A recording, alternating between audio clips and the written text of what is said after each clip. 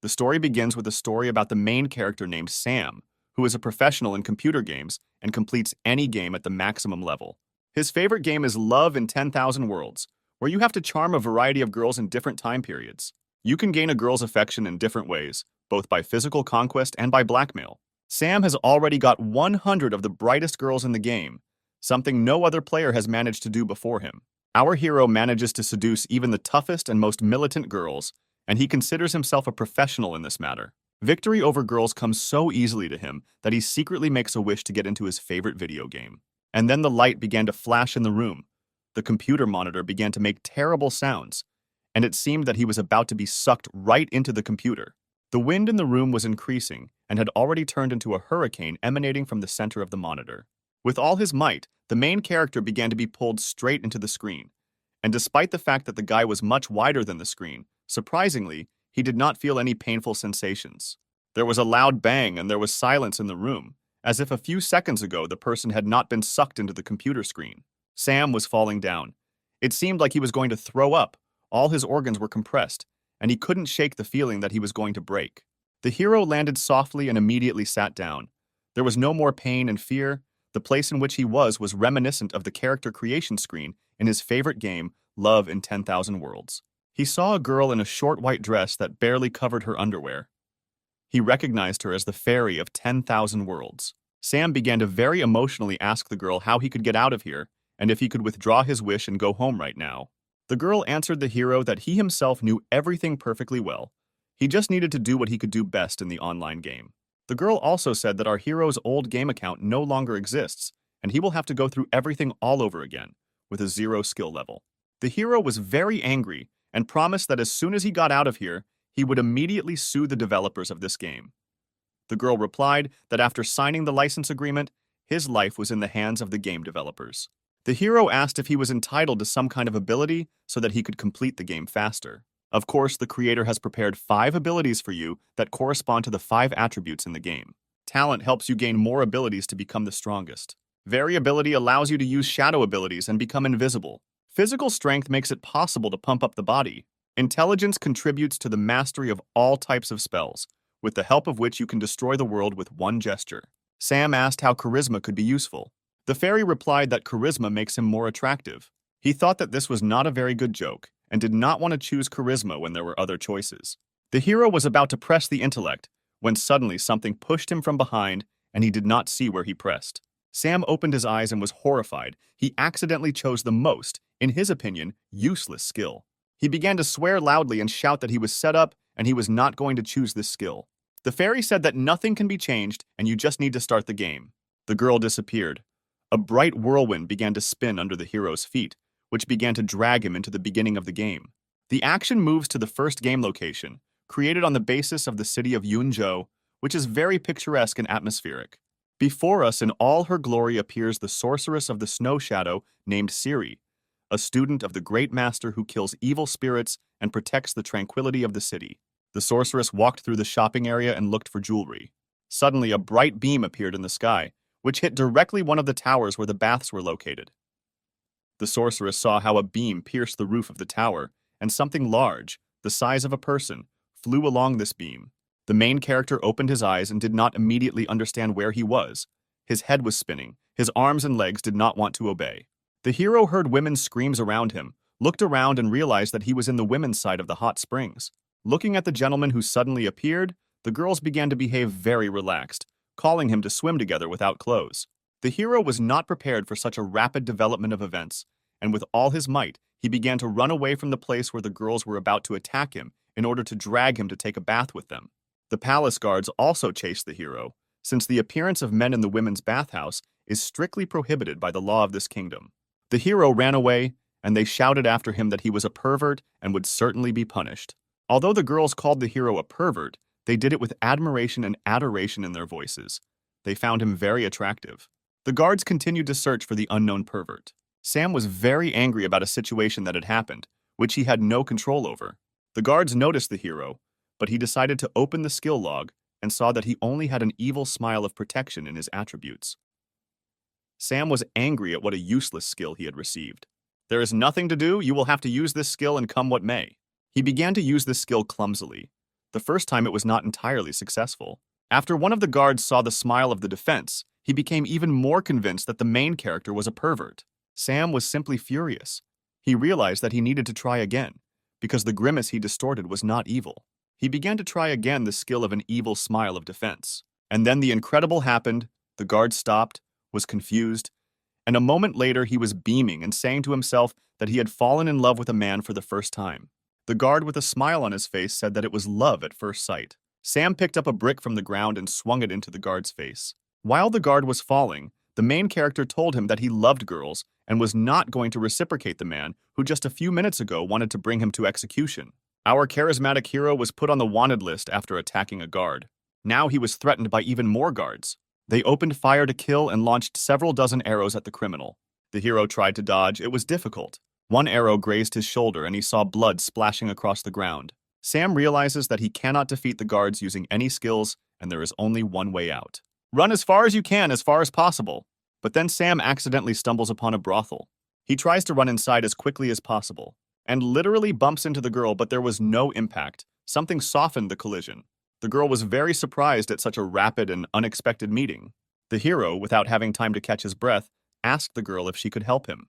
The girl, without listening to the end of the visitor's request, said that for the sake of such a handsome man, she was ready to do anything. She turned around and shouted to someone, "Girls, welcome the guests!"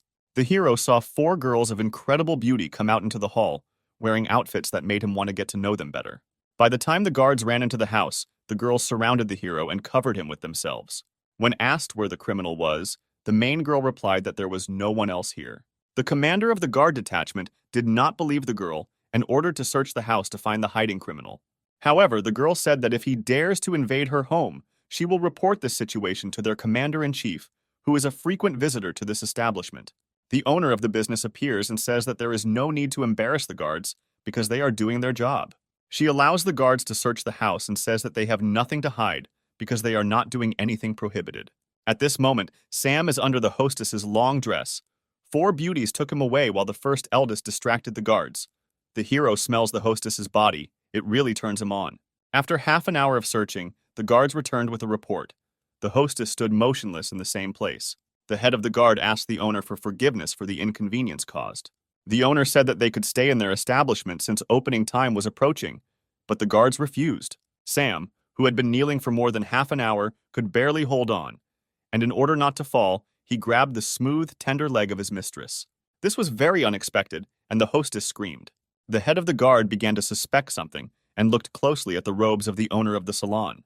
But fortunately, someone managed to inform the wife of the head of the guard that he had been in the brothel for more than half an hour. Her evil appearance frightened not only the squad leader.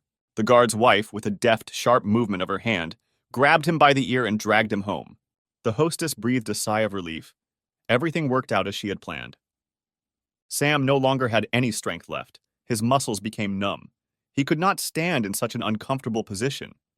He began to fall, holding onto the legs of the owner of the salon, and they fell together. When they fell, the hero's neck got stuck between the mistress's legs and she strangled him. Sam lost consciousness. The girls working in the salon were very scared. The owner saw that he was wounded and blood was flowing from his shoulder. The hero lay motionless. Droplets of sweat flowed from his forehead. Someone began to call a doctor. The hostess was not at a loss and tore her dress so that she could bandage the wound. After a while, we are transported to a room where the hero lies with a bandaged shoulder, and above him stand 3 charming girls in vulgar clothes, who looked after him while he was unconscious. The owner of the salon enters the room. She has medicinal herbs in her hands, and she is wearing the same dress. If she had torn the dress a little higher, you could see her underwear. The girls are discussing how to give the hero medicinal herbs. One of them suggests giving the medicine mouth to mouth. The girls argue about who is most suitable for this role. The owner of the brothel comes into play and says that she herself is able to provide assistance to the victim. The girls leave the room in disappointment and leave the hostess alone with the wounded guy. The housewife drinks medicine from a spoon. Look at the guy with loving eyes. And with the help of a kiss, he transfers the medicine to the patient. The hero immediately woke up and quickly found himself on top of the girl, without opening his lips in a kiss. The hero dreams that he is in the forest, and 2 slugs attack him and fall on his face. He doesn't understand why he can't tear them away from his face. It turned out that he was imagining it, and he pressed his face into the mistress's chest. In his delirium, he began to shout loudly that he would kill these slugs. The scream was so loud that all the brothel workers heard it. The hostess was dismayed by this behavior of the stranger and thought that he really was a pervert. The hero received a slap on the wrist for his behavior. Since Sam came to his senses, he was invited to a tea party. He thanked the girls for their help and apologized for his behavior.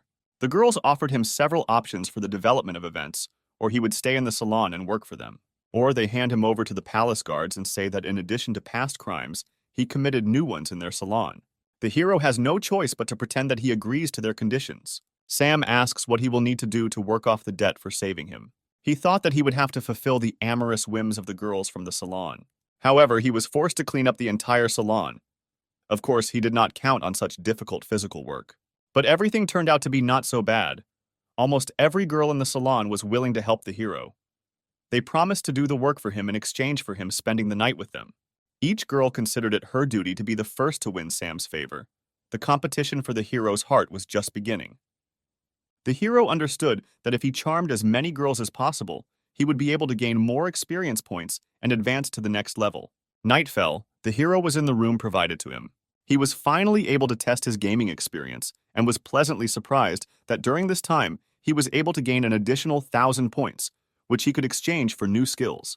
Sam saw that it was possible to purchase the Book of 1,000 Wishes, which allows for a multiple increase in experience points if the hero has an intimate relationship with a girl. But there was one big problem. This skill costs 100,000 points. The fairy who accompanied Sam to the game decided to help him because she observed how many difficult trials he had to go through. She made an exception and gave him a 99% discount on skill acquisition for 10 minutes. The hero was incredibly happy about this bonus and decided to take advantage of it. When purchasing the skill, the hero rose into the air. He was enveloped in purple swirls, and he felt a strong blow of wind. Sam glowed both inside and out and felt an incredible surge of energy. The next morning, leaving the room, he began to stumble upon the insanely languid glances of the girls. They literally undressed him with their eyes. The hero heard the girls say that he had become even more attractive than he was yesterday. At this time, there was a visitor named Stone in the salon, who was angry that all the girls stopped paying attention to him and were watching the main character. Sam, feeling a clear superiority over the man, answered him with a grin that there was no one in the room more dazzling than this man. This tone made Stone even angrier and threatened him. The man grabbed the hilt of the sword and asked Sam if he knew who he was talking to. At that very moment, the owner of the salon intervened in the quarrel and asked forgiveness to the gentleman for the new employee. The gentleman realized that the hostess would now be able to make concessions to him and would do whatever he asked if it did not humiliate her dignity. And then he invited her to drink a glass of wine as a sign of reconciliation. But he thought through everything in advance, and in the turmoil he poured a hot heart powder into a glass of wine, which awakens in any girl the desire for intimacy. The lady, suspecting nothing, drank a glass of wine. Stone asked how much it would cost him to spend the night with the owner of the salon, because he really liked her. The hostess replied that she did not sell her body, and that he should no longer dare ask her such questions. But the man already knew that the powder would have to work very soon, and she would have no choice. After 15 minutes in her bedroom, the mistress could already feel the heat spreading throughout her body. Because of the heat, she began to take off her clothes. At that moment, Sam decided to come in and apologize to the lady for his behavior. The hero began to thank the hostess from the entrance. But then he saw her and his eyes' pupils widened.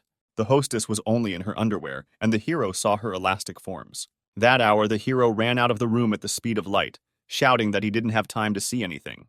But after a few seconds, a gentle, fragile hand pulled him back into the room. The girl sat him down on a soft bed, and she leaned over him so that her hand was between his knees. She asked him for help. The hero was scared. The girl said that there was a powder in the glass of wine that increased attraction and desire, and now she can't think about anything else. She began to untie her bra, and she threw it on the hero's face. Our hero, the lady, had to be helped 3 times until she felt better and returned to normal. Meanwhile, Stone decided to go to the hostess's room, but got the wrong door. As soon as he entered, the door slammed shut and he thought his plan had worked. He saw the girl's sweet lips at the entrance, but did not expect that this was not the same room. He was greeted by a girl, but she was a little bigger than he expected. Stone did not expect to meet a girl of such size. He tried to run away from the room. However, he was unable to open the door to leave. Plaster began to fall from the ceiling. The girls working on the floor below could not understand what was happening. One of the girls began to guess what caused the slight collapse of the ceiling. Loud and rhythmic moans were heard from the hostess's room. The inhabitants of the cabin had to listen to these sounds for a long time. There was blood on the bed. Sam quickly got dressed and tried to run out of the room. he still couldn't come to his senses. He didn't believe that he had succeeded. The hostess said that he should not be nervous, because nothing terrible had happened. Sam told the owner that he didn't expect that the girl working at the brothel wasn't already with a man. The girl, out of emotion, threw a pillow at the hero and began to swear at him. The hero ran away and the girl looked after him. She didn't understand her feelings. Just a few minutes ago, she had experienced incredible emotions, and now she felt empty and used. Sam went out onto the balcony of the floor and was surprised at how real everything was, and that it no longer looked like a game. He saw Stone running away and asked what happened to him. The man looked very bad and whispered to himself that he would never forget such a shame. The salon girls shied away from him. They thought he was sick. The hero shouted to the exhausted Stone that his plan had not worked. While the gentleman was running with all his might through the salon towards the exit, Sam thought that thanks to the man he had moved as quickly as possible to the next level. This was a great opportunity to practice techniques. Now our hero was at the next level, where he had a technique. It's called Charm Living Beings, and judging by the picture, it's activated by snapping your fingers. It seems clear but needs to be checked. And here's the first test subject. Come here, cat.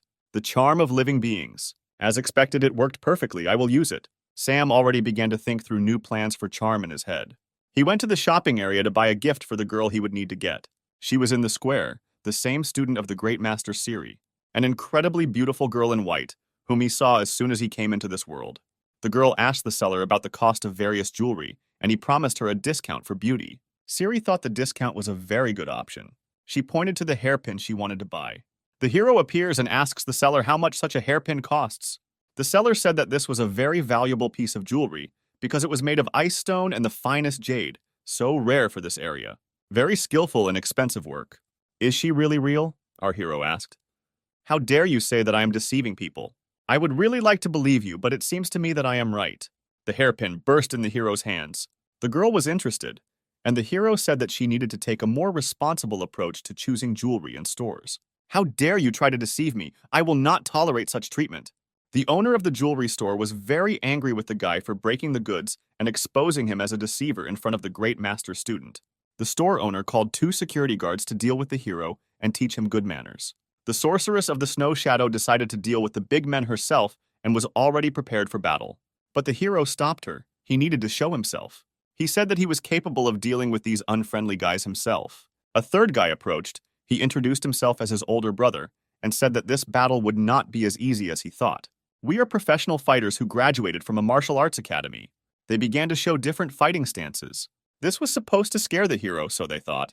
They looked powerful, but not very scary.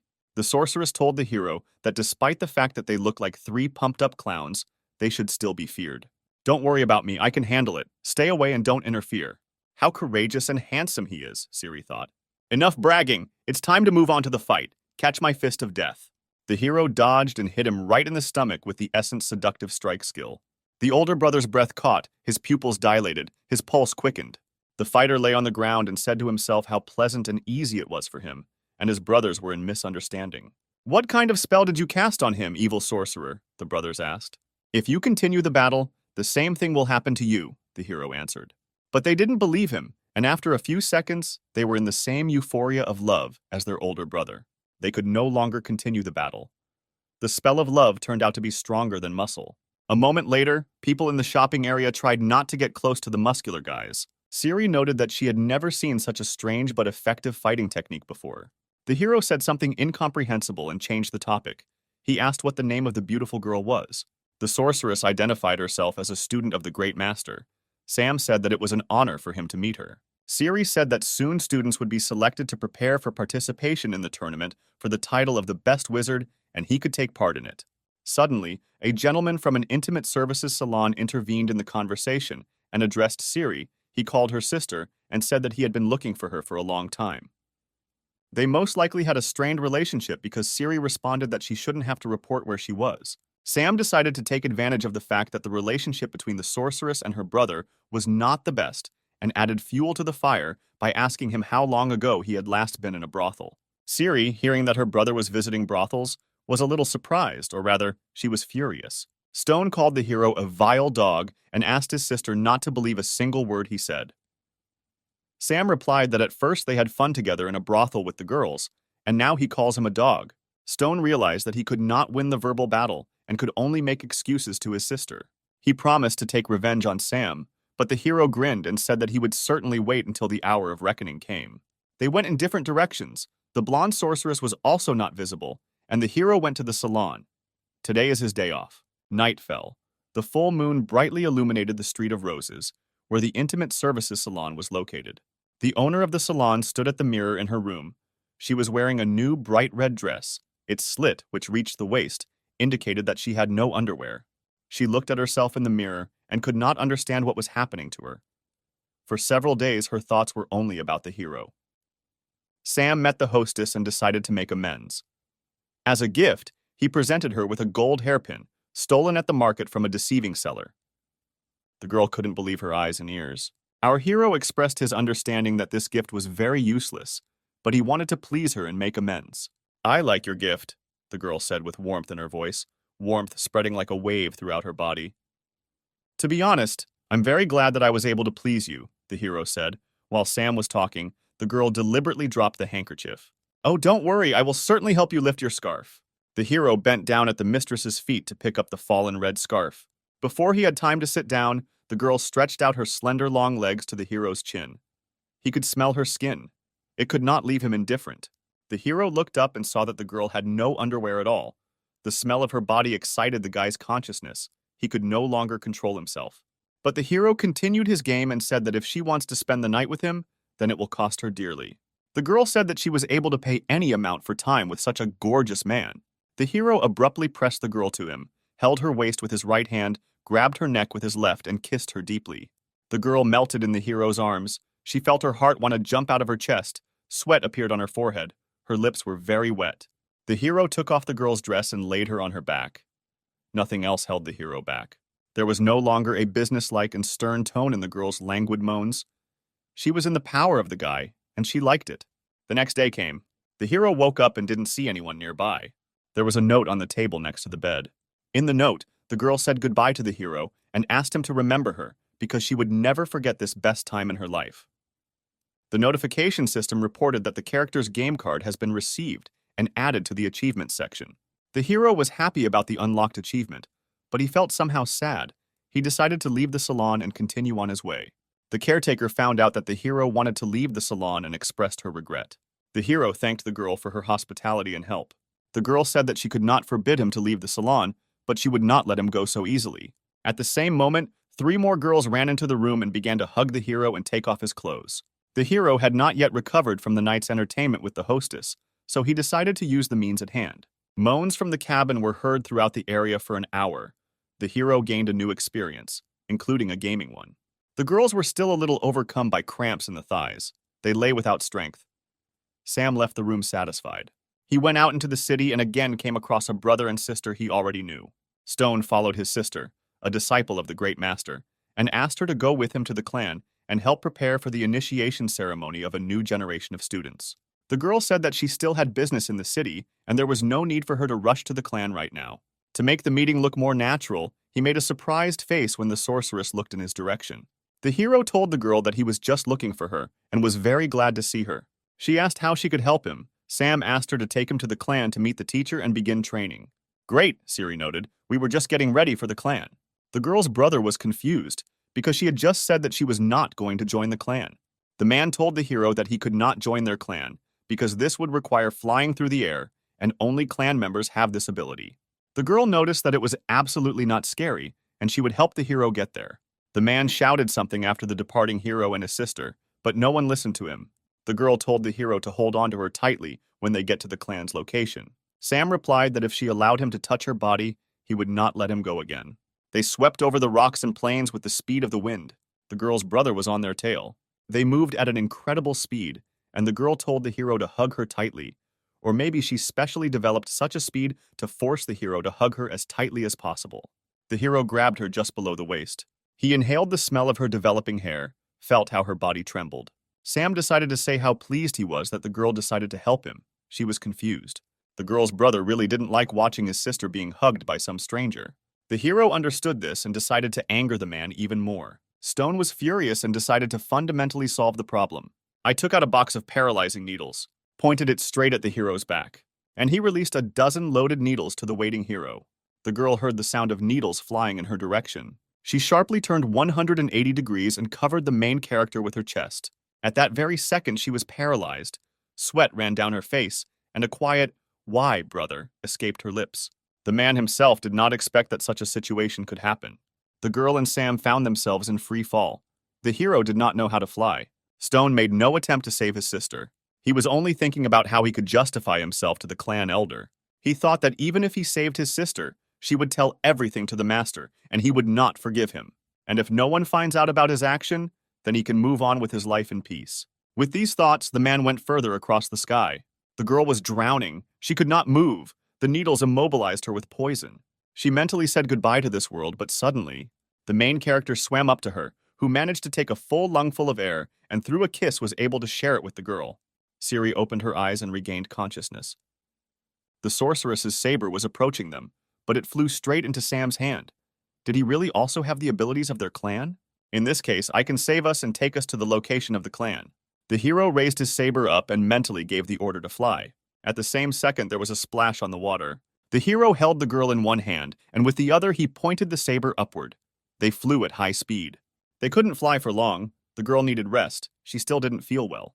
Having settled down in the shade of the trees, the guy and girl considered that the danger had passed. They did not expect that in just a moment they would have to face a new enemy. There were a little more enemies than the hero expected. The warning system sent a message about the enemy.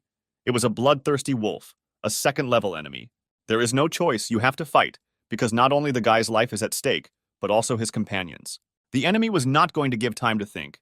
He attacked at the first opportunity. Sam decided to use the points he received to acquire battle skills, a second, and only the skin remained from the bloodthirsty wolf.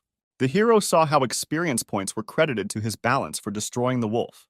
With professional movements of a swordsman, the hero scattered the bloodthirsty wolves from side to side, leaving them no chance to profit from the flesh of his companion. The hero swung his blade left and right, and the enemies kept coming. He felt tired in his hands. The situation was getting more complicated. They had to come up with something. Otherwise, they wouldn't get out of the forest. The hero wanted to take the girl and step back, run away. But their way was blocked by something huge, of unimaginable size. The animal let out a roar that echoed throughout the forest. A huge animal, similar to a grizzly bear, with bright red wild eyes, a sharp blade on its skull, stood on its hind legs and roared with all its might. It was a forest demon, a level 4 animal enemy. This is all at the wrong time, the hero thought. I urgently need to come up with something. The animal rushed at Sam with a wild roar.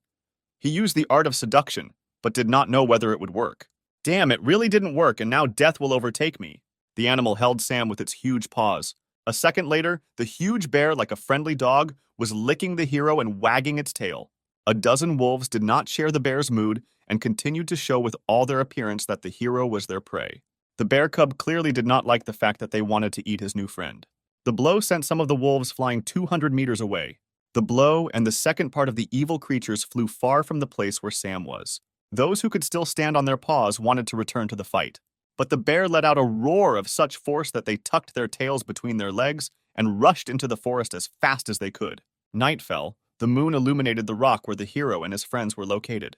The crackling of a fire could be heard in the cave. The hero thanked the bear for saving his life and providing a place to spend the night. But it was a bear. She didn't speak, but she hugged the guy with all her might and began rubbing her muzzle against him. The hero approached his exhausted companion and said that he needed to try to remove toxins from her body. It is necessary to remove outer clothing to find where the needles hit. The site of the injury was found. The player hit the girl right in the shoulder. The hero began to suck out the poison from the wound. The girl felt a pleasant sensation. The poison is very strong, the guy said, spitting. You cannot stop. Otherwise, the poison will continue to spread throughout the body and lead to death. The hero sucked out the poison, but saw how the girl was delirious. She was making moans and saying incomprehensible phrases. Continue. Don't stop. I feel so good. Morning came. The sun's rays illuminated the cave in which Siri slept. She woke up. She was cold. She was weak. She looked around and saw that she had no clothes on, and there were drops of blood nearby. She thought that while she was unconscious, Sam had taken advantage of her. Meanwhile, the hero returned to the cave, with wild berries in his hands. The girl attacked him with a blade. The tray with berries fell to the ground. The girl said that she would kill him because he took advantage of her helpless state. The hero began to make excuses and say that he did not touch her, but only tried to save her life. The girl pointed the blade at the guy's throat, but the blade resisted. The girl turned to the blade and asked why he was resisting, Was the guy really telling the truth? The hero choked in fear and splashes of red liquid flew out of his mouth. "What's wrong with you?" the girl asked. The hero replied that while he was sucking the poison out of her wound, he got poisoned since he did it for the first time, and now he is mortally ill. In fact, the hero deceived the girl, and it was not blood, but the juice of red berries, which he did not have time to chew. The girl said that she remembers how the needles flew at her, but also one needle hit him. Why is he not affected by the poison? Sam said that his friend gave him a jade pendant in the shape of a maple leaf, and the needle went straight into it. Siri thanked the hero and said that she could teach him her clan's technique, which rids the body of toxins. "I'm not a member of your clan," the hero noted. "I don't want to steal your secrets. You saved my life and therefore I will repay you, reveal a few secrets, especially after what you did. The head of the clan will agree to take you as his student." "Thank you very much, madam. I will not forget this. It's time to start training. Call me mentor," Siri said. Sam was glad that his plan had worked for years. Meanwhile, in the Hidden in the Clouds clan, the head of the clan was furious when he heard that his best student had died, and Stone could not help her. Stone began to tell how on the way to the clan they were attacked by an unknown robber and wanted to steal the secrets of the clan. Tried to take away Siri's blade. Stone managed to repel the attack, but at the last moment, the robber dragged his sister under the water. The head of the clan at the same moment called all the wizard fighters and sent them to search for his daughter, telling him not to return without her, alive or dead. The soldiers promised to carry out the teacher's order and set off. Stone asked that he be sent to search for the girl, since he understood that the truth could be revealed. He needed to be on the safe side. "I believe you," the teacher said. "Go find Siri. You will succeed." Stone was already thinking about how to make sure that the girl was never found. Stone's father, who was the brother of the head of the clan, brought an elixir for the girl in case she was found badly wounded. "Be sure to give the elixir to the princess to drink. It can save her life." The man left the temple and hit the road. "Chief, you must stay clear-headed. Stay calm. I understand your concern, but the clan is counting on you. I can't think about anything until I find out if my daughter is alive." Meanwhile, the main character is fishing on the shore of a pond. He fails to catch a fish, but he does not give up this activity because he needs to feed his mentor and the bear. "What a pity that I can't use my charm on fishing." It seems he was wrong, and charisma works for everyone. Almost 100 fish rushed out of the water towards the hero. He did not expect that he could charm even a fish. A moment later, several dozen fish were already lying on the shore. The hero thought that the charisma skill is not as bad as it turned out. You can even get food with it. Sam turned around because he heard the sound of air cutting. Men in white cloaks were flying across the sky. They were flying on swords. The hero immediately realized what clan they were from. "So they are looking for Siri. Very interesting." The hero hurried to the cave to tell about what he saw.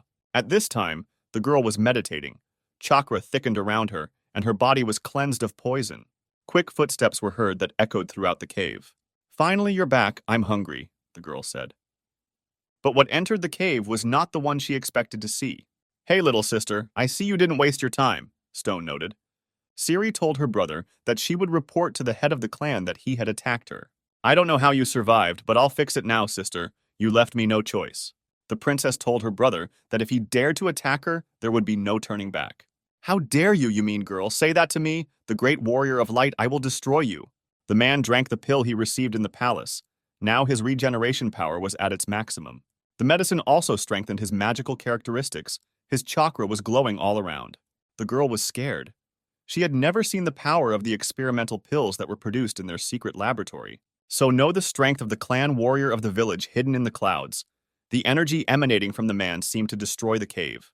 The princess understood that in her current state, she was no match for Stone, who was full of strength and had taken the pill. The man opened his mouth to cast the spell technique when suddenly got hit in the face with a huge fish. Sam greeted Stone and asked if he had hit him in the face with a fish. The hero knew that the princess was weak and he would have to cope on his own. The girl warned the hero that her brother had arrived to take both of their lives. Stone said it's great to see the hero here and not have to look for him later to finish what he started. The hero had to borrow a sword to resist such a strong opponent. The fight began. The opponents began to quickly approach each other. The crack of swords echoed throughout the cave. No one was about to retreat. The hero managed to dodge, strike back, and wound the man's face. Stone noted that even though Sam is a very good fighter, they are at different levels of combat training. Lightning blade technique. The hero tried to hold back the blow, but it was all in vain. The blast wave threw him back with incredible force. The hero stood on all fours and tried to catch his breath. The man grabbed him by the collar and lifted him into the air with a slight movement, and said that no one would stop him from achieving power and becoming one of the leaders of the clan. The hero got his bearings in time and decided to act as best he could. Charisma technique, seduction. The hero looked at the man. He was motionless. There was emptiness in his eyes for a split second. The man stood and looked up at the hero with loving eyes. The hero realized that he needed to act right now and called on the sword, which was already flying at the speed of sound. A blow, another blow. Stone's severed arm flew through the air with the sword. Everything seemed to be in slow motion. The hero held the sword tightly in his hands, and behind him, blood flew from the man's shoulder in all directions. The man shouted something loudly, but the hero no longer listened to him. Perhaps Stone would have been able to escape from the cave, if not for one thing. On the way out, they were already waiting for him. He hit his head on something soft. This was a kind, but for some not so good, new friend of our hero. He screamed as loud as he could until he lost consciousness. At the direction of the hero, the bear spared the villain. A few hours later, the heroes were able to reach the clan hidden in the clouds. The girl told her father how it all happened. How an unscrupulous brother used a hidden poison weapon against her, and how her friend had to save her and risk his life. The head of the clan said that for such an act, any member of the clan would be subject to the death penalty. But for past services and due to injury, the criminal would be under house arrest and would also be deprived of all titles and titles. The criminal, who had lost honor and respect, was taken away by his father from the room of the head of the clan. The head of the clan said that he would generously reward the hero for saving his daughter and asked what he wanted.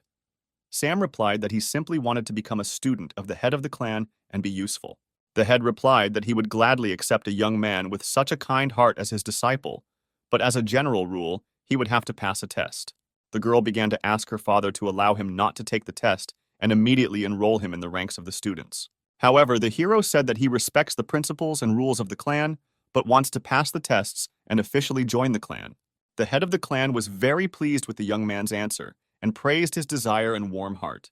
In the meantime, the girl decided to give the hero a tour of the clan's possessions.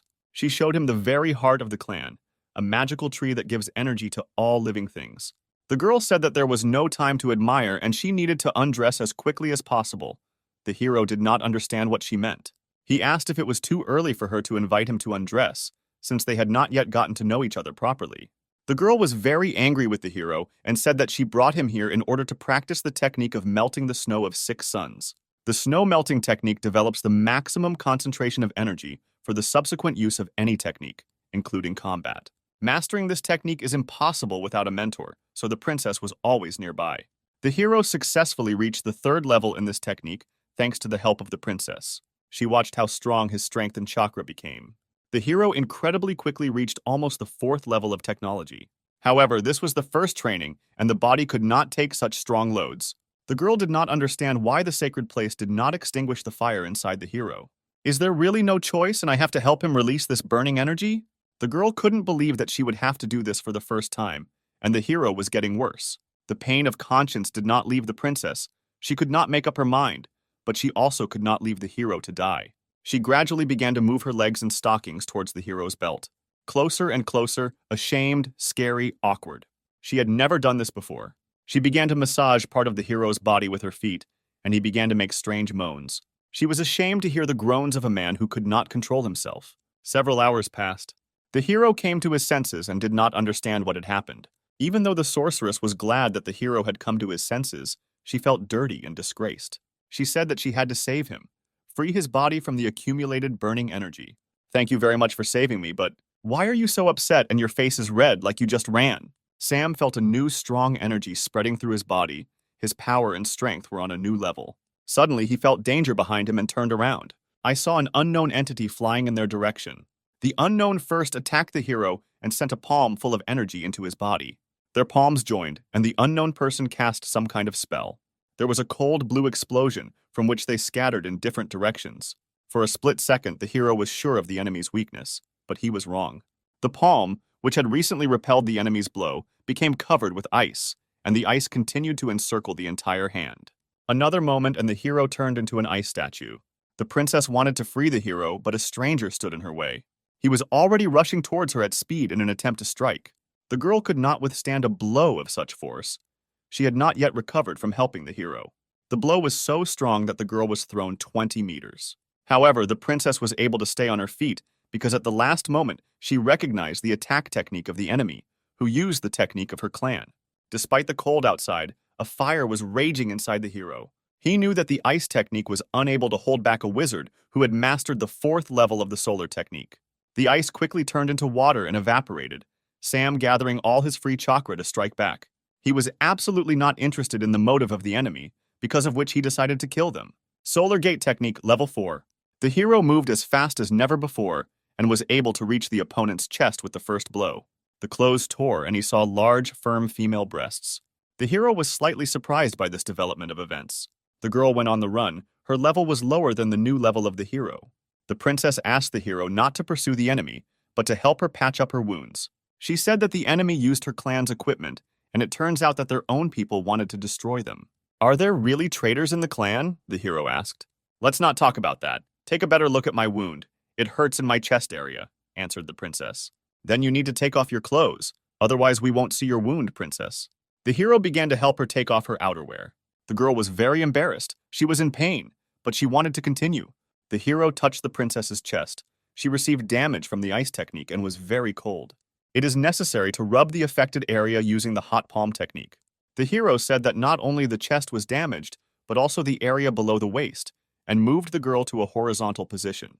An hour later, the hero got off the princess and said that now her body would never freeze. The princess said that her wounds were healed after half an hour, and she does not understand why the hero did not stop there and used her for another half hour. Sam said it was to prevent possible side effects. Siri replied that she understood that the hero simply took advantage of her condition, and although he saved her, she would not thank him. The hero asked if they could continue preventative measures tomorrow. The girl wanted to use the most powerful technique on the hero, but he said in time that he was joking. How can we identify the girl who attacked us? The princess asked. Sam replied that during the battle he wounded her, and a wound should form on her chest, and Siri needed to start watching the girls from their clan more closely. Meanwhile, in the forest not far from the location of the clan hidden in the clouds, the girl who attacked the heroes arrived at the meeting place with the person who ordered the murder. Our plans were disrupted. I could not defeat the newcomer, said the killer from the clan. So, we have been fooled again. This new guy is not so simple, noted the younger brother of the head of the clan and also the chief alchemist, who developed the pills that increase regeneration. He gave the girl his medicine so that no one could identify her in the clan based on the wound she received in battle. The girl was glad that she would not have to leave the clan for fear of being caught in treason, because the scar could give her away. Several days passed.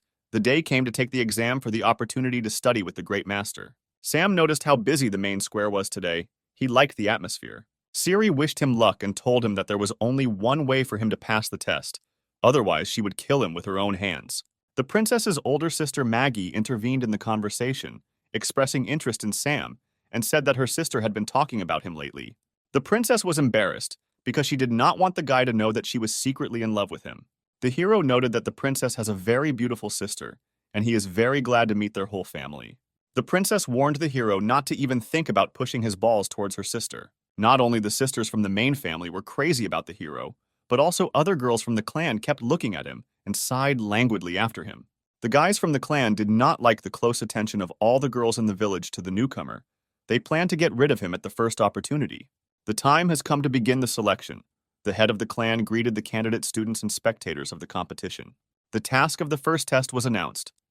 Participants need to collect 10 flowers of the magic grass that grows on the top of the sacred mountain in 3 hours. Most participants considered this test to be completely childish.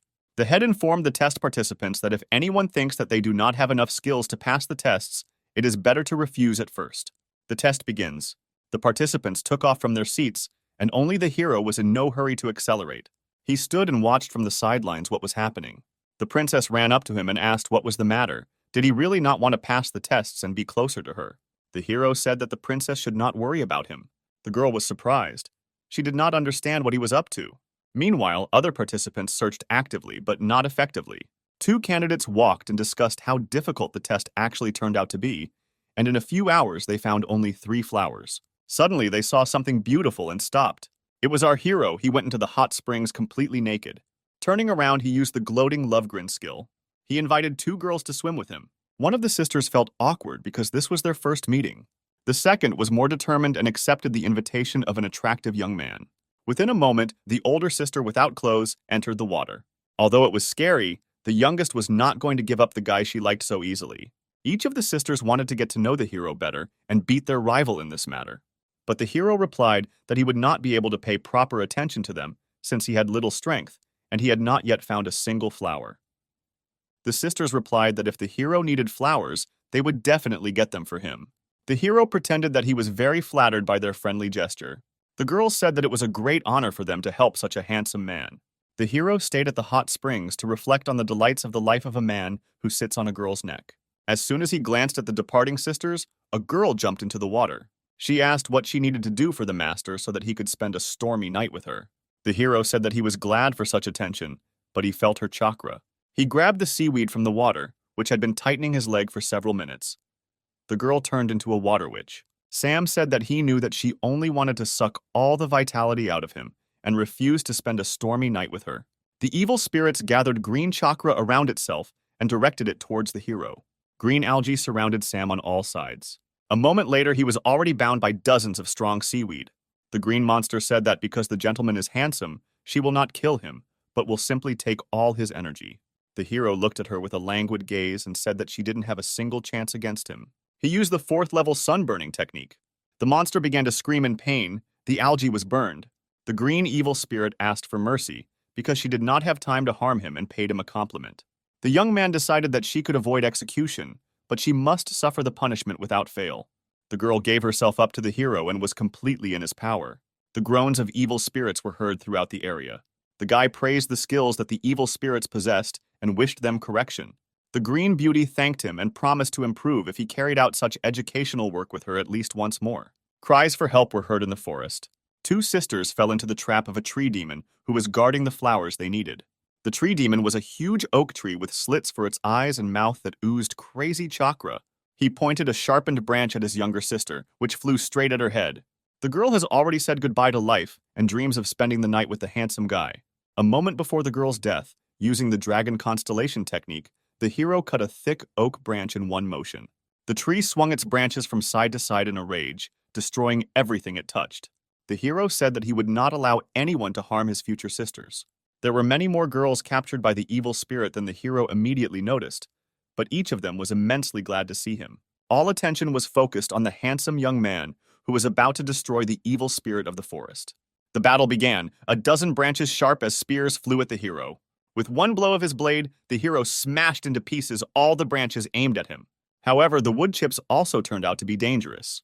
The hero began to take the enemy more seriously and monitor his every move. The girls were upset, but mostly because a scratch appeared on the young man's beautiful, perfect face. They could no longer watch how their handsome man was being disfigured, and in a few seconds, they freed themselves from the demonic embrace. The forest watchman was at a loss. The hero watched as the girls used various techniques to deal with the demon. He saw that not far from the battle site, there were the very plants thanks to which he could complete the task. A few minutes later, the demon lay on the ground without moving and looked like an ordinary felled tree. The girls told the dying tree that it was a mistake to hurt the most handsome guy. But the young man was no longer there, and he did not know how the outcome of the fight ended. He continued walking but could only find 6 plants. The sound of air cutting was heard. Again, someone wanted to kill the hero. His quick reaction allowed him to dodge without getting hurt. What was unexpected was the realization that he was attacked by more than just enemies. 4 test participants attacked, who found only 1 plant each and wanted to take away those collected by the hero. Really lucky, Sam thought to himself. The men could not understand why the hero was looking at them with such interest. Level 4 Sunstroke Technique. A moment later, with broken faces, bruises under their eyes, and bumps on their heads, 4 men stood and held out their flowers to the hero. He thanked them for their generosity and set off. The time allotted for the test was almost over. The area was filled with participants. The head of the clan said that the winner of the first stage could immediately become his student. The hero thanked everyone for the opportunity to participate in this test. The princess was very glad to see him returning not empty-handed. The participants continued to admire the handsome man and offered him a room in a women's dormitory. The princess realized that she was not the only one who fell in love with the hero. She did not understand what feelings were overwhelming her. She had never experienced jealousy before. Siri retired to the snowy mountain and thought about him. Sam arrived just in time. She had not yet had time to get angry that he did not share the joy of victory with her. She asked why he didn't have fun with the other girls. "I want to thank you, mentor. Thanks to you, I reached such heights and became part of the clan." The girl said that today is the night of purification, and everyone who has sinned will certainly come to the holy spring, including the girl who attacked them. And when she comes, we will be able to see the scars you left on her body. The hero asked the princess not to risk herself and not try to detain the girl herself. The girls took a bath in the hot spring and said what a pity that their handsome brother was not nearby. The princess looked around, but did not see anyone with a wound on the chest. The hero lay in the room and thought about why the princess had been acting so distant lately. The hero's cotton and pants began to smoke in the groin area. He was scared. Smoke filled the entire room. The caretaker fairy appeared and said that if he was thinking about the princess, then he needed to ask her what was bothering him. "What are you doing here?" asked the hero. The fairy replied that as an observer she can be anywhere, but she cannot influence the plot of the game, and no one can see her except Sam. The hero said that he would like to follow the fairy's advice, but he could not go to the women's bathhouse because he would be kicked out of there. The fairy advised him to transform into a girl and go talk. This plan was distrustful. The fairy advised me to go to the system store and acquire the necessary skill. Indeed, there is such a skill in the system, and you can become a girl without surgery. The hero acquired an illusion spell that went well with his pumped-up charisma. The hero asked why the fairy was telling him if she was forbidden to influence the course of the game. The fairy said to consider this a system hint and enjoy the game. It's very interesting who the hero planned to become. From the initial changes, it was not clear who he was turning into. Long legs, short white dress, white hair, blue eyes, gold bow on the chest. The fairy was very surprised when she saw herself, but not in the mirror. The hero said that he made himself according to the template that was in front of his eyes. But still I changed something. I made my breasts bigger. He looked, and from her dissatisfied expression he realized that everything had gone well. Of course, what girl would like it if we talk about her small breasts? At this time, the princess conducted surveillance at the hot springs, but did not see anyone with a scar. The hero in a female form came to the pond and called the princess. She did not understand what was happening and what the unfamiliar girl wanted from her. Sam revealed his secret and asked to keep the princess's mouth shut. Siri couldn't understand what was happening or how he managed to do it. The hero explained that he did this as a cover and wants to help her catch the criminal. The princess was worried that the hero would see her naked. The princess's elder sister appeared at the springs. She immediately drew attention to the hero in a female guise and complimented him, thinking that this was a real girl. The princess had already begun to tell who was hiding under the guise of a stranger when Sam stopped her. He introduced himself as Tsunade, the daughter of the ruler of the Hidden Leaf Village. The older sister said she was pleased to meet you. Sam said that there were no people living in these parts who did not know the daughters of the main family. Maggie once again complimented our female hero and went off to take a bath. The princess asked why the hero did not let her tell her sister about him, to which Sam replied that she also needed to be checked for scars. The princess said that she would not dare to suspect her sister of plotting against her. Sam noted that he suspected everyone, including her sister, and until he was convinced otherwise, no one needed to know why they were here. "What should I do?" asked the princess. The hero already had an insidious plan. He climbed onto a rock and began shouting that there was a poisonous snake in the pond. A slight panic began, but the hero still hadn't seen anything. He decided to immediately check his older sister and pretended that the snake was swimming in her direction. Sam shouted that the snake had gotten under Maggie's towel and he would save it. The towel was torn off. The hero achieved his goal. He began to closely examine the breasts of his older sister. He did not see any cuts and was upset by this. Maggie continued to scream and kick the water, fearing a snake attack. She held the main character by the head, pressing him to her chest. His pulse became stronger. A notification has arrived that in case of excitement, the spell of illusion will dissipate. The girl stood close to the hero and began to notice something oblong right under the water. She decided that she saw a snake and tried to grab it with her hands, and then Maggie caught her. But she couldn't understand why the snake was so hard to the touch. The hero looked at her in fear, and she held his snake in her hand and squeezed it tightly. Because of the steam at the holy springs, no one except Maggie noticed the transformation of the hero from a beautiful girl into a guy. She shielded him with her body from the girls and told them to quickly run away, since the snake was very dangerous, cunning, and perhaps not alone. The girls decided to listen to their older sister because she was from the main family and they had no reason not to trust her.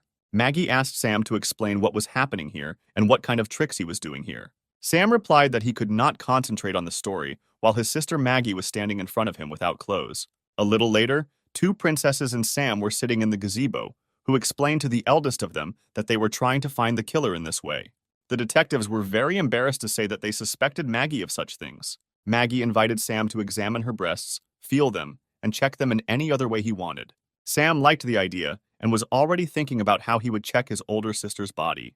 But at that moment, the younger sister slammed her fist into his impudent, satisfied face with all her might. Maggie didn't know whether she liked this situation or not.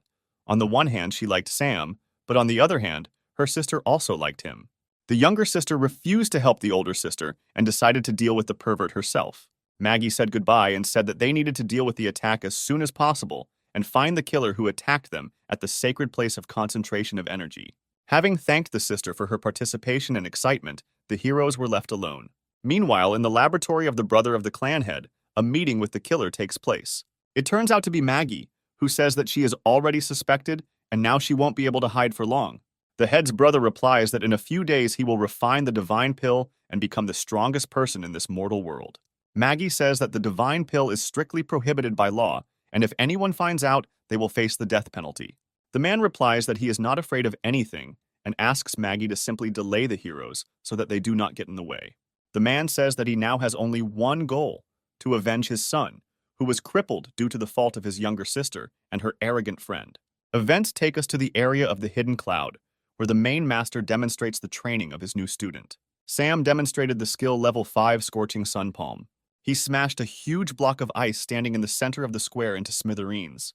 The impact was so hot that not even drops of water remained from the ice block. Everything evaporated in a split second. The master praised the student for mastering the 5th level of technology so quickly.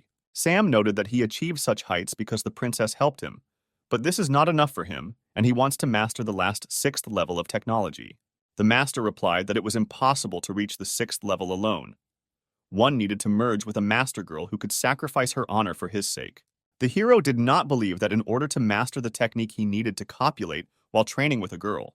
The master said that during the ritual, the girl must lose her virginity with the hero. But will he be able to find such a girl? A dozen girls in the square squealed and shouted that they were ready to give up their innocence for the sake of the hero.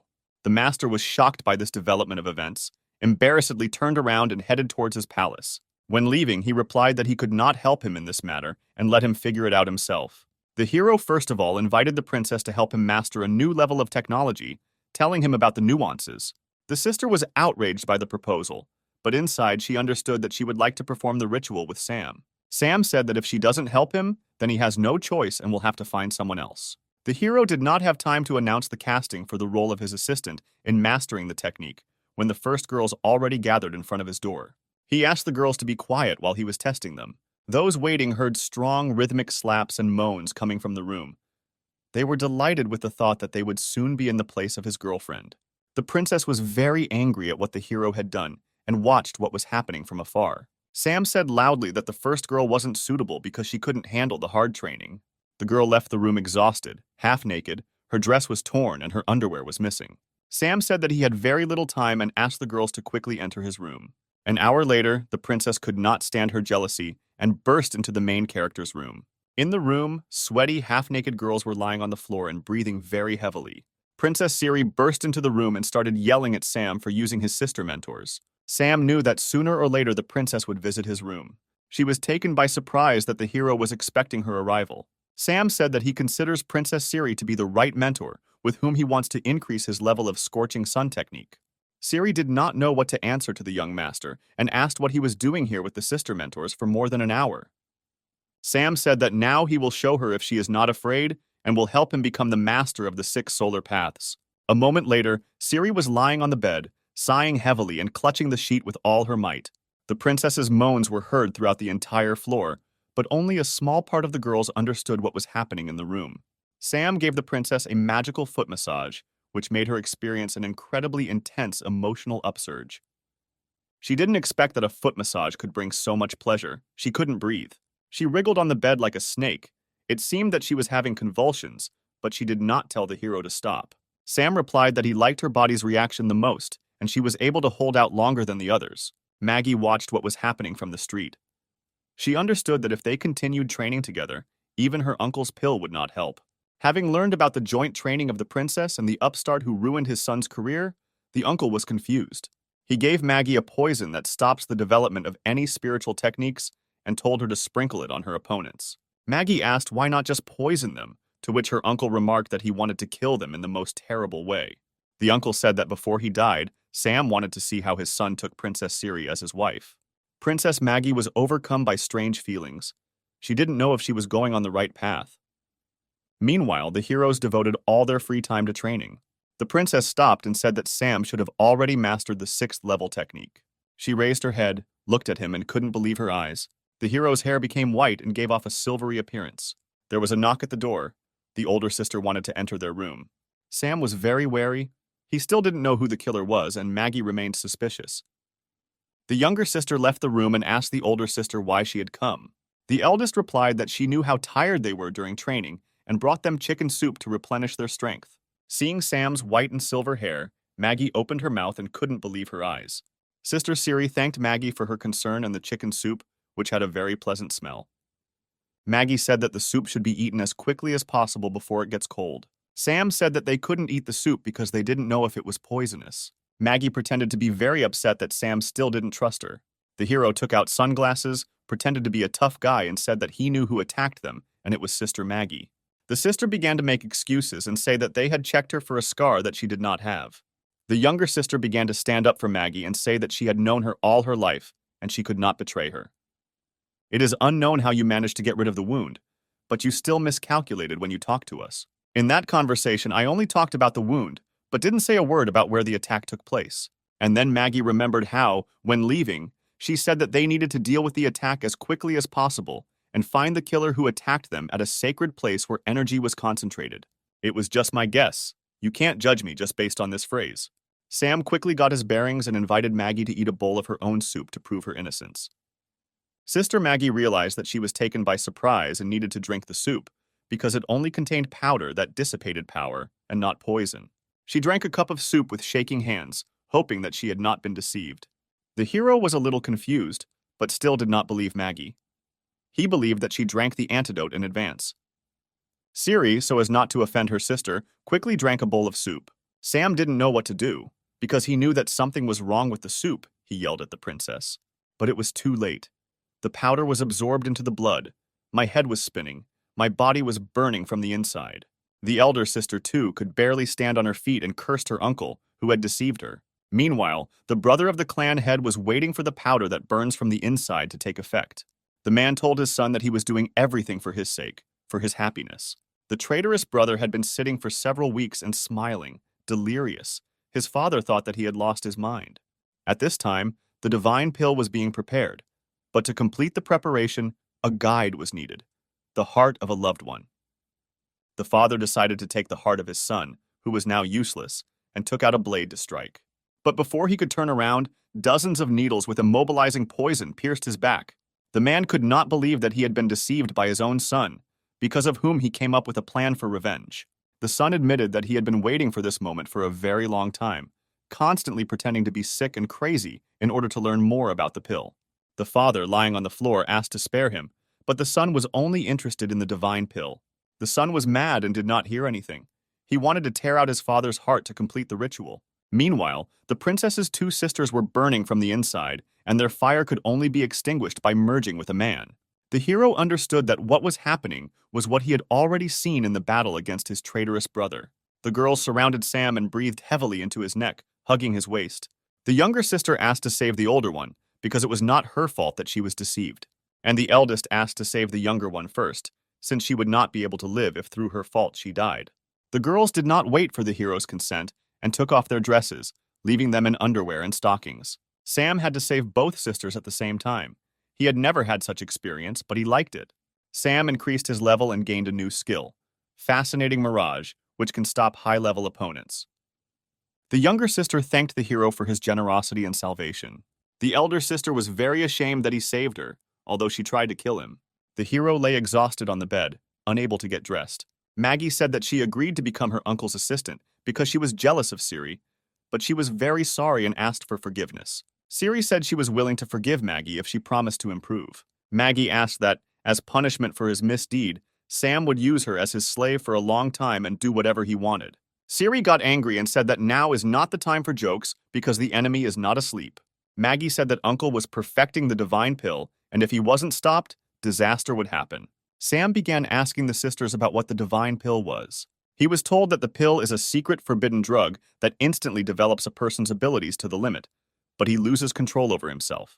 Sam said that it was time for him to visit the family of traitors and punish them for what they had done. Siri gave Sam a magical blade, a relic of the Hidden Cloud clan, which can only be wielded by a warrior who has reached the 6th level of the Burning Sun technique. Sam thanked Siri, and taking the blade in his hands, felt incredible energy. Before he could leave the bedroom, Sam felt a frantic energy approaching the roof of the house. A few seconds later, a huge explosion destroyed the wall and roof of part of the house. Thanks to Sam's new abilities, he was able to create a protective barrier during the explosion. He again saved 2 sisters who could not feel such a lightning attack. On the roof of the destroyed house, a traitor brother named Gao Gan stood safe and sound. The princess asked where he got a healthy arm and the strength to use such powerful techniques. The traitor brother said that his father, whom he sacrificed, perfected the divine pill, and now Gao Gan is invincible. Sam rushed towards Gao Gan as fast as he could to deal him a crushing blow. But Gan stopped the blow of a blade, moving with incredible speed with one hand. He said that now he is at an incredible level of power and cannot be stopped by an ordinary blade. The hero asked what about the blade called Snow Killer, which has the power of divine flames. And at that moment, the blade caught fire with incredible power, and the hero dealt a devastating blow to the traitor on his sore hand. Gao Gan's hand was smoking as if it had just been taken out of an oven. Sam considered that there were a few blows left before defeating the enemy and prepared to attack. Gao, laughing an evil laugh, showed the hero his whole hand and said that he was immortal. At that moment, several magical blades flew into the self-confident villain's chest. The blades were sent by older sister Maggie, who gathered her mentor sisters around her and hurried to help Sam. It was clear that Maggie's blades had reached their destination, but there was not a single scratch on Gao Gan's body. The hero asked the sisters not to interfere in the battle against the immortal enemy. But Maggie, feeling guilty, could not stay away and decided that she would do everything possible to detain the enemy. Together with other sisters, she began to collect chakra to use one of the clan's secret techniques. The enemy knew that he was immortal, but was still afraid of experiencing such a high-level technique. The sisters gathered energy and used the demonic rain of blades technique. The damage was so powerful that it would have destroyed hundreds and thousands of units of ordinary enemies. Dozens of blades passed right through Gao Gan. Red liquid oozed from his body, but he continued to stand. The sisters celebrated the victory. It was impossible to think that anyone would remain alive after such a powerful technique. But the enemy raised his head, a trickle of blood flowed from his mouth, but a mocking smile was visible on his face. With a powerful stream of energy, the enemy shot blades that pierced his body in the opposite direction. The girls had to defend themselves. No one expected such a turn of events. Maggie tried to rush to her sister's defense, but didn't have time. The immortal brother grabbed her by the throat and did not give her the opportunity to help her sisters. The enemy told Maggie that she had a chance to come over to his side and serve faithfully. But the girl refused her evil brother and called him a coward who could never compare with the main character. Then Gao Dan said that she had left him no choice and would have to kill her, and after that kill her vaunted Sam. At that same second, Sam used a magic blade to separate the traitor's hand from his body and free Maggie. Siri was waiting below, and she helped her sister land without injury. The enemy was quickly able to grow a new arm and decided to destroy the hero first. Sam tried to joke with his opponent and tell him that success with women is about attractiveness and charisma, not strength. Sam combined the power of the magic blade and the snow-melting technique of the 6 suns and delivered a direct blow to the opponent's chest. Gao Gan was sure that an ordinary blow could not harm him, so he did not even try to defend himself. It was clear on the hero's face that his plan was a success, and the arrogant enemy would soon regret their meeting.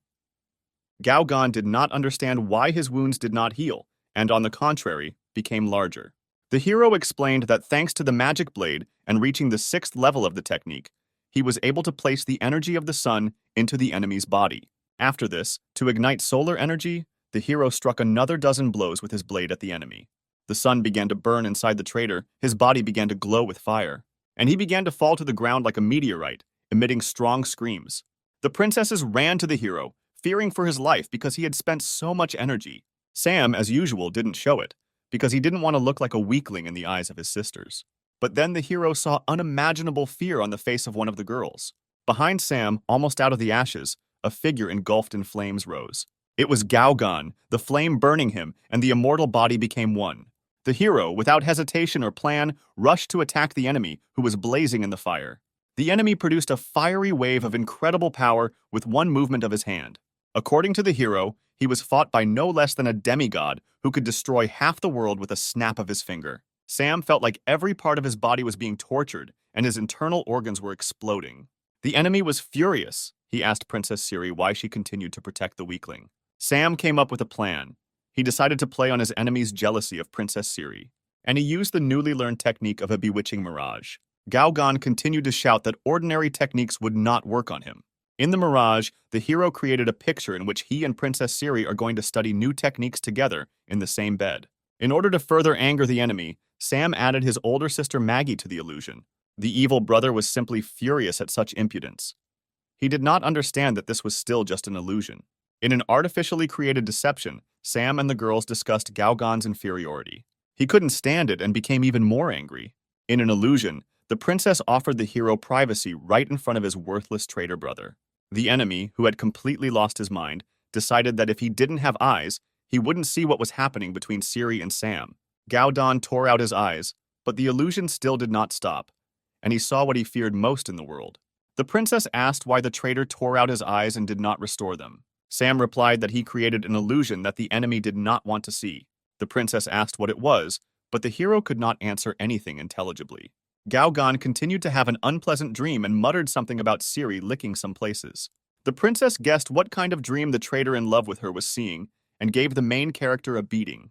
3 days have passed and we are shown a prison on the territory of a clan hidden in the clouds. The chained traitor sees the same vision, despite his lack of eyes. The head of the clan speaks of the unforgivable and terrible betrayal of the clan, the memory of which will be the lifelong imprisonment of Gaogan. The master turns to the main character and says that he is going to transfer the reign to him, as well as his beloved daughter Siri. The princess looks confused, but is very happy with her father's words. Sam thanks the master but says that he will not be able to accept the rule of the clan and marry the princess. The girl asks Sam why he doesn't want to stay with them. The hero replies that he has unfinished business and needs to hit the road. Sam headed into the room to collect his things, but was stopped by the master. He pounced to give him a fatherly beating, since he had become attached to him with his soul, because he always wanted to have a son. It was late evening and the stars were illuminating the hidden Cloud Clan's palace. Siri decided to say goodbye to the hero and went to his bedroom. But before opening the door, I heard the loud voices of Sam and Maggie. Moans were heard from the room. It was unclear what Sam and Maggie were doing. Out of jealousy, Siri ran into the room and started yelling at them indiscriminately. It turned out that they were stuffing bulky items into a travel bag. The friends decided to drink tea before the hero left the clan. Sam drank his tea in one gulp and decided that it was time for him to leave, since the road promised to be long. Big sister Maggie looked at Sam suspiciously, as if she was planning something. After drinking tea, Sam began to feel very strange. Everything inside seemed to be flaring up. The elder sister said that she could not resist and added a magic powder to the hero's drink. She told her younger sister that the three of them should spend their last night with the hero. The sisters decided that they would not forgive themselves if they did not try the hero's body before he left the clan. Siri was very shy but could not refuse a magical night with the hero. This is how the hero achieved the achievement of conquering Princess Siri, and also at the same time received a Princess Maggie card. In the morning, the girls woke up, but did not find Sam in their bed. They were very sorry to part with Sam, because he had become the closest person to them.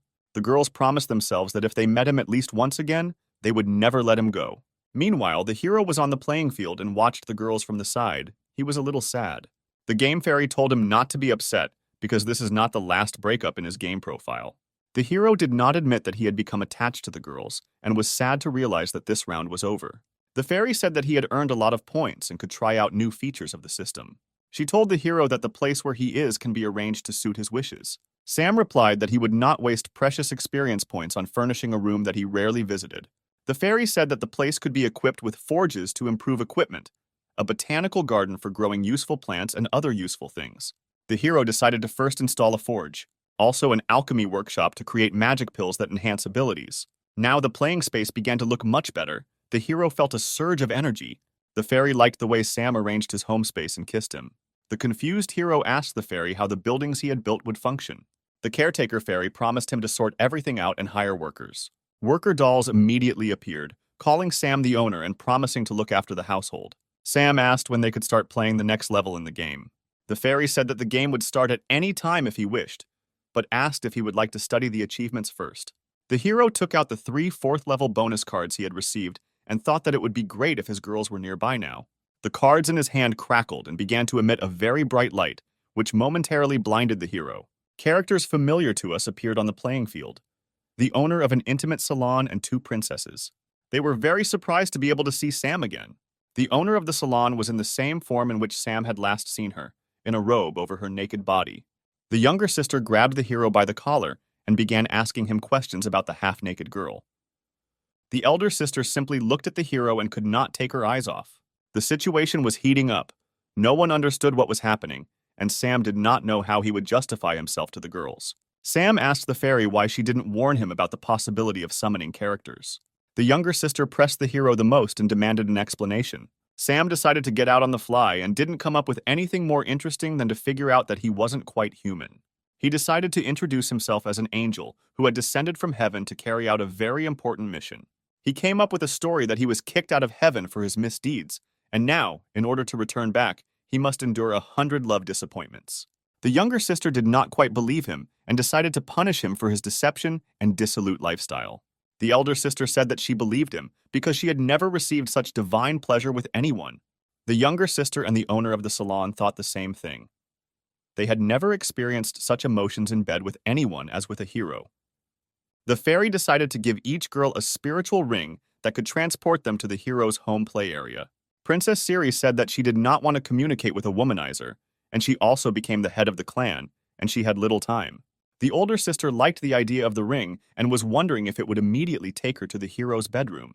The younger sister did not like Maggie's reasoning, as she was jealous of Sam for all the girls. The owner of the salon touched the water with her feet on the shore of the lake and gave herself up to memories. She remembered the times when the hero was very close to her and missed her. And then, as if by magic, handsome Sam appeared. He greeted the girl and asked what she was doing after he left. She said that she traveled and studied magical musical techniques of seduction. Sam asked her to demonstrate her skills on her favorite musical instrument. The girl picked up a jade flute and said that playing it could cloud the hero's mind. Sam said that his level was too high for the girl to harm him. The girl took the hero's words as a challenge and decided to show him what she was capable of. The girl began to play. Magical music came from the flute, and a fire flared up inside the hero. The hero attacked the girl, not allowing her to finish the game. He could not control himself. Sam said that her magical flute playing lit a fire in his heart, and he wanted to let her play his flute. The girl pretended that she was not ready for a joint orchestra right now, but she really wanted to be in his arms. The girl decided to give herself to the hero and do as he wanted, because their desires coincided. The girl played the flute while the hero gave them both pleasure. 3 days passed. The game assistants did their best to improve the hero's playing space. When the hero had a rest and established life in his home playing field, he decided to go to the next level. The hero asked the fairy if she could deliver him to the next level in a different way than last time, so that he would not run from the guards. The fairy noted that the landing point and the identity of the hero are chosen randomly and wished him good luck. Sam again found himself in a whirlpool of gaming energy, sucking him to a new level. This time he found himself imprisoned in a dungeon with slaves who were awaiting an auction. They were going to be sold. His appearance changed. His nose and ears were sharp. It was not clear what kind of creature he was. Next to him in the cell, he saw a beautiful creature in rags. They had strange pointed ears, and some even had horns. A girl with yellow eyes and ears like a fox approached the hero and asked if he was okay. The hero did not answer anything, grabbed the girl by the ears to check if they were real. The girl asked him not to touch other people's ears because they are very sensitive. The hero asked everyone what kind of creatures they were if their ears were real. The girls replied that they were half-humans who had been captured and were going to be sold at auction. We are shown the city of Gaia, where humans, demi-humans, and demons live together and contribute to the development of the city. 500 years ago, a war broke out between humans and demons, and both sides suffered great losses, but humans eventually won. After which the Church of the Divine Color proclaimed humans the superior race and demons the inferior, and even later the demons became slaves in the hands of humans. The hero realized that he belonged to the demon race and asked why the half-human girl was also imprisoned. The fox girl replied that people have stopped taking into account not only demons, but also half-humans. Their villages are being captured, and they themselves are being taken prisoner. For the same reason, the rest of the girls from the Uzumaki, Horned, and Slime clan are here. Sam said that he understands why they can kidnap beautiful girls from demons and half-humans, but why they kidnapped him? Because he is a man. The girl explained that men are considered even more valuable for kidnapping. After all, men can be bought by the richest ladies in the city and used for their perverted fantasies. The hero thought that this was a very good plan. To get out of captivity, you just need to please the rich lady. The girl from the Uzumaki clan said that she had not heard of any of the male slaves ending well, because there is no guarantee that it won't be bought by a rich man pervert. The hero was upset and did not understand how he could get out of captivity and complete this level successfully. The time for the auction arrived, and the richest people in the city gathered in the hall. Rich men in masks discussed slaves bought at past auctions, who had been fed to dogs or otherwise killed because they had misbehaved. The person conducting the auction was already presenting the seventh lot. She was a very beautiful young girl from the Cat clan, who was wearing a gorgeous dress, and there was fear in her eyes. The rich began to raise signs with their numbers and name prices ranging from $3 to $6 million. One of the oligarchs with plate number 599 said that his collection was just missing one more cat and offered $9 million. The deal for the cat girl was closed, and she was placed at the disposal of a wealthy gentleman. The gentleman grabbed her hand tightly and was ready to take her to the room for carnal pleasures. He couldn't wait to try her. The girl attacked the gentleman and bit him very hard on the hand. The girl ran with all her might. It seemed to her that she could run away, and no one would find her. But the people who kidnapped her and brought her to the auction had all unforeseen situations in mind. Someone in charge pressed a button that stopped anyone who broke the rules. The button was responsible for detonating the collar located on the necks of all slaves at the auction. There was a strong explosion. Nothing was left of the girl, only burnt scraps of her dress scattered to the sides. The hero was shocked by what was happening. He did not understand why he had to kill the girl because there are other ways of control. The fox said that this is a rule, since any animal that bites a person must be killed. The hero was very angry. He did not perceive what was happening as a game. He wanted to punish people who do this to demi-humans. The presenter said that everyone will forget this incident when they see the new lot, which will impress everyone. He presented a hero who looked simply amazing and carried himself on stage like a master, not a slave. The rich girls could not contain their emotions. They were ready to do anything to get Sam as their slave. Sam said that if anyone wanted to buy it, they would have to buy 4 more half-human girls standing behind the scenes. The host asked how the slave dared to set his conditions, but the main character told him to shut his dirty mouth. The hero was very serious, and the presenter could not say anything to him in response. Using a charm technique, Sam said that he was going to serve well the gentleman who would buy him and his 3 girlfriends. The start of trading began at $70 million and in a few seconds reached $85 million. A mustachioed man in a mask looked indignant, seeing how everyone was fighting over the product. But then he jumped up sharply and shouted that from today on, he liked men and was ready to pay $150 million. A rich, beautiful lady in a short skirt intervened in the game and made a bet of $500 million. The girls were surprised by such generosity, but were upset that they did not have enough money to take such a beautiful slave. The presenter said that in this case, all 5 slaves become the property of Mistress Ginevra. The hero himself was shocked that they were willing to pay such a high price for a half-human of his race. The lady looked at the hero with loving eyes, and she couldn't wait to realize her fantasies with his participation. We are being moved to the domain of Mrs. Ginevra. It is late evening.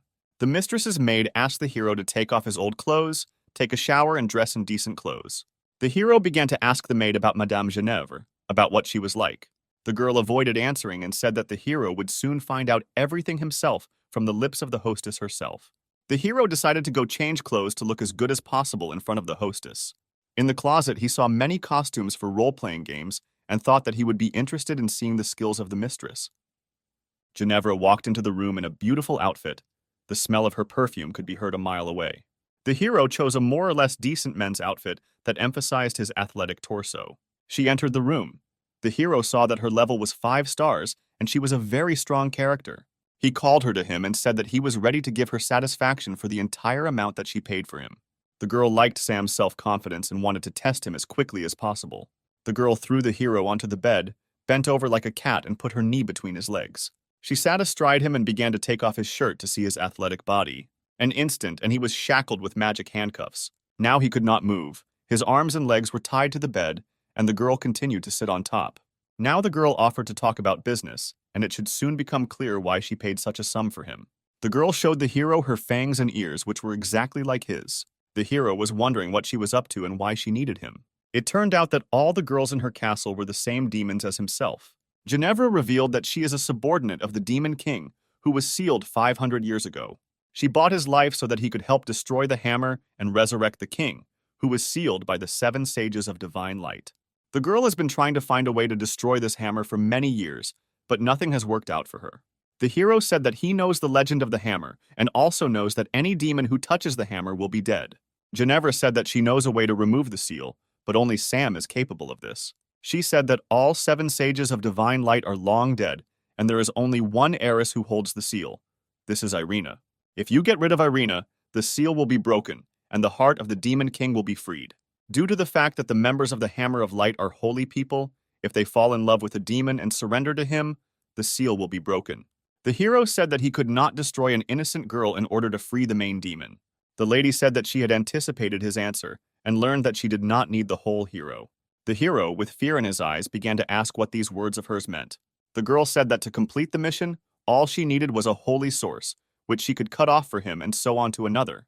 The girl swung the knife very hard and wanted to cut off what was so dear to Sam. Sam managed to shout some kind of spell to try to protect himself.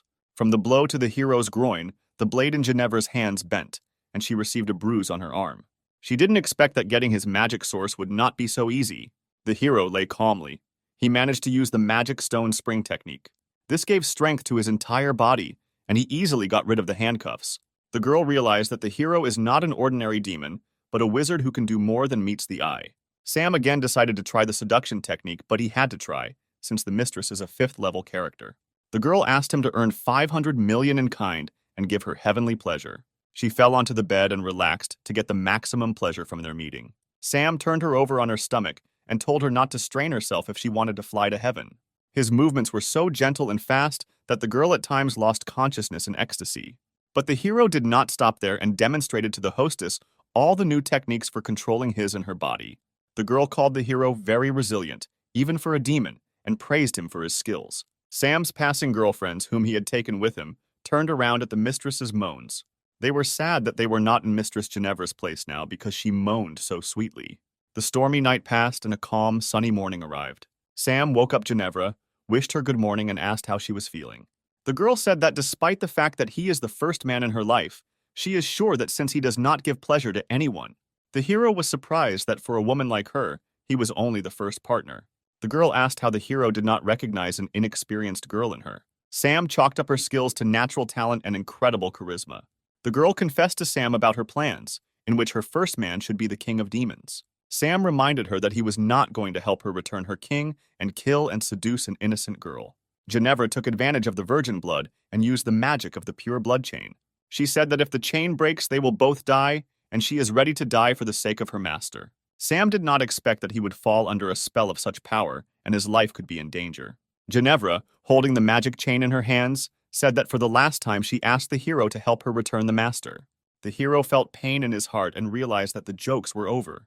The girl promised to remove the spell of blood chains and also reward the hero if he helps her. Sam said that he would definitely cope with all the tasks and defeat the Church of Divine Light. The girl gave the hero a route along which the heir to the Hammer of Light, Irina, could move. Sam asked not to offend his 4 friends while he was on a mission. 3 days later, the hero was already in the distant forests, where Irina's path passes. There was a roar and blows of the hammer, with which Irina scattered creatures from the underworld in different directions. The girl looked amazing, from her locks of hair to her shiny armor. Irina heard cries for help coming from nearby in the forest. She didn't know what was happening, but she hurried to help those in need. Cries for help were made by our hero, dressed in an eccentric white and red outfit. He was attacked by underground creatures with huge fangs and a bad smell from their mouths. But Sam was not going to engage in battle. He expected salvation, hoped that Irina would come to his cry. And his plan worked. Very quickly, the same warrior, the heir of the 7 saints, was approaching the scene. She struck the ground with such force that the ground disappeared from under the feet of the underground creatures. After the blow, none of them could get up. The hero did not check whether they were alive. The hero thanked the savior and introduced himself as a priest from a nearby village. The girl introduced herself as a holy knight from the Church of Divine Light named Irina. Sam replied that goblins had entered his village and kidnapped one of the residents, and since the village could not afford to hire a knight, he went to save her. Irina said that despite his courage, he was not strong enough to deal with the goblins. The hero replied that he believed in divine light, which in any case would bring justice, even at the cost of his life. The warrior did not understand why her heart began to beat faster. She looked at the hero with admiration. Irina invited the hero to go on a journey together, destroy the horde of goblins, and save the kidnapped girl. The hero realized that ingratiating himself with the warrior would not be difficult for him. Irina cast some kind of spell using a magic hammer. To the hero's question, she replied that this is a spell of divine light that helps to detect goblins. She pointed to the black aura and explained that there were goblins there that they needed to defeat. She was excited about the upcoming journey and said it was time to hit the road. Turning around, the girl saw a dark aura on the main character and asked what it meant. Sam was sure that it was all over and his plan had failed. But the girl said that he was probably imbued with demonic energy during the battle with the goblins. Sam really liked her version and began to say that Irina is very smart. The girl said that if he were a demon, she would not have spared him and destroyed him with one blow. In fact, Irina lied, because several years ago, when people were destroying the goblin settlement in the valley, she had such an opportunity. She found 2 small goblin children but did not kill them, and she protected them from people with a divine light barrier. She helped them hide and thereby saved their lives. She herself did not understand why she did this. Now, together with Sam, they were in a cave in which it was very hot. The hero said that goblins choose places near volcanic mines, and also asked Irina to take off her armor so as not to get heat stroke. He didn't expect her to listen to his advice and start taking off her clothes so quickly. The girl remained in sports underwear, which emphasized her figure. The heroine noticed how Sam was looking at her and he felt ashamed. Irina said that she plays sports every day, which is why she has such a good figure. The hero decided to make a compliment using charisma and said that her beauty and strength attracted him very much. But Irina said that they needed to hurry and quickly walked deeper into the cave. Sam heard the ground crunch under Irina's feet and tried to stop her. But it was too late, and the warrior was already falling down into a deep hole. Having landed, Irina examined herself and realized that she was not injured. But I noticed that I stepped with my hands and feet into something dirty and disgusting. The hero shouted that this was slimy acid, and that he urgently needed to get out before the body dissolved in it. Irina was very frightened. The liquid burned her skin and dissolved her clothes. The warrior Irina's sports stockings also began to dissolve. The hero tried to give his hand to the girl in order to save her and pull her out of the pit of poison. He succeeded, but the girl still had poisonous mucus on her, corroding her delicate skin. Irina tried to cleanse her skin using the divine light technique, but it didn't work out for her, and she thought that now she wouldn't be able to wear such revealing outfits, since her skin would be ruined. The hero said that magic is powerless here, and we need to turn to folk methods. The hero was ashamed to admit what kind of method this was. Irina had no time for embarrassment, because a few more minutes and her skin would not remain its former beauty.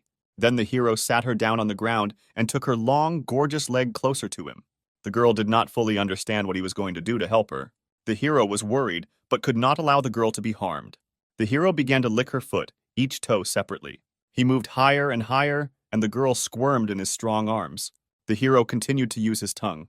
Irina could not restrain her emotions and control her body. The girl asked him to be gentle and said that she had never been with a man before. The hero received a new achievement that made his tongue so dexterous that it could be used to knit a sweater. An hour later, the heroes completed their rescue operation, and Sam gave his outerwear to Irina. Irina was pleased to smell Sam's clothes, but she still felt weak. They moved further into the cave, Sam helping her go.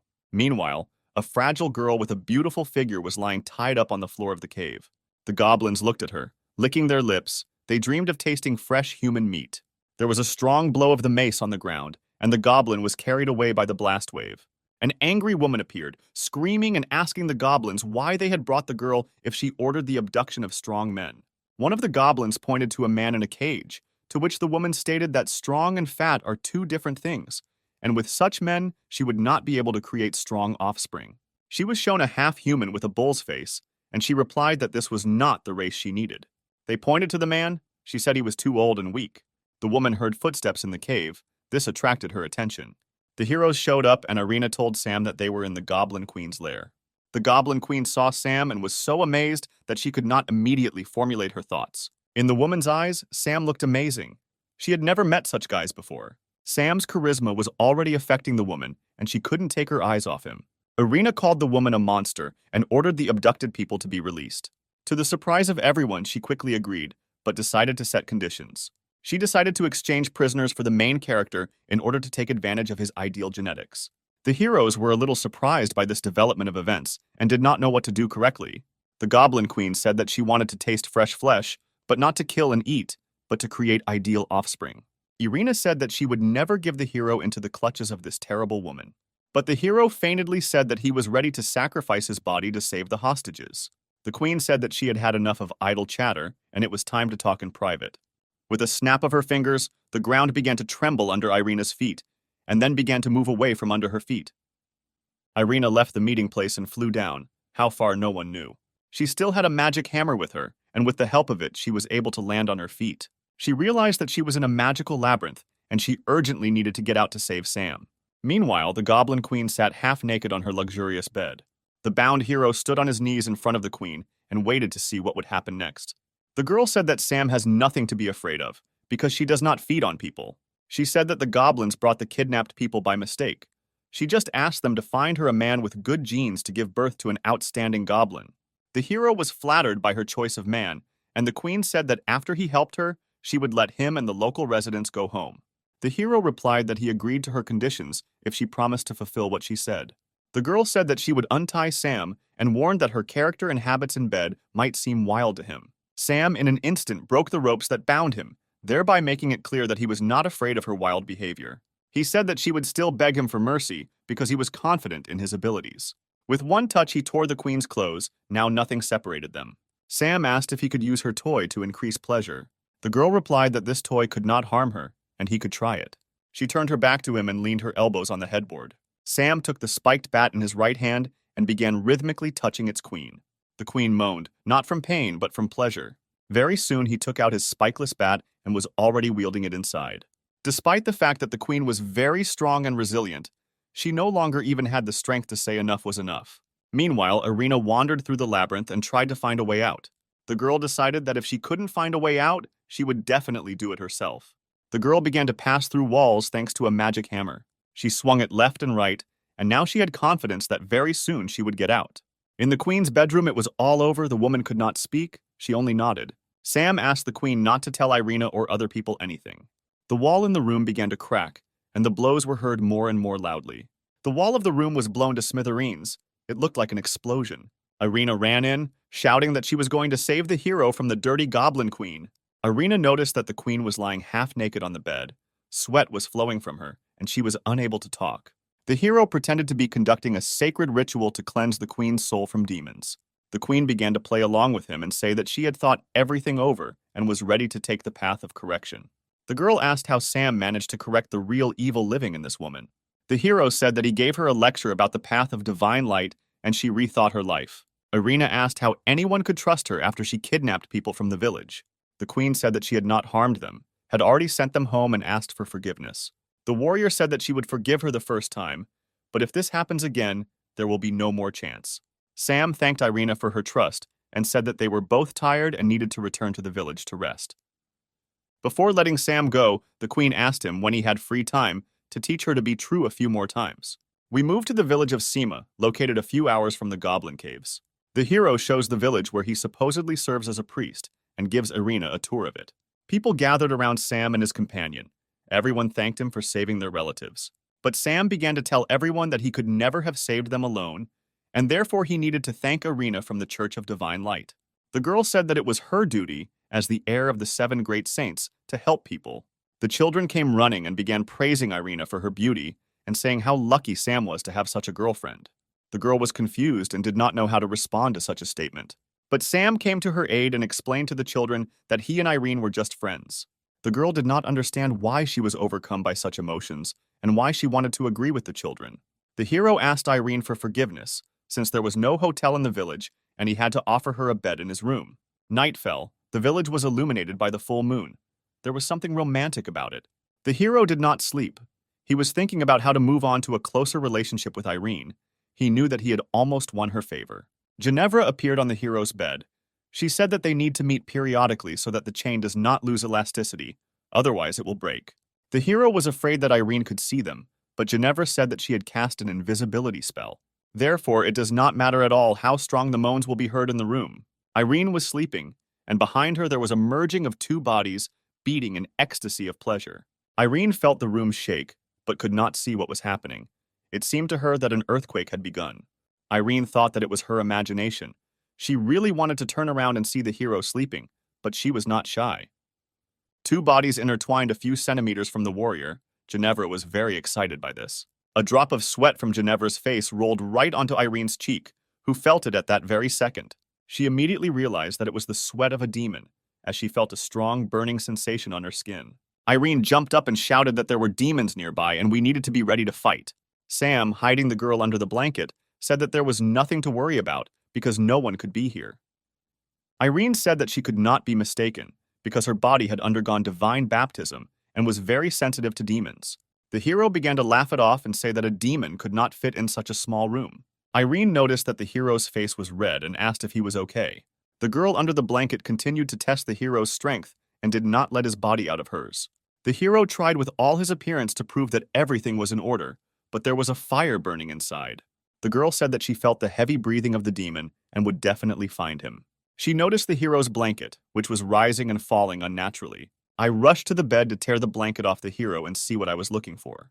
But there was no one under the blanket. The hero was as embarrassed as possible, but this was not noticeable from his body. Irene looked at the hero with big eyes and began to stammer and stutter when she saw him without a blanket. Ginevra watched from the side.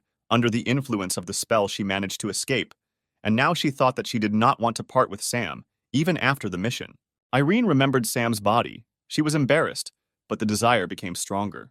She tried to sleep so as not to immediately attack Sam and take him by force. She dreamed of a temple of light in which Sam was the chief priest. He fascinated her with his appearance and asked if she was ready to accept the Pope's holy baptism. She didn't try to resist. She was ready for whatever was required of her. She knelt before her dad and begged for the sins she wanted to commit. The Holy Father held her by the hair and asked if she was ready to accept the divine light of the Holy Father into her body. Irene woke up, sweat dripping from her forehead. Everything inside was burning. The desire to be with the hero overwhelmed her. The hero was not in the room, and Irene thought it was for the best. Sam entered the room, wished her good morning, and invited her to breakfast. Meanwhile, Sam played with the children and gave them sweets. Irene considered Sam to be a good man, with a sense of justice and respect for adults and children, and she wanted to invite him to join her church. A member of the Church of Divine Light named Stan arrived in the village. He said that he was looking for his warrior sister named Irene. A little chicken ran up to him and dirtied his new shiny leather shoes. Stan got angry and decided that the one who dared to humiliate him should not live. A loud clap of the soul was heard, a short whistle, and all that was left of the chicken was a wet spot. The villagers were ready to rush at the evil man because they loved the baby so much. Stan said that it was just a chicken and there was no need to make a tragedy out of it. But the residents were not satisfied with the killer's answer because the baby was the mascot of their village. Stan said that he was too important a figure in society and could not ask for forgiveness from just anyone. A huge turd flew into his face, covering his eyes, nose, and mouth. The villagers continued to throw poop at the brute with jokes about not underestimating the village. Residents continued to throw whatever they could get their hands on at Stan: eggs, poop, vegetables, and garbage. Stan, under the pressure of the villagers, went back and did not notice how he approached the cliff. He stumbled and fell down, unable to do anything to avoid falling. A surprise awaited him below. He fell into a pit of waste that emitted a foul odor. He was very angry and promised to punish all the villagers who had defamed him. Irene found herself near the garbage pit and asked Stan what he was doing here. He replied that he was worried about her and missed her very much. She asked him not to approach as his smell was a mixture of dead animals and rotting vegetables. Stan told how the people of their village attacked him and threw him into a waste pit. The villagers asked, since when could members of the Church of Divine Light oppress ordinary people and kill animals? The hero said that the killed chicken had been a symbol and amulet of the village for several years, and if Stan did not apologize, the residents would not calm down. In order not to look like a fool in front of Irina, Stan publicly asked for forgiveness for his unworthy behavior and compensated for the damage financially. Stan took a bath and said that the mission was completed and they could return to the Church of Divine Light. Sam said that he was pleased to meet the girl and hopes that they will meet again someday. The girl began to ask the hero to join the Church of Divine Light and follow her. Sam said that he was a simple priest and did not deserve to be near them. But inside, he was glad that the plan worked. Stan began to talk about how not everyone can join the Church of Divine Light, especially not a village priest. Residents intervened in the conversation and began to say that Sam was not just a priest, but the pride of the entire village. Irene said that everyone is equal before the Divine Light, regardless of background and circumstances, and therefore she vouches for it. The hero promised to do everything in his power to meet her hopes. Stan agreed, but said that he would still have to pass the test along with everyone else. Stan invited Irene to ride a horse with him and offered the hero a separate horse. But Irene refused the offer and said that she would go with Sam. Stan was worried that he had ruined his impression of himself in front of Irene, and now it would be difficult to restore it. Stan's horse fell and lost consciousness. He did not understand what happened to it. The hero said that it was because of the stench from the garbage pit, which would not be washed off for several days. Irina suggested that Stan meet at their destination, near the Church of Divine Light. The hero was very happy to travel alone with Irene, because this way they could become closer to each other much earlier. Stan was very angry with the hero and promised that he would not leave it just like that. Irene would still be his girlfriend. The heroes rode on a white horse. It was just the two of them, and nature was all around. Irene asked if it was necessary to ride more slowly, since this was the hero's first ride on horseback. The hero thought that he had already seen this scene before and decided to check it out. He hugged the girl tightly around the waist and used the burning feelings technique. A fire flared up inside the girl. She felt the blood rush to different parts of her body. Suddenly, she screamed and realized that it was just a dream, so terrible and sweet at the same time. The girl said that they had almost arrived at their destination and the holy city was already visible. The city was beautiful. The buildings looked neat and powerful. Irene said that the city is the richest place on the continent and houses the residents of the Church of Divine Light. The hero liked the city and was impatient to begin the test to become a member of the church. The hero wanted to rent a hotel room, but Irene offered him a room in her house. She said that her house was very spacious and he should like it there. 10 minutes later, they came to Irene's house and the hero couldn't believe his eyes. He asked the girl how she decided to tell him that it was just a cozy house. The hero began to think about who Irene is if she has such a castle at her disposal. The girl said that she inherited the house from her parents. Many years ago, the girl's parents were killed by demons, but she miraculously managed to escape. When the demons got their turn to kill Irene, she was not afraid of death. She wanted to follow her parents.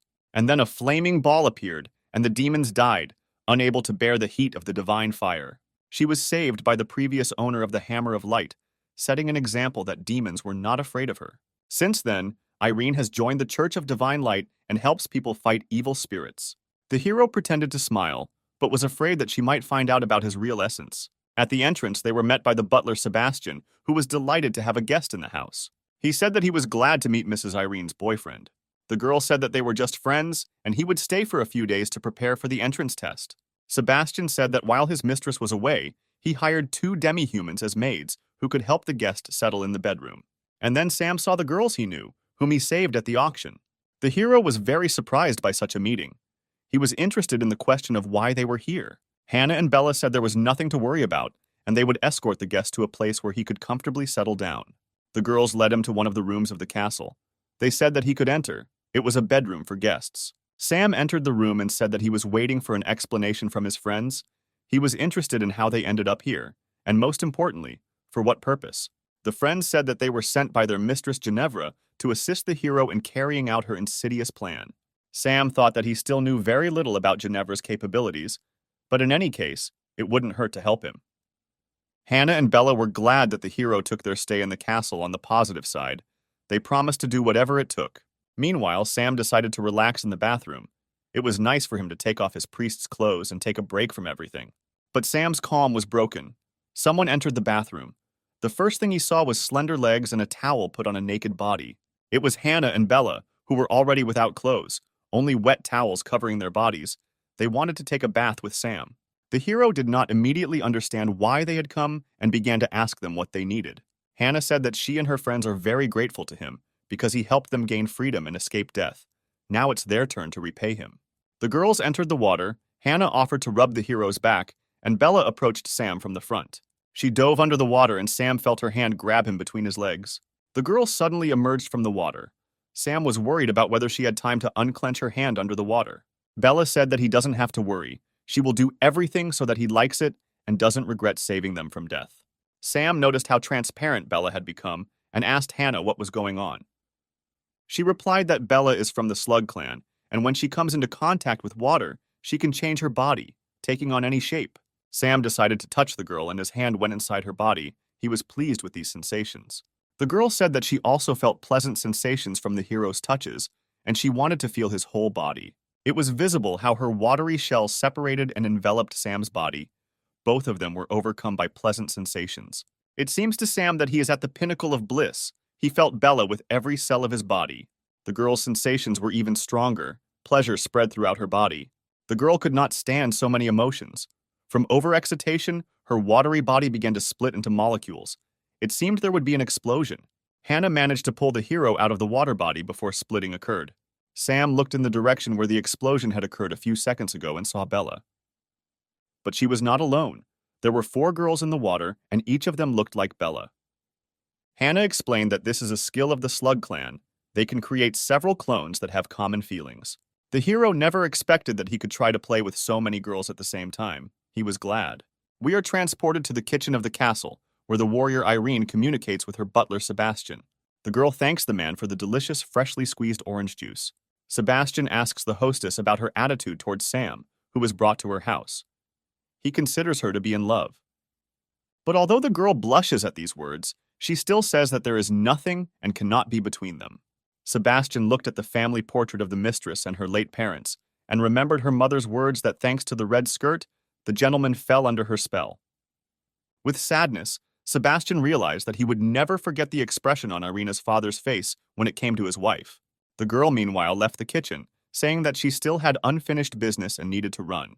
Sebastian understood how the hostess had grown since her parents passed away. Meanwhile, in Sam's room, Bella was lying on the bed, exhausted. She was a human again, and she had only one body. The hero, lying with his head on Hannah's lap, thought that if he were not a demon, he would not have mastered so many girls in one night. Hannah looked at the tired Sam with love. She really enjoyed the night she spent with him. It was magical. The hero lay there. He didn't want to get up. After such a stormy night, he needed rest. The hero received a 4-star character card and the ability to transform into a fox. The second game card also gave him game points and the ability to transform into a slime. The calm was disturbed by loud and strong knocks on the hero's bedroom door. It was Irina, and she wanted to talk to Sam. But it was impossible to open the door for her when there were half-naked girls lying on his bed. But the door was not locked, and the girl said that if he was awake, she would come in. Irina sharply opened the door to the room. The hero's heart squeezed harder, and the girls on the bed instantly used their camouflage abilities. Sam was sitting in the bed under the blanket, with a slug on his head covering the tips of his ears, and a small fox lying on his lap. The hero stroked it like an ordinary cat. Irina asked why there was a slug and a fox in his room, and why he was acting so strangely. The hero came up with a stupid excuse and said that they came from the forest. He fed them, and they didn't want to leave. Irina believed in his stories, said that he had a good heart, and her choice in his favor turned out to be very correct. She wants to help him pass the test of divine light, and therefore will pass on information about special training. Sam thought that this would be very useful, and said out loud that he didn't know if she was doing the right thing. The girl said that during the test, a staff of light would be used against him, which creates illusions, turning people's main weaknesses against them. These weaknesses are lust, gluttony, greed, envy, anger. People with these vices will not pass the test. Sam put his hand on his heart and said that his actions and thoughts are pure, and everything he does is for the sake of justice, and therefore he will pass the test. The girl said that she believed in him, because besides lust, she saw no other sins in him. Sam acknowledged Irina's position and asked how she could help him in this situation. The girl took off her dress. She was not wearing underwear, her skin was very soft and her figure was slender. The hero was amazed by her action and did not understand why she did it. But the girl explained that he needed to pacify his lust, train with her. Then he would be able to resist illusions during the test. Sam approached the girl, put his arm around her waist and pulled her close, asking what would happen if he couldn't control himself. Irina replied that then her body would be desecrated, but she believed him, and he would not let her down. Sam asked what they would do next to increase his resilience level. The girl took out a magic emerald and squeezed it in her fist. A tight suit began to appear on her body. Her hair fluttered in the wind and gave off an exciting scent. The hero looked at her body. He thought about whether he needed this test. Sam thought that if you just looked from the outside, it might not be so difficult to restrain yourself. He also mentally thanked the fox and slug that Hannah and Bella had turned into, because the stormy night had relieved him of the stress. But Irina began to come closer. The situation became more complicated. She began hugging him from behind, breathing heavily in his ear, which set Sam on fire in his head. The hero held on as best he could, although it was very difficult. Irina tried her best to seduce Sam, but she really hoped that she would not succeed. After an hour of bullying the hero, the girl got dressed, said that now he would definitely succeed, and said goodbye to him. The door slammed shut, leaving Sam, Hannah, and Bella outside the room. The girls were surprised by the guy's resilience, because they saw how passionately Irina tried to seduce him. He turned around, beads of sweat running down his face. His eye was twitching. He said that if they didn't help him, he would burn from the inside. He was overexcited. Although the girls were wary of this attitude, they were not against repeating the night games and having fun once again. The next morning came, the day of testing the Church of Divine Light came. Irina asked Sam why his face looked tired. Sam replied that he was nervous before the test and was fine. The girl led the hero to the church, where the test was to take place. Already in the church, Sam saw a man in the robes of a nun. In his hands there was a staff. This person was a delightful girl named Franca. She introduced herself as one of the 7 sages of divine light and the staff of light. Sam introduced himself as the priest of a small village. Stan appeared in the church, who began to call the hero a redneck and also say that he did not have enough strength to pass the test.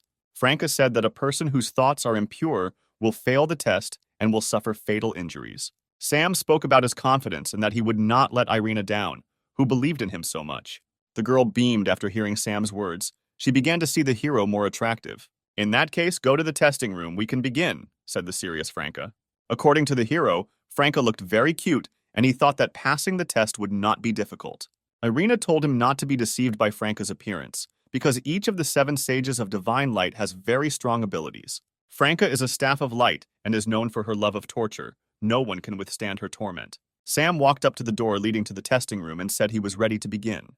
Franca said that he could come in and the test would begin, which would put everything in its place. The girl took off the blindfold and told me to look into her eyes. They were very unusual. Sam tried to compliment her eyes, but she cut him off. The girl talked about how she was wounded in a battle with demons and lost her sight, but divine light gave her the power to see through people. She found herself in Sam's inner world and decided to take a look around to see what he was like. Franca was very surprised when she was greeted. She was greeted by 5 model-looking guys, all of whom looked like Sam, but dressed in business suits rather than priestly robes. Inside Sam's world, the girl had different eyes and saw everything. She was interested in studying the strange inner world of the hero. Sam, in a business suit, invited Frank to sit down and talk to get to know him better. The girl accepted the hero's proposal. She liked such communication. Sam poured alcohol and invited her to drink a glass of red wine. The girl did not know how it would end, and persuaded herself to stick to what the divine light had bequeathed. Franca said that as the staff of light and one of the 7 sages, she should not drink alcohol. Sam said that they are in his world, and this all happens only in her head, so nothing prevents her from breaking the rules. Franca thought that Sam was right. She wanted to believe him.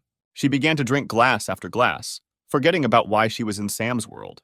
2 hours passed. The alcohol in the bottles disappeared very quickly. Despite the large amount of alcohol that was drunk, the girl asked for more. Sam told the girl that she was already drunk. Everything was going according to the hero's plan. Frank blamed Sam for her condition and promised to punish him in the name of divine light. He gently took her hand and said that he understood her soul. She understands her loneliness, which has already become a part of her. Franca replied that she did not need anyone or anything except the divine light, for which she was ready to give her life. But at the same time, the girl thought about the quiet conversations behind her back. They feel sorry for her, because she cannot even see the divine light she serves. So she hurts others to numb her own. With every word, the girl realized that Sam was right. Sam said that such a young and beautiful girl needs to try all the delights of this life and not limit herself to anything. He snapped his fingers and the location changed. Now the girl was sitting on a large, soft bed in a red room, which conveyed the internal energy of lust and debauchery. Sam said that he could show her something better than divine light, but the girl was afraid. The hero said that what was happening was unreal, and she had nothing to fear, because it would not affect her in real life. He extended his hand to her and told her to follow him into a world of delight and lust. The hero took out his staff of light and showed it to Franca. She was pleasantly surprised. Their bodies merged together, and Sam inserted his staff into the girl, spasms of pleasure accompanying her body. And then she felt a pleasant, warm energy spreading throughout her body. She couldn't control herself and let out a long groan. The hero received an achievement card and the ability to use divine light. The girl woke up in the real world, in the hall where the test took place. She saw that she and Sam were lying on the floor and some of their clothes were missing, and she realized that everything had happened in the outside world. Sam replied that it doesn't matter whether it's fantasy or reality, but the main thing is that Franca liked it. She asked Sam who he was and why he did this to her, to which he replied that he was just a priest from the village who believed in the divine light. Sam said that if the girl doesn't want anyone to find out what happened between them, then she needs to give him a test. The girl realized that she had no choice, and now the situation has changed radically. Now it is not she who keeps people in fear, now she is afraid. The girl almost screamed. She only now noticed that her vision had returned. Sam, putting on the shirt, said that the reason for her blindness was that her mind and soul were not one, but when she began to listen to her desires, she was healed naturally. The hero said that Franca should arrange her personal life, then everything will work out in other areas of life. The girl was delighted with the meeting with the hero and could not refuse him his requests. The two of them left the testing room, where Irina was waiting for them. Franca said that the test was over.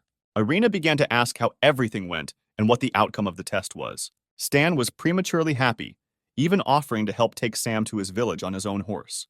But Franco loudly declared that Sam's faith in the divine light was stronger than ever, and that he had passed the test. Irina sincerely congratulated the hero, said that she believed in him, and was very happy. Stan was very upset that Sam was able to pass the test and become closer to Irene. Iena also noticed that Frankie's vision had been restored and asked how she did it. Franca did not know how to tell anyone about this miraculous healing. Sam intervened and said that Mrs. Franca had been blessed with divine light for her devotion and sincerity. The lady replied that everything was so. Her body was filled with divine light and healed. Irina was very happy and told Sam that successfully passing the test should definitely be celebrated. But Franca stopped them, saying that Sam had just joined the church and he needed to go there to accept the teaching. The hero said that if the instructions require it, then he agrees to go to church right now. Sam and Irina walked towards the exit of the castle. Stan angrily looked after them. He turned to Frank, said that he did not believe Sam's honesty, and asked if she had made any dubious deals with him. The girl replied that she respects Stan, but believes that he is minding his own business, since taking the entrance exam is her business. On the way to the church, Sam and Irina stopped at a cafe where a guy bought a milkshake from a cowgirl. She looked very attractive. Next, Irina invited the hero to go to her favorite clothing store. They were met by an attractive girl who greeted Irina and said that she had not visited them for a long time and asked what her boyfriend's name was. Irina sheepishly told the girl that she and Sam were just friends. The girl said that she understood her, because everything starts with friendship, and then invited her into the hall to choose purchases. When Irina headed into the hall, the girl quietly turned to Sam and said that he had made the right choice, because Irina was a very good girl. Irina asked Sam to come to the changing room so that he could help her. She couldn't fasten the clasp on the back and asked Sam to do it. She was very shy. She said that this dress size was just right for her last year, but now she can't button it up. The hero decided that this request would not be difficult for him, and he would cope. However, the clasp did not give in to the hero, and he decided to use magical power. He pulled the clasp with such force that he tore it out of the dress. It completely came apart and began to fall from Irina's beautiful figure. He did not expect that this could happen, and now he did not know where to run so as not to run into Irina's wrath. The girl burst into a loud scream. She called Sam a pervert. It could be heard far outside the store.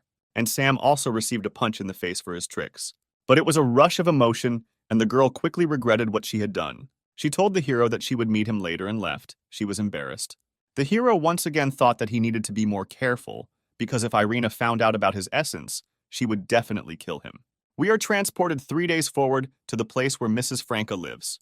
The girl lets out a muffled groan, her strength running out. Sam says that with every prayer they share, his faith grows stronger. She can't say anything to the girl, she just nods her head. The hero has tired her. The hero notices that the girl is worried about something and asks him about it. The girl says that Stan is planning something bad, and the hero needs to beware of him, because he is a very powerful sage of the Divine Church of Light. Sam said that he had nothing to fear, because Mistress Irina was next to him, and Stan would not dare to harm him. The hero went to the castle across the street. It was late at night. He heard someone sneaking behind him and said out loud that the pursuer had better leave. He turned to look at the man who was following him. Behind him stood 5 men with weapons. They were aggressive. A fight could not be avoided. Based on their outfits, Sam determined that they were mercenaries, and they were following the instructions of the customer. And it was true. One of them, with a bald head, said that their task was to blow off his head. The hero decided not to give them a chance and to attack first. He used his magic. He called upon Princess Siri for help, throwing away her achievement card. Siri shows up and immediately reprimands Sam for throwing her card so hard. But after a few seconds, her mood returns to normal, and she asks how she can help him. Sam says that mercenaries who received a task from an unknown person want to kill him. The thugs do not take the princess seriously and invite each other to have fun with her before killing her because she looks very attractive. The girl asked the hero if he wanted these stupid, impolite pigs to die. The hero said that she had the opportunity to have fun and train on weaklings. The bald gang leader told them to shut up and surrender or face a harsh death. The battle began. The long-haired bandit sent a fireball at the heroes. Princess Siri easily deflected his blow, cutting the ball in half. She was attacked by 2 other mercenaries, but she easily fended off each of them. Sam admired Sister Siri's fighting technique. She had noticeably become a better fighter. when suddenly another gang member crept up from behind and stabbed Sam in the chest with a long blade. He figured that if Sam died, the summoning technique would dissipate and Siri would disappear. However, after the blow, Sam's shadow clone dissolved, leaving the enemy stunned. The hero said that he knew about attacks from behind more than anyone else, and therefore thought out escape routes in advance. But the blonde did not give up. He said that the village priest could not defeat him and his gang, and was already flying at him with a knife in his hand. Sam weighed the pros and cons and realized that the enemy was counting on his magical power, and he decided to act hand to hand. With his right hand, he drove into the enemy's jaw. The blow was so strong that the asphalt under the body of the fallen man broke in 5 places. Many bones were probably broken as the enemy could not move. Sam was clearly pleased with his knockout blow and felt that he was in good physical shape. Princess Siri also had everything ready. No one except the 2 heroes nearby could stand on their feet. The girl said that he should find out who was behind the attack so as not to wait for a second time. Sam replied that he could guess who the customer might be and would look into this matter. The hero thanked Princess Siri and said that it was time for her to return to her world.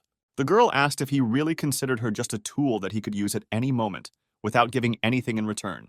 Sam felt embarrassed and asked what he could do for her so that she would not consider him a bad friend. The girl said that if they spent the night together, he would not owe her anything and would be able to call her again if she needed help. We are transported to the hotel, where the manager asks the heroes if they have a preference for the love room. Sam said he wanted to try the most unusual room they had in the hotel. Princess Siri was embarrassed and surprised by such a hotel, which has unusual love rooms. Sam told the princess to put aside her worries and trust him, even though he himself didn't know which room they were going to. In the room, they saw various oblong-shaped objects.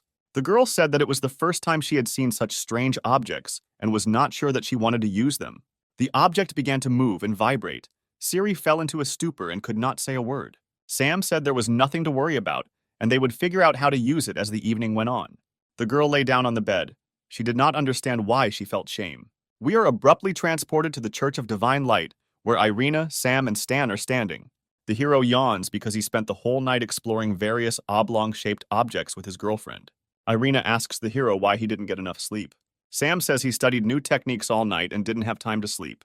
Stan warns that when the Archbishop of the church comes, Sam needs to behave decently, and not as usual. Sam said he was much better behaved than Stan Stinky, who liked to kill little animals. Stan gets angry and promises to impale the hero when they leave the church. The Archbishop appears on the stage, greets the arrivals, and addresses the newcomer. Sam greets the boss and feels the fashionable aura emanating from him. The Archbishop immediately gets down to business and says that the activity of demons has increased recently, and he has 3 tasks for them. Stan needs to destroy the demons who are killing merchants outside the city. He accepts the task. Irina's task is to track down the demons that live in the city and destroy them. The girl accepts the task. The hero is sent to the Red Moon nightclub. Without finishing the task, he immediately accepts it.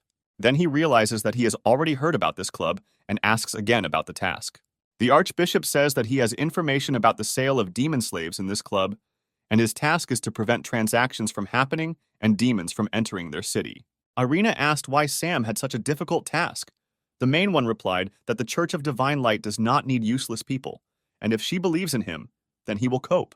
Sam confidently stated that he would cope with the task and would not let Irina down. The girl was pleased to hear the hero's words, and she decided that she needed to help him in his mission. Irina took out a bag full of money and gave it to the hero. The girl said that he needed a lot of money, since he would not be able to withdraw it through the security. He would have to ransom the slaves. Sam realized that the Church of Divine Light is not as simple as it seems from the outside. The hero thanked Irina, but refused the money, saying that he had a plan according to which he would not have to spend her money on slaves. The girl asked what his plan was, but Sam said that she would see everything herself when the time came. Night had fallen in the city. The moon illuminated the main street. A man leading a horse shouted at someone on the road to get away. A girl with a very familiar hair color was lying on the ground, showing her hopeless situation with all her appearance. The horse driver told the girl to get out of the way and not disturb his important gentleman. An obviously rich gentleman, covered in gold chains, looked out of the carriage and asked what was happening. The girl apologized, saying she had no choice, and she began to make eyes at the gentleman, using the magic of charisma. The man immediately fell in love with the attractive person. The carriage was moving towards the Red Moon nightclub. The carriage shook all the way, either from the bad road or from something else. The horse driver listened all the way to the sounds coming from the carriage. Upon arrival, a man got out of the carriage, but as you already understood, it was our hero, who turned into a rich gentleman and told the servant not to enter the carriage as the girl was resting. Sam was glad that his plan worked, and now he, in the guise of a rich man, will be able to participate in the auction. Meanwhile, the gentleman himself was resting in the carriage. At the reception, the girl recognized Mr. Stone because he was a regular customer of their establishment and loved to spend time with their slaves. Sam, in the guise of Stone, said that he needed what he always needed, and now he was already lying in the room and waiting for the girls who were about to arrive. Two half-naked girls entered the room and said that they missed Mr. Stone. While he was not listening, they said that it was very easy to make money on him because entertainment with him lasted only a few minutes. The hero thought to himself that today they would not be able to get their honestly earned money so easily. An hour later, Sam called the manager and said he needed help. He said that the girls she sent to him did not cope with their mission and passed out earlier than he needed, and asked if there was fresh goods. The manager replied that the client's desire is law for them, and they will be able to help him with his problem. She invited him to the dungeon, where new slaves were sitting behind bars. She showed him 3 tied-up girls who had very short dresses.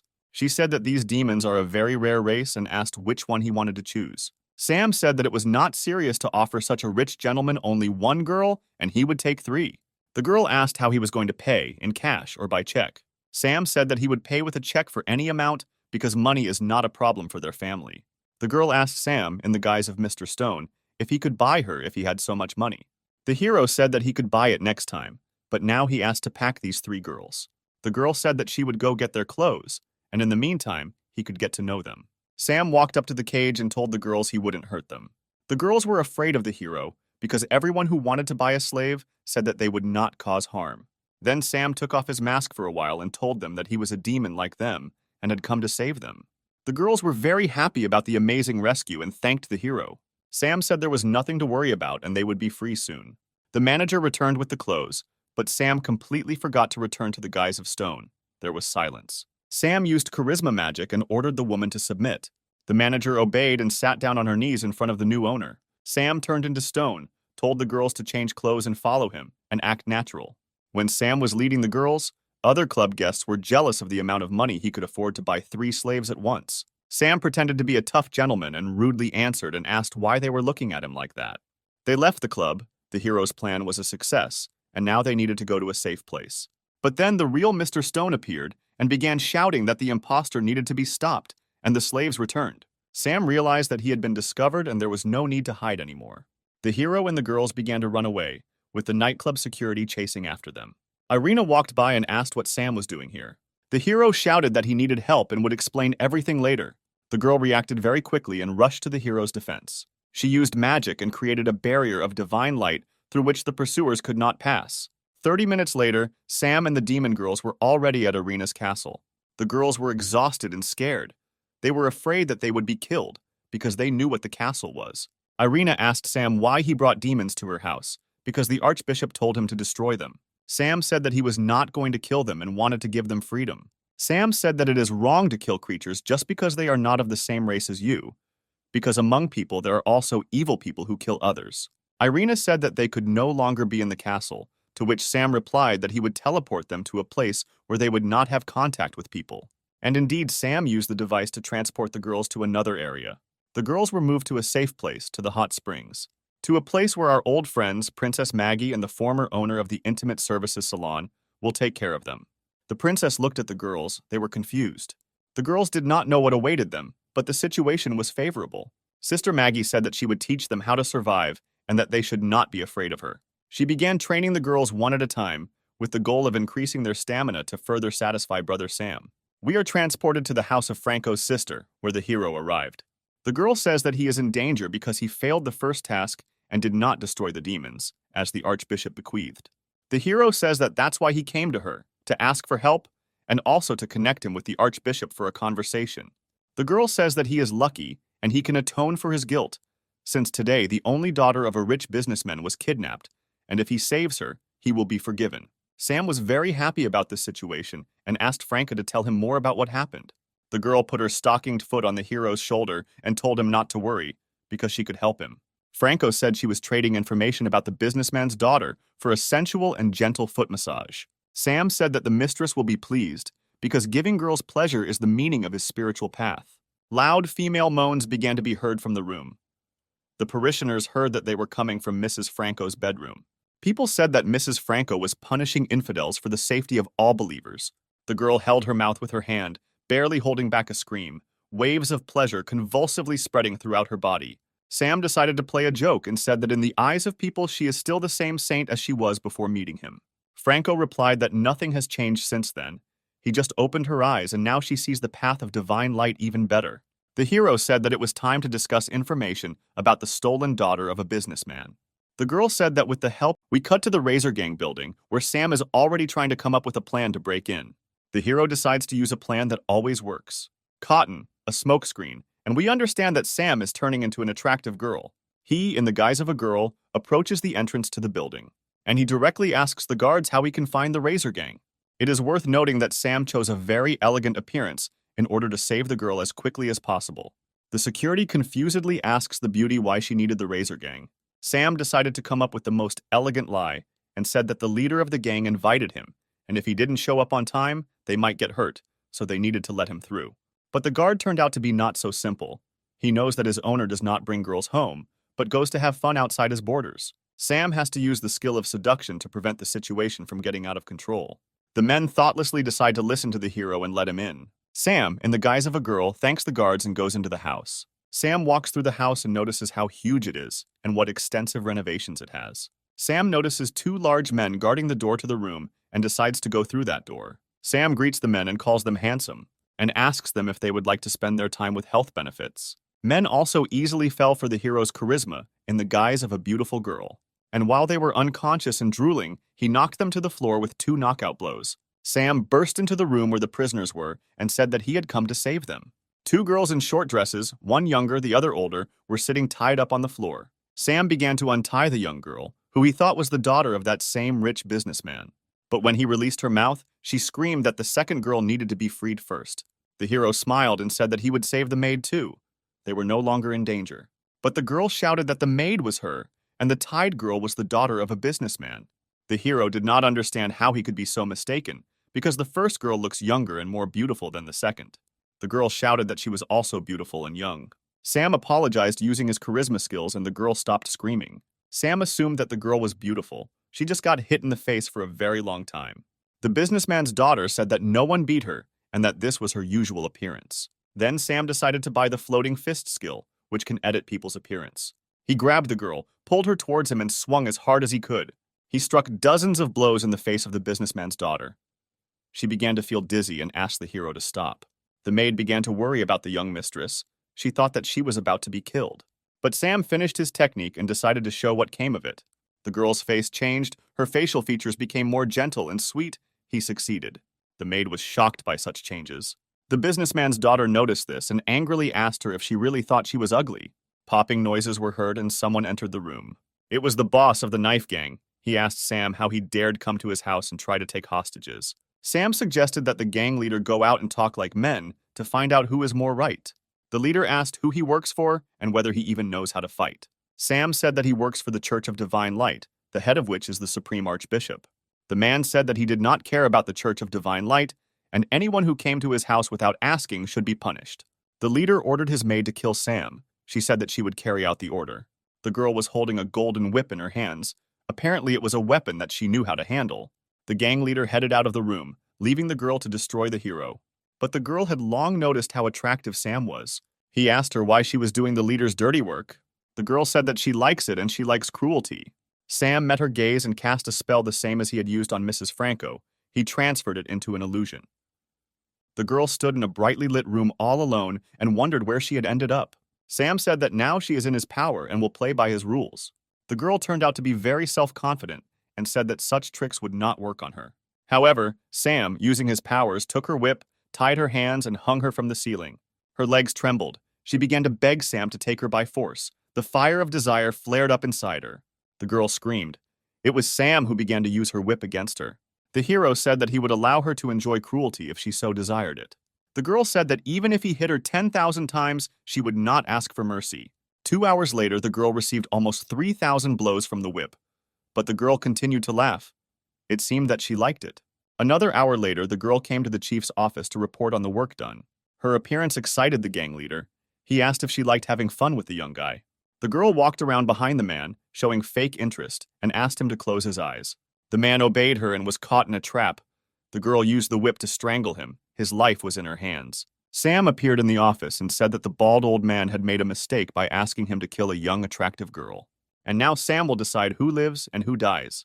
The girl, her name was Maxim, began to squeeze the whip harder. The bald old man began to lose consciousness.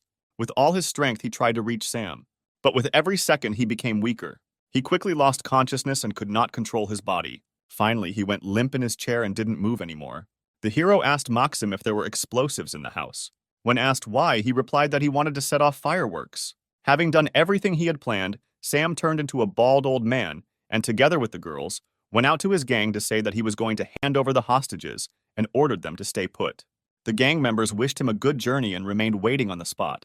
The door slammed shut, and the gang members saw a clock mechanism on the inside. They could not immediately understand what was happening. Everyone crowded around the door and tried to look at the clock mechanism. A bright light filled the knife gang's headquarters. A monstrous explosion woke up the city, and the knife gang became history. It was very epic when Sam and Maxim walked away from the explosion. The mission was successfully completed, the hero was proud of himself, and the girls admired him. Sam arrives at the home of a wealthy businessman to return his daughter to him. They were met at home by the butler, who said that the girl's father was already hurrying home. The girl said that her dad was very rich and would generously thank Sam for her return home. The hero said that this was not necessary, but he himself remembered that he had changed her appearance beyond recognition. And now it is unknown whether her father will now recognize her. The door swung open and the girl's father ran into the house. Yes, this is the same Mr. Stone who likes to have fun with girls of easy virtue. The hero was also a little shocked by the realization that he had just recently been left tied, naked, and gagged in his carriage. Mr. Stone began to cry, hugging his daughter and saying that he would not be able to live further if something happened to her. The only thing Sam didn't understand was how he recognized his daughter when her appearance completely changed. The man replied that any parent would recognize his child among thousands of others. Their family also has a distinctive mark, star-shaped birthmarks on their necks. The man began to take a closer look at Sam and asked where he could see him. Sam said that there are a lot of people in the world who look alike, and he is sure that he is seeing Mr. Stone for the first time. Stone's daughter said that whether they had seen each other before or not does not matter. Now the main thing is to thank the hero for saving her life. Stone said that in honor of saving his daughter, he was organizing a banquet today and inviting Sam, where he would give him a big gift. Sam accepted the invitation and said that he would definitely attend the celebration. Meanwhile, at Stan's house, the maid brought him a fresh newspaper with news. On the front page, he saw the man he hated most. Every news of his victories aroused Stan's ire. He crumpled up the newspaper and threw it at the wall. He believed that it was inappropriate for a smelly hillbilly to act on behalf of the Church of Divine Light. He took out his anger on the demon slaves chained to the wall in the basement of his house. The girls asked to stop, begged for mercy, but Stan began to beat them even harder, saying that they were unworthy to live. All this was observed by a servant girl who wanted to stop the violence. In her hands was a small mirror. Meanwhile, the hero returned to the castle. He called his girlfriends to him. He asked the girls to help him prepare for the evening event. They were glad to be useful to the master. They quickly moved into the room, and the girls said that they wanted to relax him first. Sam didn't immediately understand what they were hinting at. But the girls had already decided that the gentleman should be pleased. They immersed him in their magical illusion. He felt good. In the illusion, the gentle water caressed the hero's body. But in the present, one of the girls made him feel good. Sam received the next achievement card, and with it, the bull rush skill. And the next card with the dragon transformation skill fell into his piggy bank. A girl from the Dragon Clan said that the hero needs to contact Mrs. Ginevra in the evening via a magic mirror, and be careful so that no one sees it. The hero asked where this magic mirror was. The girl said that she was in a hurry when she was getting ready here and forgot it in the toilet. Sam didn't know how to react to this, but there was nothing he could do. He had to go to the toilet. In the toilet, he opened the lid of the toilet and saw a golden mirror glued to the inside. Mrs. Ginevra appeared in it and greeted Sam, her appearance stern. The girl was clearly angry. She called him a poorly educated demon who doesn't even know about magical objects, like a magic mirror. The hero still found it funny, because Ginevra didn't know from which part of the room she was talking to him now. The girl said that a few days ago, the scout troop was attacked by the Divine Light Sword, and the entire army was destroyed, except for the 3 demon girls. They were captured and taken to the Divine Light prison. She said that this was done by Stan, who keeps them in his dungeon and mocks the prisoners, and is also preparing a conspiracy against the hero. She found out this, since her spy was able to get into his house. Sam told Geneva to be very careful because this guy has a good nose for demons. The connection was interrupted. This could have happened if someone entered the room where Sam was negotiating. The butler entered the toilet. He was very surprised that Sam was sitting over the toilet. He asked what he was doing. Sam said that he felt sick, so he sat down near the toilet. The butler sympathized with him. The time has come to celebrate the miraculous rescue of the daughter of a wealthy businessman. The hero was dressed in a very beautiful and expensive suit, which made him feel not very comfortable. Irina reassured him, saying that he did not need to worry around her because everything would go fine. She was wearing a gorgeous dress with a deep slit on her right leg, and she looked amazing. Stan appeared in a business suit, complimented Irina, and bowed. Without showing any emotion, she thanked him and said that he looked good too. Stan said that he did not like such pretentious events, but as a famous person, he could not help but accept the invitation. All the inhabitants of the house looked in their direction and said that they had never seen such a handsome guy. Stan took the compliments personally and said that they shouldn't fall in love with him because his heart belongs to the divine light. But the girls had already surrounded Sam because these compliments were addressed only to him and no one was looking at Stan.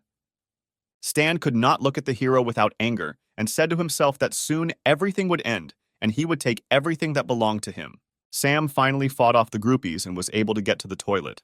He thought that his level of charisma was very high because he didn't even try to seduce anyone now, but there was no end to the girls. Ginevra entered the toilet and told the hero that he was in danger. The hero asked what danger she was telling him about because he didn't know what she was talking about.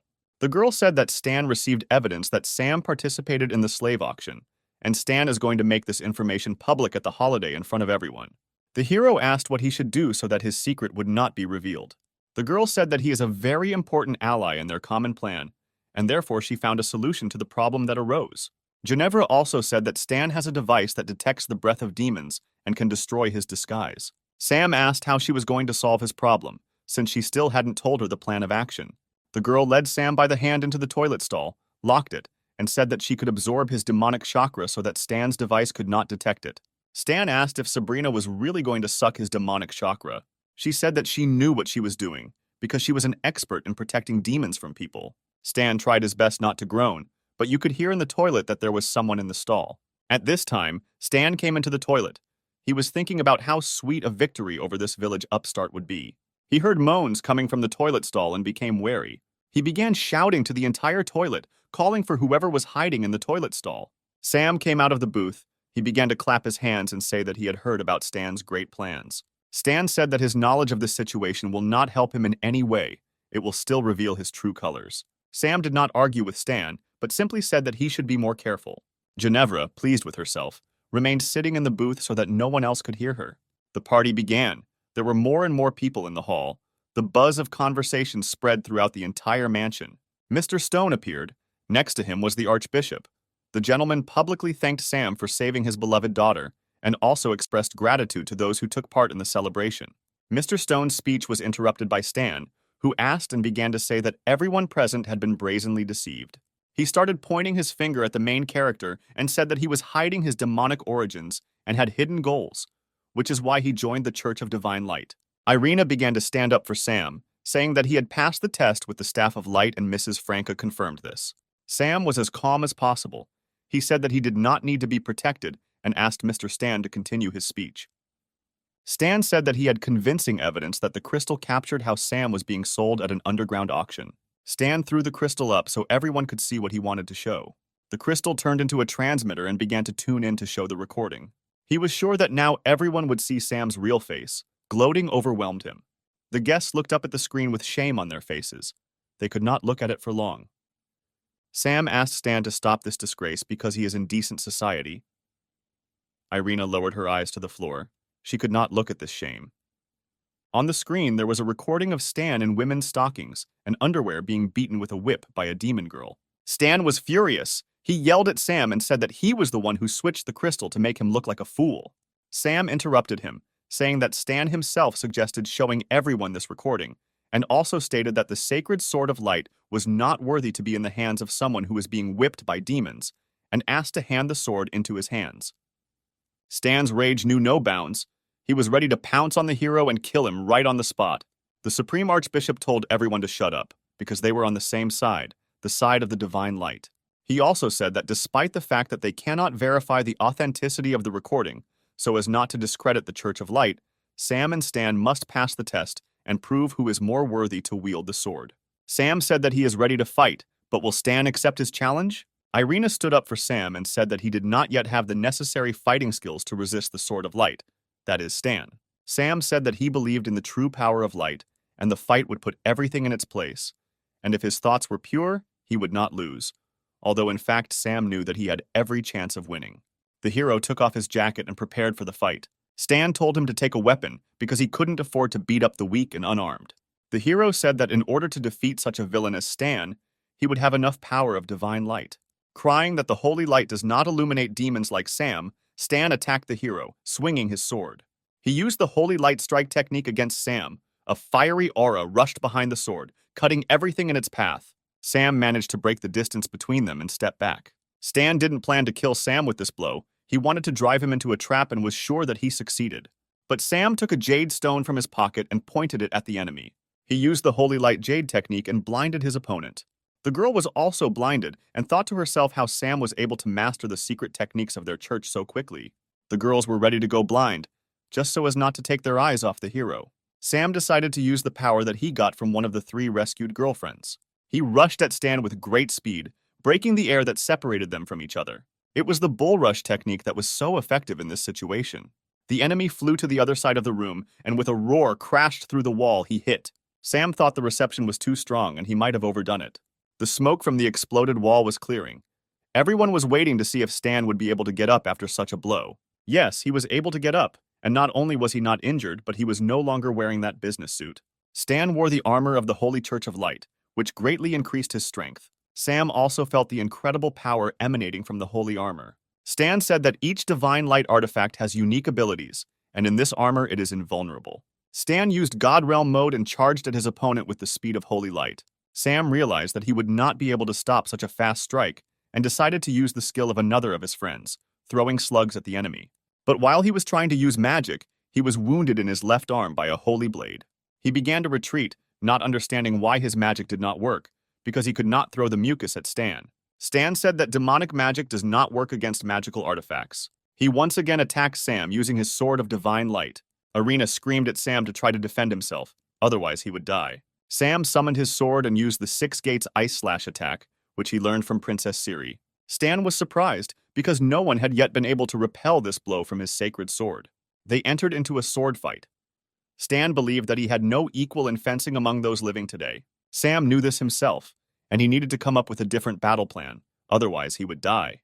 He decided to try to piss Stan off and say that he is so brave only because he has the most powerful weapon in his hands. But without a sword, he is just a vile coward. Stan asked the hero if he really believed that he couldn't handle it without a weapon, and threw the sword aside. Sam took advantage of the opportunity and stabbed Stan in the body with his sword, but he easily stopped the blow. The hero certainly could not have expected this. A new plan was needed. Stan said that even without his sword, he was able to deal with the stinking demon. Sam's brain kept generating ideas. He couldn't come to the right conclusion. Before Sam's thoughts could settle in his head, he was punched in the face by his opponent. And now he was flying into the far wall of the large hall, breaking the wall behind him. Stan said that such a dirty animal would never defeat a great master of divine light. Sam could barely stand on his feet. His face was broken. He now relied only on his charisma, so he winked at the girls in the hall. The girls began to shout at the top of their voices that Sam was their hero, and Stan was a villain, who without his divine things was simply a non-entity. Stan continued to not understand why all the girls were not on his side even now. The girls shouted that superiority and strength over Sam did not make him a great man, because he was still a scoundrel. Stan was infuriated by all the statements addressed to him. They called him a useless and evil person who is not worthy of the Church of Divine Light. All this drove Stan crazy. He lost his mind and his sacred armor burst and shattered into fragments. He did not control his powers and did not understand how it happened that his armor crumbled. Sam's plan worked, because in order to control the artifacts of the Holy Light, you need to have unshakable self-confidence, and the girls killed this belief in him. Sam did not attack the unarmed Stan and asked him to stop this war. But Stan wasn't going to listen to the smelly hillbilly and grabbed his blade, and attacked him with the words, "Die, dirty pig." But the blade was knocked out of his hand by an arrow from another member of the Church of Divine Light. The girl's name was Lucia. She told Stan that if the Divine Light refused him, it did not mean that he could act so vilely and attack the person who proposed a truce. Stan called Lucia a dirty wench who has no right to tell him how he should behave. The sword that Lucia knocked out of Stan's hand flew towards Sam, began to glow with divine light. And the hero caught him, feeling hot energy spreading throughout his body. The sword glowed as brightly as it had not shone for decades. Sam asked if it had a switch. Stan couldn't believe that his sword was now giving its power to the stinking demon. The archbishop stated that everything had been decided, and now Sam had been promoted to the 7 sages of the Holy Light, and Stan, who had lost his light, would be cast out of the church. Sam received a sword of light, which increased damage to evil creatures by 100%, as well as armor of light, which could be created at will. When it was all over, Sam walked up to Lucia, the bow of the Holy Light, and thanked her for her help. The girl grabbed the hero's hand and pressed it to her chest. She said that she would be happy to receive his gratitude this evening at her home. Irina took Lucia's words as a joke, but Sam knew that it was far from a joke. Lucia asked Irina if there was a relationship between them. The girl replied that there was nothing between them. She said with sadness in her voice that they were just friends and nothing more. The hero also felt sad from these words of Irina. But Lucia was an experienced girl and understood that Irina would not even admit it to herself. The clinking of glasses was heard. The celebration spread throughout the castle. Irina congratulated Sam on the fact that he was now one of them, and they would be able to work together more often. Sam asked the girl if she drank a lot of alcohol and if she would get sick. The girl admitted that she really doesn't know how to drink, and therefore all the drinks are prepared for her by Sebastian, who will never allow her to get drunk. Sebastian, meanwhile, was thinking that especially for such a holiday, he had made the wine much stronger than usual, so that all the guests would like it. He believed that even if the lady was drunk, Sam, being a real man, would not take advantage of her condition for his own purposes. Sebastian talked to Irina's late parents and said that he would be happy if she gave birth to a child next year. Irina herself began to notice that she was very drunk. Sam noticed this too and began to worry about her. He offered to take the girl to her bedroom and put her to bed, to which she replied that he could not appear there and that she still needed to take a shower. Sam brought the girl to the bath. She began to call Sam to take a shower with her. Sam didn't immediately know if he had heard what she was saying correctly. She fell silent and he began to worry, asking if everything was okay, but she continued to remain silent. Sam burst into the bath to see if she had passed out in the shower, and then her hand grabbed him by the collar and pulled him inside. She hugged him and kissed him deeply. He couldn't leave. A few seconds later, the girl was sitting in a hot bath, but she was very sad. She asked the hero why he refused her, because she showed enough initiative. Sam reminded her that she talked about the ban on desecrating her body. The girl said that since he was appointed one of the 7 saints, their union would not stain her body. Sam asked her with bitterness in his voice if she would like him if he were a demon. She said that even if he is a demon, he is now a holy demon, and she will follow him both to heaven and to purgatory. Sam said that he was very glad to hear such words from your address, and also wanted to spend this evening with her. The girl opened up to him and they united as one. The pleasure these two felt was beyond words. A 5-star character card has become available in the hero playing field. We are transported to Stan's mansion, at the entrance of which there is a guard of 2 priests. Sam screams and asks why they won't let him into their own house. One of the priests punches Stan in the face and tells him to talk kindly to them. They explain to him that all his property now belongs to the church again, and all his past merits now mean nothing. The members of the Church of Light are very angry with Stan because he has caused great damage to their faith. Stan leaves, leaving his mansion. He has nowhere to go. He wanders until nightfall, and then he meets 2 demons. The demons recognize Stan as a former swordsman of the Holy Church of Light. Stan asks them what they are up to. The demons want to repay his debt, to avenge the thousands of relatives he killed. Stan begins to run away, because he no longer has the powerful power that the artifacts gave him. But they surround him from the other side and say that it has been decided to take him into account. He tries to justify himself and begs for forgiveness from the demons. But they do not want to listen to his dirty words. The sounds of blows and screams of the victim are heard. Morning comes, we are transported to the castle of Mrs. Arena. She wakes up in her room. Her head hurts a little after yesterday. Meanwhile, Ginevra comes to Sam and says that she knows about the work he has done. Sam asked if the seal on the Demon King's heart had been removed. The girl said that she felt his strength growing, and she needed to wait a little longer. Sam said that he had fulfilled his part of the agreement, and asked Ginevra to remove the chain of death from him. He didn't want to feel like a toy in the wrong hands. The girl said that perhaps she would like to free him, but of course she would not do this. Sam asked what this meant, since she promised to release him when he fulfilled her conditions. Ginevra asked what he didn't like, because many demons would dream of being connected by a chain of pure blood with her. The hero replied that not only his life depends on this chain, but also hers, so he can also threaten her. And he pulled with force the ghostly chain sticking out of his chest. The girl screamed. It was clear how much pain she was in. She did not expect that Sam would use her trap against her. The hero said that he deserved a reward for his efforts, and she should repay him. Ginevra said that she could give him whatever he wanted and asked what it would be. Now the guy could set his own conditions and said that she would give him pleasure, be his slave, and fulfill the most sophisticated desires. He asked what she was waiting for and ordered her to kneel. He threw a chain of pure blood around her neck, like a domestic dog, and said that now she would sit on the chain. The girl enjoyed this game. Sam noticed this too and decided to continue. Sam now has access to Ginevra's game card and the ability to use the demonic song skill. We go to the city outside the castle, where the demons are discussing how they cruelly humiliated the former saint of the Church of the Holy Light.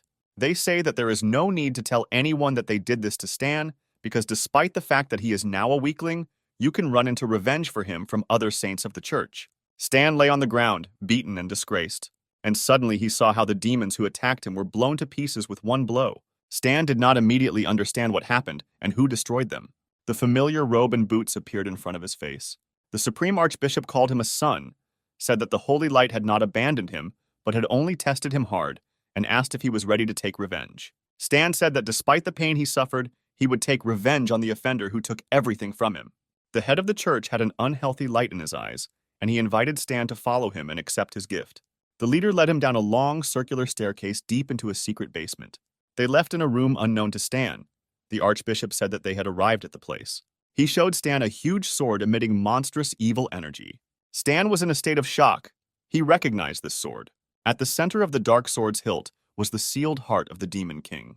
The head of the church said that a year after the death of the Demon King, he began to study a spell that could unite the heart of the Demon King with his sword, and he succeeded. And now there is nothing in the world stronger than this sword. Stan asked how he can use the power of the Demon King when he is on the side of divine light. The head shouted at him, saying that it doesn't matter whether pure power or demonic power is as long as it can be used in the path of justice. Stan believed the Archbishop and went to the sword. He decided to use the power of the Demon King to destroy his main opponent, who disgraced him in front of everyone. Stan put his hand on the hilt of his sword. His whole body began to burn like fire. He felt the blood flowing through his veins. Dark energy filled the entire room. A storm arose. And then huge demonic wings began to appear from his back with splashes of blood. He felt wild pain. The Archbishop said that with such power, the Church of Divine Light could illuminate the whole world. He was mesmerized by the light that the Demon King's dark sword emitted. Stan's face and body took on demonic features. His faith changed, although he did not understand it yet. Morning came. Irina woke up in a good mood. Sam came into her room and wished her good morning. He himself looked very bad, and the girl asked what was wrong with him. The hero said that he was tormented by insomnia all night. Hannah burst into the room and said that trouble had happened to the Church of Divine Light, and she also said something incomprehensible about Stan. Meanwhile, a dark figure was circling over the city, and fleeing passersby shouted that it was the Demon King who had returned. Many also saw the characteristic sword that this demon was holding in his hands. It was Stan, he told everyone to shut up. Blood was oozing from his wings in different directions. It landed on people's bodies, burned their skin, and did something irreparable. She turned the townspeople into bloodthirsty evil demons who were ready to kill everyone in their path. The little girl, who was not exposed to the blood, was crying and calling for her mother. One of the newborn demons, perhaps her mother, wanted to attack the child. But he was successfully cut into 2 parts by an ice sword, and the baby was saved. The hero used the ice sword technique and defended the townspeople. He was saddened by what he saw and was determined to save innocent people. Irina ran to Sam's aid with her hammer of light. She couldn't believe that Stan had arranged everything. First of all, Stan, in the guise of the King of Demons, turned to Sam, said that he wanted his quick death, and turning to Irina, he said that he knew that the demon had taken advantage of her. Sam asked if he really considers all demons to be dirt. Then why did he sell himself to their leader? Stan got angry hearing these words. In a demonic voice, he screamed at Sam to shut his dirty mouth. The shockwave was very strong, but since Sam was also a demon, he was able to resist. He thought that if he didn't come up with a plan to destroy Stan, many innocent people would suffer. And then a girl in armor appeared in front of him. In her hands was a sacred shield of light and armor that had enormous protective power. The girl said that her name is Carter, and she is a shield of light, one of the 7 sages of the sacred church. Our old friends also came to the rescue. These were the sacred staff and the sacred bow of light. Irina was delighted to see the sisters coming to help. Franco asked Stan to stop, ask for absolution and return to their side before it was too late. Stan called them a bunch of idiots who don't understand anything about following the path of light, and said that they could have followed him, but chose a demon. He summoned 100 flying demons to help and said that it was time for his former colleagues to disappear. Bow of Light fired a sacred arrow straight at Stan and said that she would not allow him to destroy this world. Her arrow hit the target. Stan was there, but he was protected by dozens of demons who covered him with their chests. She destroyed several dozen flying creatures with one shot, but Stan managed to dodge. Then the Staff of Light came into play. She concentrated enormous power into her weapon, and with a beam of incredible power, she shot straight at the new Demon King. And again, dozens of demons died defending their king. The powerful blow struck nearly 100 demons. It was Vanessa, the Fist of Light of the Sacred Church, who also decided to join the fight against a dangerous opponent. A new batch of demons protecting their king was sent to another world. The girl's name was Trosi. She was the Spear of Light of the Sacred Church. Stan was angered by the unity with which the 7 sages of the Church of Divine Light fought and protected the people. In one leap, he reached the place where Vanessa and Trosi were and used a demonic strike of darkness against them. The girls had no chance to stay on their feet, so great was its power. The girls flew, hitting the ground. Having landed and risen to their feet, they began to plan how they could defeat him. While Stan was distracted by Vanessa and Trosi, the Bow of Light went around him from behind and delivered a powerful blow. However, the enemy was able to easily dodge the flying cleansing arrow and caught it at incredible speed. The girl did not understand why her arrow had no effect on Stan, because no one had yet been able to dodge it.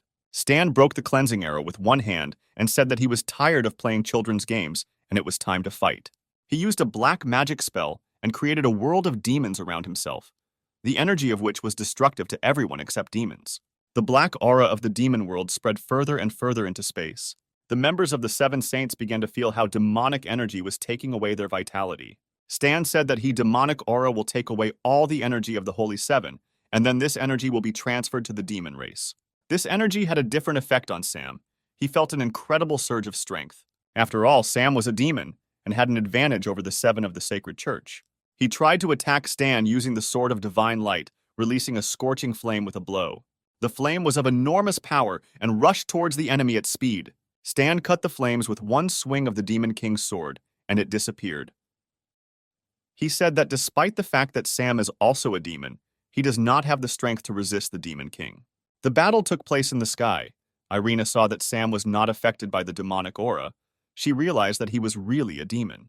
Stan said that Sam was still alive only because he wanted everyone to see how he would suffer, and began to generate demonic energy in his hand. Energy comparable to a tsunami erupted from his hand and was directed at Sam. Shield of Light rushed to Sam's defense. She was in time, but from the impact her shield began to crumble into fragments. She lost consciousness and began to fall from a height to the ground. The fall was very fast, no one had time to catch her, and the fall broke the ground under her feet. Irina asked why the Shield of Light helped Sam, because he is a real demon who deceived everyone. Carter called Irina a fool, and said that the race of a creature does not matter if he stands guard over the divine light and fights for the lives of other beings. Irina was surprised to hear Carter say this, but was very pleased, because she still loved Sam no matter what. Stan told Sam that the Holy 7 could not save him or themselves from death, and there was no point in trying. Stan said it was time to end these games and move on to a more serious fight. Sam stood on the demonic barrier, and Irina shouted to him that the other saints would transfer their powers to him through their sacred weapons so that he could resist the Demon King. At this moment, artifacts of other saints began to appear on the sacred blade of the sword. Sam began to feel an even greater surge of strength. Sam's body became more and more energy. It grew and began to displace the demonic dome created by Stan. And then the hero felt how the chakra became stable, and its level increased 6 times. A powerful bang and puffs of smoke filled the space where Sam was. The smoke began to clear. Something happened. Sam stood, and in his hands was still the restored and improved Shield of Light.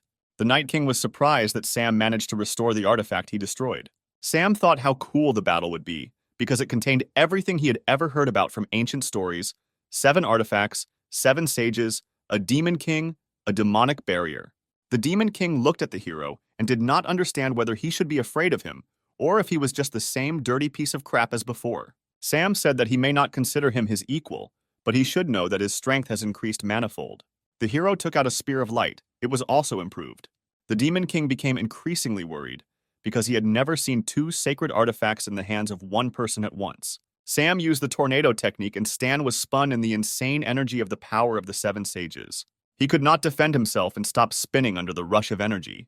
And then Sam, taking advantage of the moment, used a fist of light to strike his enemy. With the help of the third artifact, Sam was able to strike an enemy who had recently been out of reach. Stan recovered quickly from the blow and got to his feet. But he couldn't believe that the Demon King could be struck by some weakling from the village. He still didn't consider him a strong opponent. Stan decided to summon servants from hell because the power of the Demon King allowed him to do this. He ordered the demons to kill anyone and everyone who met them on the way and asked the hero if he could now protect the inhabitants of the city. Sam began to piss him off, asking why such a strong and powerful Demon King only does this and calls soldiers to his aid. Sam also managed to activate a barrier of light, which increases his skills and damage to demons by 100%. The barrier of light began to act on the demons in a murderous way. They tried to escape from it, and the hero asked them to go back to their purgatory so as not to die fighting for the wrong Demon King. They listened to Sam because they saw that he was also from their race. Stan became angry when his servants listened to Sam's words and left the battlefield. He said that he had many more tricks up his sleeve to kill Sam. But Sam shot a sacred arrow from a bow of light and distracted the enemy. He said that he was not going to wait for the Demon King to use a new move and swung the hammer of light at his opponent. The blow landed straight on Stan's body, and he had no way to dodge it. He flew across the entire city square, unable to stop. Sam used the technique of concentrating all the energy in one weapon, hovering in the air to accumulate it. And the hammer of light in his hands united with other artifacts and turned into an improved blade of light. Sam has a new ability, Demonic Wings of Light. He raised his new blade upward and began to gather the energy of light and darkness. It looked like he was now a Demon King, but fighting on the side of light, the fire blazing, fanned by a sacred aura. He used a strike of divine light and sent all the energy towards his opponent. An explosion occurred. The ground shook underfoot, but this fire did not destroy anything living. Only the Demon King received damage. And so we see Sam standing in the middle of the square, exhausted and trying to catch his breath. He succeeded, Stan disappeared, the demonic aura began to fade. But she did not completely leave the city and continued to fly in the air. Ginevra appeared. She was shocked by what she saw and decided to help get rid of the Demon King, and said that the black aura would not dissipate until it acquired a new body. Then it could be sealed. We see the broken sword of the Demon King on the ground, in the hilt of which his heart is pulsating. Ginevra says that she has a plan to seal the Demon King forever, but it is very dangerous. The hero asks her how to do it. The girl says that only a very strong demon who is not afraid of the sacred light can try to seal the Demon King within himself. Sam asks what could happen if he doesn't succeed. Ginevra says that she does not know this, since no one has tried it before. It is just an ancient legend, and it is unknown whether anyone's body can withstand the king's power and not succumb to his dark heart. Sam's in-game interface shows that the quest has been completed, and he can complete the mission. Meanwhile, a dark aura begins to fill the city again, and members of the Holy Church begin to lose their powers. The hero decides to stay and help the people who believed in him, despite the fact that he belongs to the demon race. He picks up a dark sword with the heart of a Demon King, and he feels pain piercing him from the inside. His body is burning, and his mind is switching off. He begins to cough up blood and feels his internal organs melting. The saints do not know how to help him, but they really want to save him. Ginevra says that he can be helped, but this requires as many people as possible. He says that they can absorb the power of the Demon King from Sam's body and destroy it in small portions inside their bodies. Ginevra used her demonic power and began to create a place to suck the energy out of Sam's body. She created a large room with a huge bed on which she laid Sam. He felt bad, he was shaking. Ginevra asked to be the first to come to Sam's aid in the fight against the Demon King. Irina wished her good luck and said that she would restore her strength and wait in line. Ginevra said that she would be able to contain the infection spreading throughout the hero's body for a long time, because she has demonic power, so she is very resilient. Irina and Franco waited for Ginevra for a whole hour until she began to come out. The girl could barely drag her feet, said that she did not think that everything was so serious, and she could no longer stand on her feet and experience these constant cramps. Franco volunteered to help the hero next. Irina looked at her angrily and said that she would go with her. 2 hours later, the girls crawled out of the room where Sam was and began asking who else could go into the room and replace them. This is where our old friends come into play. 4 half-humans saved from death by Sam. They looked happy. It was finally their turn. 3 hours later, even these assistants gave up. Sweat was dripping from them, their legs were trembling, and their voices were hoarse from screaming. Ginevra and Irina did not know what to do, because the demonic energy had not yet been sucked out of the hero's body, and their powers had not yet been restored. The girls were ready to die for Sam. But suddenly the sound of heels and the voices of girls was heard. These were the beautiful demons whom Sam had released during the fight with Stan. Now they did not look like the inhabitants of hell, because the hero illuminated them with divine light, saved them, and thereby freed them. Ginevra asked the girls if they knew that helping the hero is very dangerous. The girl replied that the hero gave them a new life and they were ready to sacrifice it for him, especially since quite a lot of them came. Ginevra thanked the girls and said they were just in time. The demon girls tried their best.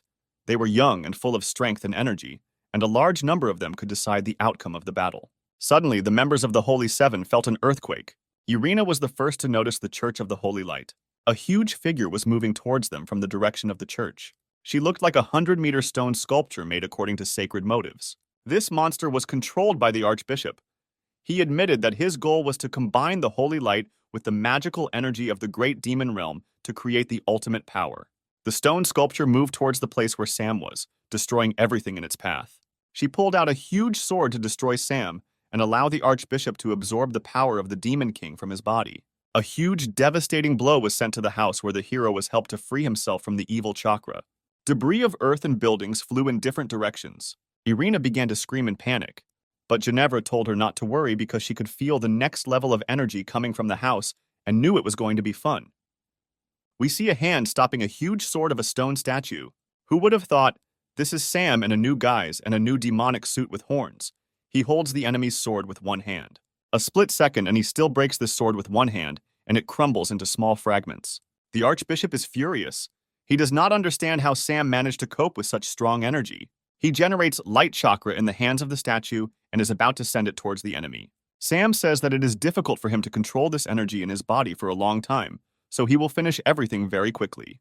He creates a spinning sphere of celestial energy in his hands, and he shoots it straight into the giant's chest, where the Archbishop is. The result is a fireball of such power that even Itachi would envy it. The fire, created by combining the energy of light and darkness, leaves no chance for the Archbishop to win. The mission is completed, the enemy is defeated. Sam fell to his knees, his demonic god suit began to fade. He still found it difficult to control such power. A few seconds later, he was lying on the ground unconscious. Irina quickly ran up to him and tried to help him, but he did not come to his senses. And then she heard someone tell her not to worry and leave the matter of saving Sam to them. Sam's most important friends, two princesses, Siri and Maggie, and the former owner of the salon, Alice, appeared and asked how this guy got into trouble again. Irina clearly didn't trust them and asked how they got here and what they had to do with Sam. Maggie said that the three of them were able to help him, and Alice said that Irina did not know them at all and could not talk about whether they could really save the hero or not. Siri said that she would tell Irina some secrets about Sam, and she would understand everything herself. We are transported to the system space of the game. Sam wakes up and doesn't immediately realize where he is now. He got dressed and left the room in the hope that someone would explain to him what was happening. Before he could leave the room, he saw a huge table flying towards him. Out of surprise, he did not have time to dodge, and the table flew right into his face. This table flew into Sam from a blow from Irina, who was trained by Princess Siri, who did not even notice how the table hit the hero. They apologized to him, as they did not expect that their training could harm him. Sam's nose was bleeding. Irina asked Sam how he was feeling, whether he was able to conquer the power of the Demon King that settled inside him. Ginevra explained that Sam could not yet fully control the power of the Demon King. He was able to seal it, but not use it to its full potential. This needs more time. Sam asked Ginevra how she ended up here. She replied that all her life she wanted to follow the King of Devils, and it doesn't matter who he becomes. And now the king's power is forever sealed in the hero. Sam said that he understood why Ginevra was here, but why Irina was here too, why she didn't stay to guard the sacred Church of Light. She replied that after what the Archbishop did, the church lost its authority, and also all the power of the Holy Seven was absorbed by the hero. And now there is no point in the girls being in the church. Also here were the rest of the girls from the members of the Holy Seven, who said that they did not regret losing their jobs, because they were able to find a new, worthy leader. Then Hannah, who suddenly appeared, rushed to hug the hero. She stated that the half-human girls whom he saved from slavery and death would also serve him faithfully and follow him to the ends of the earth. Sam became more and more surprised by the number of people who followed him. The rest of the rescued people also confirmed Hannah's words and said that he couldn't escape them. Sam said he wouldn't have any problems feeding a few more friends and finding a home for them. Princess Maggie told the hero that everything is not as simple as he thinks. Siri did not want to keep the intrigue and said that they were not the only ones who returned to the gaming space for Sam. Sam couldn't remember who else might have gone after him or who he had saved to make it happen. And then several hundred demon girls from hell appeared, whom Sam did not kill, but shed sacred light on them and freed their consciousness from the control of the Demon King. Ginevra said that these 200 girls helped free his body from the evil energy of the Demon King, and without them, he would have died. Sam said, although it is very difficult, he cannot leave the girls in a difficult situation. If they want to follow him, then he will help. Sam decided to use the game system to build a house that would accommodate the required number of people so that they could live in comfort. He spent several thousand game points to build a magnificent palace with a capacity of 500 people and complete infrastructure. He also understood that all his girls were fighters and they needed to train, and he built a training camp for them. He also built an alchemy room, a forge, premises for growing vegetables and fruits and other premises. The game fairy asked him to be more reasonable and not spend so many points if he is not sure of the need for a purchase. He also found a home for himself, which could increase his demonic energy and maintain the energy of light.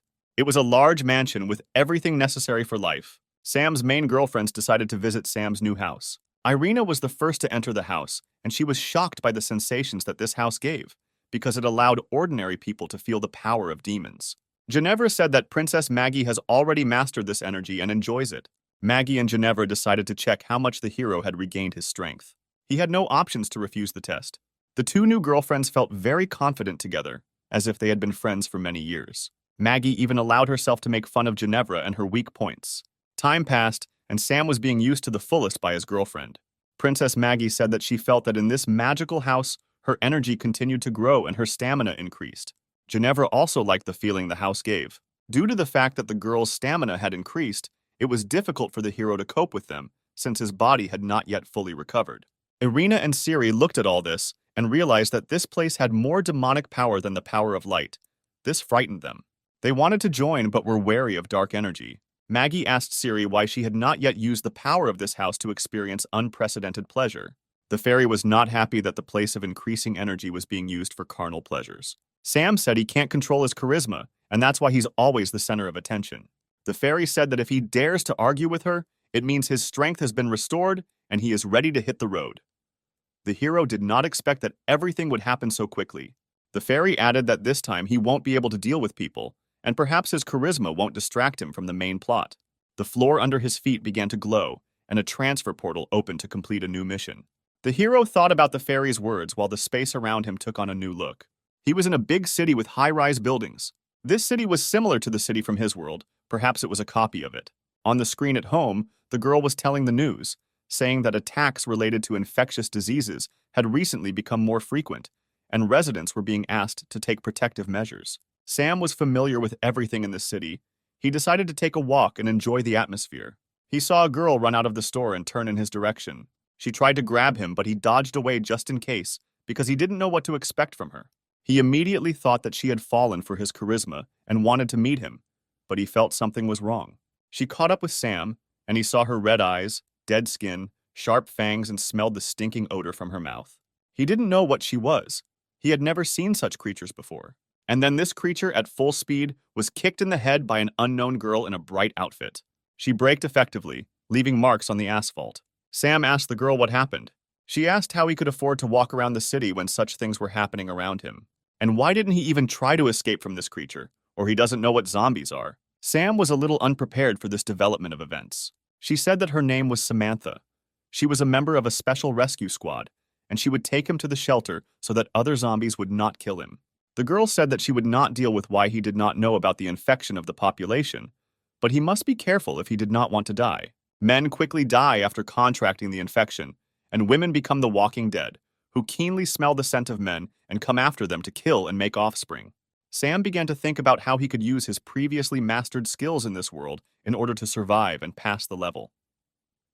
First, he decided to meet a girl to learn more about the situation and introduced himself as Sam. But as soon as he said this, sharp tentacles flew at them from above. The girl with a quick kick brought him out from under the attack of the tentacles. An agile zombie with tentacles stood on a lamppost and was ready to attack again. The zombie was not going to let Sam and his new girlfriend Samantha think. She screamed for Sam to run away, and she would delay the enemy. She pointed the gun at the zombie and started shooting. but the bullets flew off him like from a steel wall, and she failed to harm the enemy. The pistol was knocked out of Samantha's hands by the blow of the tentacles, and it flew towards Sam. He caught it with a flick of his hand. He decided to use a pistol since his magical skills were blocked. The girl shouted at him not to try to shoot at the zombies, because without training he would not be able to hit the target accurately, but would only anger the enemy. Sam told her not to worry and quickly logged into the game interface to improve his shooting skills. He traded several of his magical skills for his marksmanship skill. He received confirmation of the skill he had acquired, and he applied it. At the same second, he fired a pistol, pointing it at the enemy. Despite the heavy recoil from this powerful pistol, he knew that he would hit the enemy right where it was vulnerable. And so it happened. From the very first shot, the hero hit the zombie with an accurate shot in the heart. Sam was glad that he could be useful in this fight even without magic. But while the hero was distracted, Samantha grabbed him by the collar and dragged him along with her. Sam did not understand what had happened. But a crowd of zombie girls were already running behind them, ready to pounce on him. Sam realized that his charisma was working against him here. Because of it, more zombies were trying to take over his body. He started running quickly and was able to get into the car. There were keys in it, he started the car, and he and Samantha drove to meet the zombies. They rushed at the car and died under its wheels. The hero asked where he should go in order to leave the area of a large concentration of zombies. The girl said that she did not know for sure, but she needed to go to the hospital, since she was wounded and the infection had begun. Sam pressed the gas pedal and began driving at full speed through the crowds of zombies. Several of the monsters tried to rush at the car, but they were unable to stop it. Sam looked at the dead girls trying to get into the car. He felt sorry for them. But we had to rush to the hospital to save our new girlfriend from infection. The girl thanked the hero and praised his shooting and driving skills. Sam said it was all thanks to the computer racing game Mario. And so they got to the hospital. It was surprising why there was no one in the hospital, because just a day ago there was a rescue squad base here. And then it became clear why there were no people here. A zombie was running towards them at full speed, and again Sam was the target. Before reaching a few meters, the monster was destroyed. The girl asked how early she came to them. Sam thanked the unknown girl and asked who she was. The girl said that her name was Lena, and she was the head of the surgical department. She said that her job requires her to know how to use a scalpel, and she also learned how to kill zombies with it. Samantha asked if they could meet later, because she needed help from a doctor. And then Sam remembered why he was driving so quickly across town to the hospital. Lena said that she doesn't know if she can help Samantha, since a lot of time has passed since the infection, but she will try to see how bad it is. As they walked into the operating room, Sam asked where all the people who were supposed to be in the hospital were. Lena said that everyone was evacuated when zombies attacked the hospital, but they couldn't get through to her because she was sleeping in the morgue, and there was no mobile phone service there. She was forgotten. Lena told Sam to remove Samantha's clothes so the examination could begin as soon as possible. Sam said that he didn't want to offend her, but she needed emergency medical attention. Otherwise, she wouldn't be saved. The girl had no choice. She did not have the strength to undress herself, but had to hurry. The hero undressed the girl and laid her on the operating table. She was very beautiful. Sam could see the infection spreading through his arm. It would be a shame if this girl turned into a zombie. Lena warned that the infection could also be transmitted sexually, and that he didn't even think about it. The examination of Samantha began. Lena tried to identify significant changes in her body. Sam asked what was wrong with Samantha. Lena replied that she should have taken an antiviral drug earlier, but now it is unknown whether something will help her or not. She said that we need to go to the place where antiviral drugs are stored and bring it here. On the way to get the medicine, Sam asked Lena why, after infection, girls turn into zombies and men die. Lena replied that no one knows the exact answer, but probably the virus selects women as reproducers, and men are just a tool that can be thrown away in the process. They walked along a long corridor, and the hero heard someone screaming for help on the street. He looked out the window and saw a guy running along the avenue, followed by a dozen zombie girls. Lena said that you shouldn't pay attention to this guy, because he doesn't have a single chance of survival. Female zombies surrounded the guy. Sam could not quickly move to him to help. He felt very sorry for the guy, but this is natural selection. Lena said that he needs to distance himself from what is happening around him. He will see many more deaths, and therefore there is no need to be nervous and blame himself, because it is impossible to save everyone. The girls, having killed the guy and taken advantage of him, dispersed in different directions with a calm look. For a while, they no longer needed to hunt. There was a smile on the dead guy's face. He did not die a terrible death. Lena said that the virus puts a man's body into a state of continuous arousal, after which it is used until there is not a drop of the required liquid left in it. They say that some guys themselves are looking for thrills and go to certain death. They came to the medical department and began to look for an antiviral drug. It was difficult, since the group of evacuees took almost everything with them. Lena said that if they want to save Samantha, they need to hurry, because the minutes are already counting. The girl will be attacked by a zombie in the form of a nurse. Sam manages to get between Lena and the zombie, but while protecting her, he is bitten by the creature. The zombie bites into the hero's hand and chews it with sharp teeth, bleeding. Lena uses her scalpel and kills the zombie with a blow to the head. The enemy is neutralized, but another problem appears. Lena asks the hero how he feels after being bitten by a zombie, whether excitement is already setting in his body. But Sam doesn't feel anything, only pain in his arm. Lena tells him to take a virus blocker, despite the fact that he does not feel changes in his body, since everyone has their own body, and perhaps it will manifest itself a little later. The hero said that he doesn't see the point in this. He feels good and is not going to die. He asked the girl to give the only medicine to Samantha so that she would have the opportunity to continue the fight against the creatures. They returned to save the sick girl. She was covered in sweat and her body temperature was rising. Lena gave Samantha an injection. All that was left was to wait. When Sam asked if the medicine would help her, Lena replied that they would be able to find out no earlier than in half an hour. Lena said that he should think about himself, because no man has ever survived a zombie bite. Sam said he had already come to terms with his death, but was glad to help another person survive. But he went to the game store and decided to exchange a few more skills for the antidote, because it was too expensive to buy. The girl asked him not to be shy if he wanted to ask her for his last dying wish. Sam said that he had no desires, but only regretted that he had to die in the company of such a beautiful girl, whom he never got to know better. The girl asked him if he really wanted this. Lena began to take off her robe, revealing only her underwear underneath. The hero was a little embarrassed, but inside he was sincerely happy. The girl said that he was bitten because he saved her from death, and now she must repay him if this is truly his last wish. Sam pretended to fulfill his last wish, but had already taken the antidote and knew that he was in no danger. Lena said that they need to be quieter so as not to attract more zombies, as they sensed the excitement in the men's voice. Sam liked to manipulate the doctor. She played by his rules. The girl said that as soon as he runs out of strength and male fluid in his body, he will die immediately. Sam said that he didn't mind dying on such a beautiful and charismatic girl. Their lips intertwined in a passionate kiss, their pulse increasing. Lena felt helpless in the strong hands of the hero. They switched places and now Lena was on top, and the hero lay and tried to restrain the spasms of pleasure. When they finished, the girl asked him to save his strength, because as soon as they ran out, his life would end. She looked at Sam lying on the bed. It seemed that he was no longer breathing. The girl said that she would try to spend her life for the good of people, because he did this for her sake. She began to cover his body with a sheet and said goodbye. Lena didn't understand why she was so sad about this parting, because she was used to seeing people die so often. The hero's hand began to move. She got scared. With an angry look, he got out from under the sheet and rushed at Lena. But at that very second, he was stopped by a powerful kick to the head. He flew across the entire ward, unable to stop.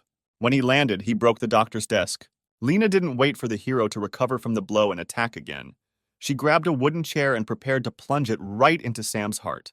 The beaten Sam managed to stop the girl at the last second and say that it was a joke. The girl repeated once again that men do not turn into zombies, but simply die. Sam asked Lena if she was a zombie, because she had so much strength and great speed. The girl said that these were all her reflexes, which she had developed over the years.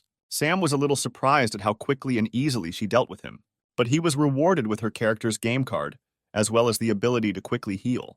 They began to discuss how to use his unique body power, which is capable of resisting the zombie virus.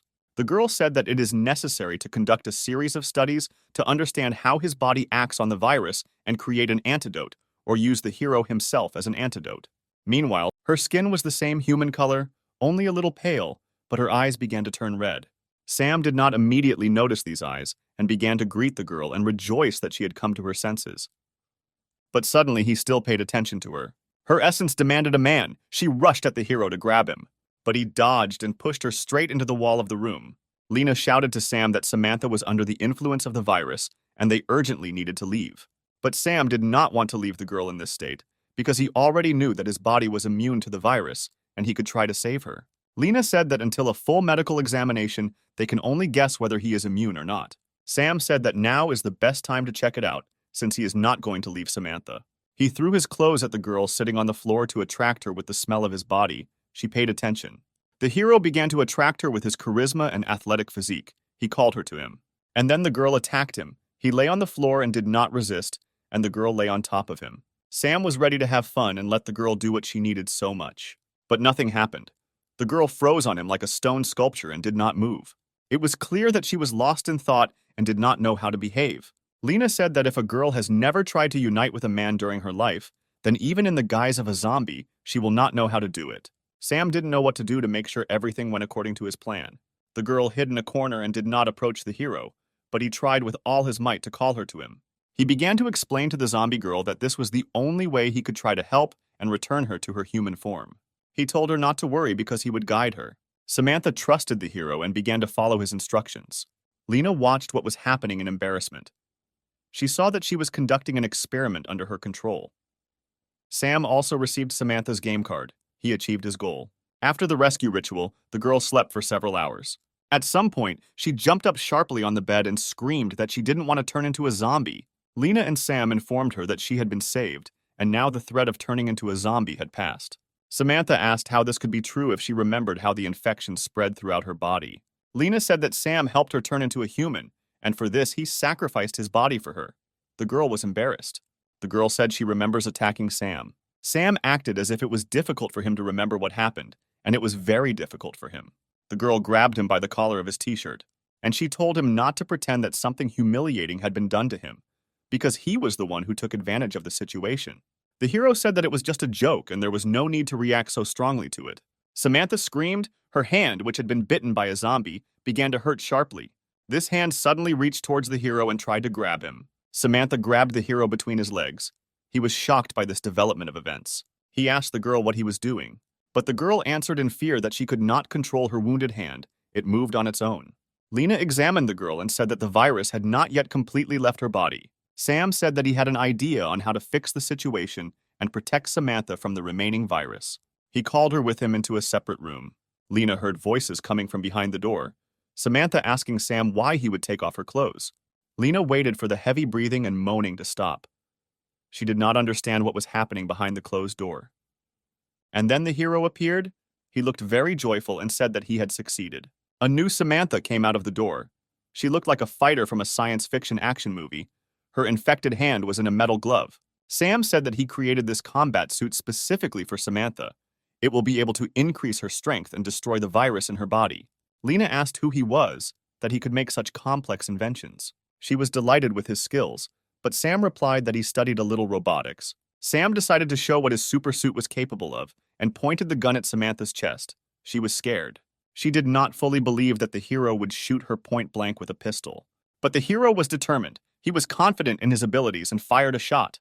The bullet hit the girl right in the chest near the heart, and the shot knocked her slightly off balance. She remained unharmed, and the hero thought that she would now be grateful to him. Sam said that now she is not afraid of ordinary bullets, and accordingly, any blows that are weaker than a bullet. But Samantha did not look happy. It was clear that she was filled with anger. The girl grabbed the gun and stuck it in Sam's mouth, and said that if he shot her again, she would tear it apart with her new universal hand. Lena said that now is not the time to argue, because the world needs to be saved, and Sam is best suited for this. Samantha asked Lena what plan she had developed to save humanity. Sam, wiping his drool, also began to ask questions about how soon Lena would be able to develop an antidote. Lena said that it is high time to understand that the same thing should be done as was done with Samantha, since he is not only not susceptible to the virus, but can also treat people through close contact, then this must be done. Samantha said that first he needs to save 100 people who were part of the resistance unit and were infected. Now they are in quarantine. Sam's sweat dropped when he learned that spending time with 100 zombies was just the beginning of a mission to save the world. Lena said that he would not be able to save so many people with his body, so she needed to develop an antidote so that this virus could be destroyed en masse. Samantha asked Lena if she knew how to create an antidote, to which she replied that she was the best student at her university and also wrote a dissertation on the topic of viruses. But in addition to Sam's blood, she needed the source code of the virus. Samantha said that the source code couldn't be bought now, even on the black market, and asked where they could look for it. The source code was located in the Central City Laboratory, on the 3rd floor in room 308, Lena said. Lena said that she has a twin sister who participated in a secret project related to viruses and told her about it, and then disappeared. The hero told Lena not to worry and leave the investigation of her sister's disappearance to him. He will try to find traces of her presence in the laboratory. The girl said that she has already come to terms with the loss of her sister, because if she can stop the zombie apocalypse, then her sister did not live her life in vain. And if Lena manages to make an antidote, then she will not only save the world, but will also gain eternal fame and wealth. And he will also be able to become the chief physician of the hospital and stop obeying stupid bosses. Samantha was surprised by this answer. Sam and Samantha arrived at the laboratory. Many monsters were roaming around it. They understood that with so many zombies around, it would be difficult for them to get inside the building. But Sam, as always, came up with a brilliant plan. He was going to distract everyone so that his partner could get into the building unnoticed. He took off his t-shirt and invited all the zombies to try a small piece of fresh young meat. They could smell Sam's body and were very excited. Some of them shouted at him to stay where he was. Sam told Samantha that once he got away from them, he would meet her inside, and he sped up. He ran faster and faster and hurried the Walking Dead. He needed to take them as far as possible from the entrance to the building. When the zombies were distracted, Samantha ran as fast as she could towards the laboratory. She understood that Sam was now risking his life to save humanity, and she could not let him down. Sam, meanwhile, led several dozen zombie girls behind him. He decided to get on the bus so that the girls would follow him.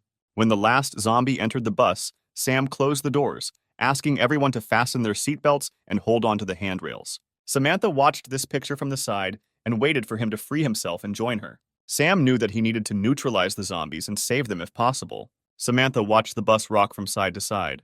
The girls tried to climb out of the windows and asked for help. After a while, each of the girls stood and tried to breathe air. Sam did a good job. But Sam decided that once was not enough, because they still had not begun to turn back into people. Soon Sam left with a feeling of accomplishment. He felt a little hot because he had saved so many girls in a row. Samantha met him as he got off the bus, but he was surprised why she didn't take advantage of the time he'd bought especially for her. She replied that she could not get in because the doors were bulletproof. This once again confirmed for Sam that they were on the right track, because who would put such protection on an ordinary laboratory? He said it was worth trying out the equipment he made for Samantha. She replied that she did not yet know how to use the new metal hand. The hero said that she is directly connected to the brain, and if she imagines a weapon in her thoughts, her hand will turn into this weapon. The girl said that if this was such a joke, she would kill him. She began to concentrate on laser weapons, which were capable of opening a thick metal door like a tin can. The hand obeyed her. She felt how it was being rebuilt. And just minutes later, the door was almost opened by a laser beam of light. Samantha was delighted with what she could do with her new hand. But Sam said now is not the time to be surprised, because they are in danger. And indeed, the laboratory was filled with monsters. But they were a little different from those on the bus. Samantha said that these are stalker-level zombies, since they have been converted for a long time, and now they only want to kill. And they also have enormous power. Sam asked how many levels of zombies there were. The girl said that the most important division is between those who can still be saved, who have turned recently, and those who have already lost their minds. These zombies no longer hunt for the entire body of men, they only need their brains, and the one killed will not die in pleasure. Sam said that this was very good, and he would not be ashamed that he did not even try to save these. Samantha asked to underestimate the guy of these high-level monsters. They can cause a lot of trouble. Sam pulled out 2 huge pistols from the sacred stone, which have an unlimited number of cartridges and incredible killing power. He warned the monsters for the last time that he would shoot if they attacked him. But judging by the girls' growls, they did not hear him or did not understand him. And then Sam showed his skills in shooting a pistol and began hitting zombies with shots to the head. Thanks to his skills, Sam never missed and every shot hit the target. The girl understood that the weapon in the hero's hands was a non-standard pistol. Otherwise, the bullets would have bounced off the zombies like they were off a wall. While the girl was watching, they began to walk around her from behind. The zombie tried to use his long tongue to kill Samantha, but she already knew how to use her new arm and imagined a new weapon in her head. A sharp, double-sided, huge blade was preparing to meet the attacker. With a striking blow, Samantha overtook the enemy. Only once was enough. The attacker's body scattered in different directions, as did the blood that filled the entire space around. Samantha strikingly struck a winning pose. It was disgusting to feel dirty blood on my body. The hero said that the suit has a cleaning function and she can try it. The girl was again surprised by such technologies. She liked her costume more and more. Mechanical arms with brushes emerged from the suit and began cleaning. Sam said that these brushes could clean even the most hidden corners of her body and suit. The girl was embarrassed. She felt the cleaning work. Sam asked if she liked feeling such soft and gentle brushes on her body. The girl was embarrassed. She had just experienced a surge of pleasure on the battlefield. Suddenly, the ground began to shake underfoot. The building swayed from side to side. Something huge began to break out of the ground. The heroes began to worry about whether they could get out of this building alive. A huge, fat, purple monster of terrible size came out. Samantha said that there was no point in engaging in battle with this monster because their strengths were unequal. She suggested that they go in different directions and meet in room 308 after escaping. Sam did not come up with a better plan, but simply began to run away, wishing his partner good luck. But since the monster was also a female zombie, she began to catch up with the hero because only men attracted her. She ran very fast and the word man was heard in her growl. A new rescue plan could not be born in Sam's head out of fear. He simply ran as fast as he could. The monster was getting closer and closer with every second. The chances of escaping were disappearing before our eyes. A huge force leap smashed the floor to pieces. Due to the resulting chaos, the monster could not see where Sam had disappeared. Sam ran into some room and hid. He was very tired and understood that if he had not hidden, he would have been crushed like a cake. His gaze fell on the huge incubators. Perhaps someone was being raised in them. He began to look more closely at the incubators, trying to see what kind of animals were growing there. He was amazed that small children were being raised in the incubator. He didn't understand how they survived, because the zombie apocalypse had begun quite a long time ago. He came closer, wondering if he had found a holy place. But the child opened his eyes and turned his head towards the hero. And now he had already broken the glass and jumped straight at Sam. It happened very quickly, and the hero did not have time to jump away. The little zombie bit his hand. Before Sam had time to come to his senses, he heard the crash of other incubators and the glass shattered. And new little zombies crawled towards him. They wanted to play. Sam didn't know what to do right. They are children, but zombies, whether to kill or save, and whether it is even possible to save them. Sam decided to call a friend because he didn't know how to deal with children, and he needed help. And then she appeared, a beautiful girl. Irina appeared in front of the hero and was a little dumbfounded by such a sudden movement in space. She asked what help her beloved friend needed. Sam said that he would explain the whole situation to her later, but now he needs to deal with small children and laughed at the end. Irina said that she felt black energy from them, and they were no longer children, but terrible monsters. The girl began to use a spell to split black energy. The room was illuminated with light. The monsters began to dissolve in the sacred light, and children's crying was heard. Sam said that he was very glad to see her, thanked her for her help, and asked what she was wearing. The girl said that she was in the store and was choosing an outfit for herself, so that when he returned she would give him herself in this outfit. But suddenly she was called into this world. Sam said that he liked her gift and could accept it in advance, that is, right now. The girl asked if he had time now, because they were saving the world from evil. Suddenly, Sam's recently bitten hand suddenly began to hurt. Irina asked what was happening to him and how to help him. Sam said that he was probably infected with an infection that one of the little zombies gave him through a bite. Irina said that it was necessary to suck the poison out of his body to stop the spread of infection. Sam asked why suck out the poison if she knows many spells to neutralize the poison in the body. But the girl had already grabbed his hand and began to suck the poison out of the wound. Sam asked if it would harm her own body, since she could get infected too. The girl said that her body is immune to most poisons and toxins around the world. She looked into his eyes and suddenly her expression changed. Irina said that the wound on her hand was too small and that the poison needed to be sucked out from a more effective place. Sam didn't understand whether he and his charisma were to blame for what the girl had just proposed to do. Irina told the hero not to worry, she would be able to block the spread of the poison and save him. Sam was pleased to feel the poison leaving his body. The girl asked him to be careful next time and not expose himself to the bites of these creatures. Maggie and Siri stood and discussed the fact that Irina had disappeared and had been gone for a long time. They realized that Sam had called her and were jealous. Maggie asked Siri why he didn't call her, what happened the last time between them. The princess said that there was nothing wrong, she was just helping him solve a few problems. And then the younger sister burst into tears. She was upset that the hero did not call her, but Maggie said not to be upset, because she had never been called, unlike them. And then Irina appeared. Sweat flowed from her forehead, and she felt short of breath. Siri asked what they were doing with the hero. The girl could not answer, because she had poison from Sam's body in her mouth. The girls continued to ask questions, but Irina still could not answer. And so the girl swallowed the contents of her mouth, winced, and was able to answer. The poison stuck a little in my throat and I had to swallow a lot of liquid.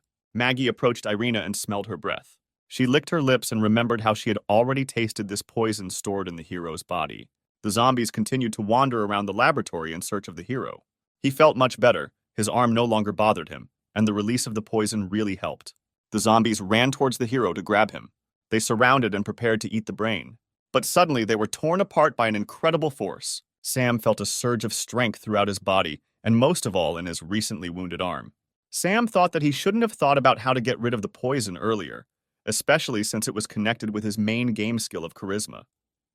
Next, Sam saw a gaming artifact in the form of a stone on the floor. Apparently, it was very expensive and emitted a lot of magical energy, which is of little use to him in this game world.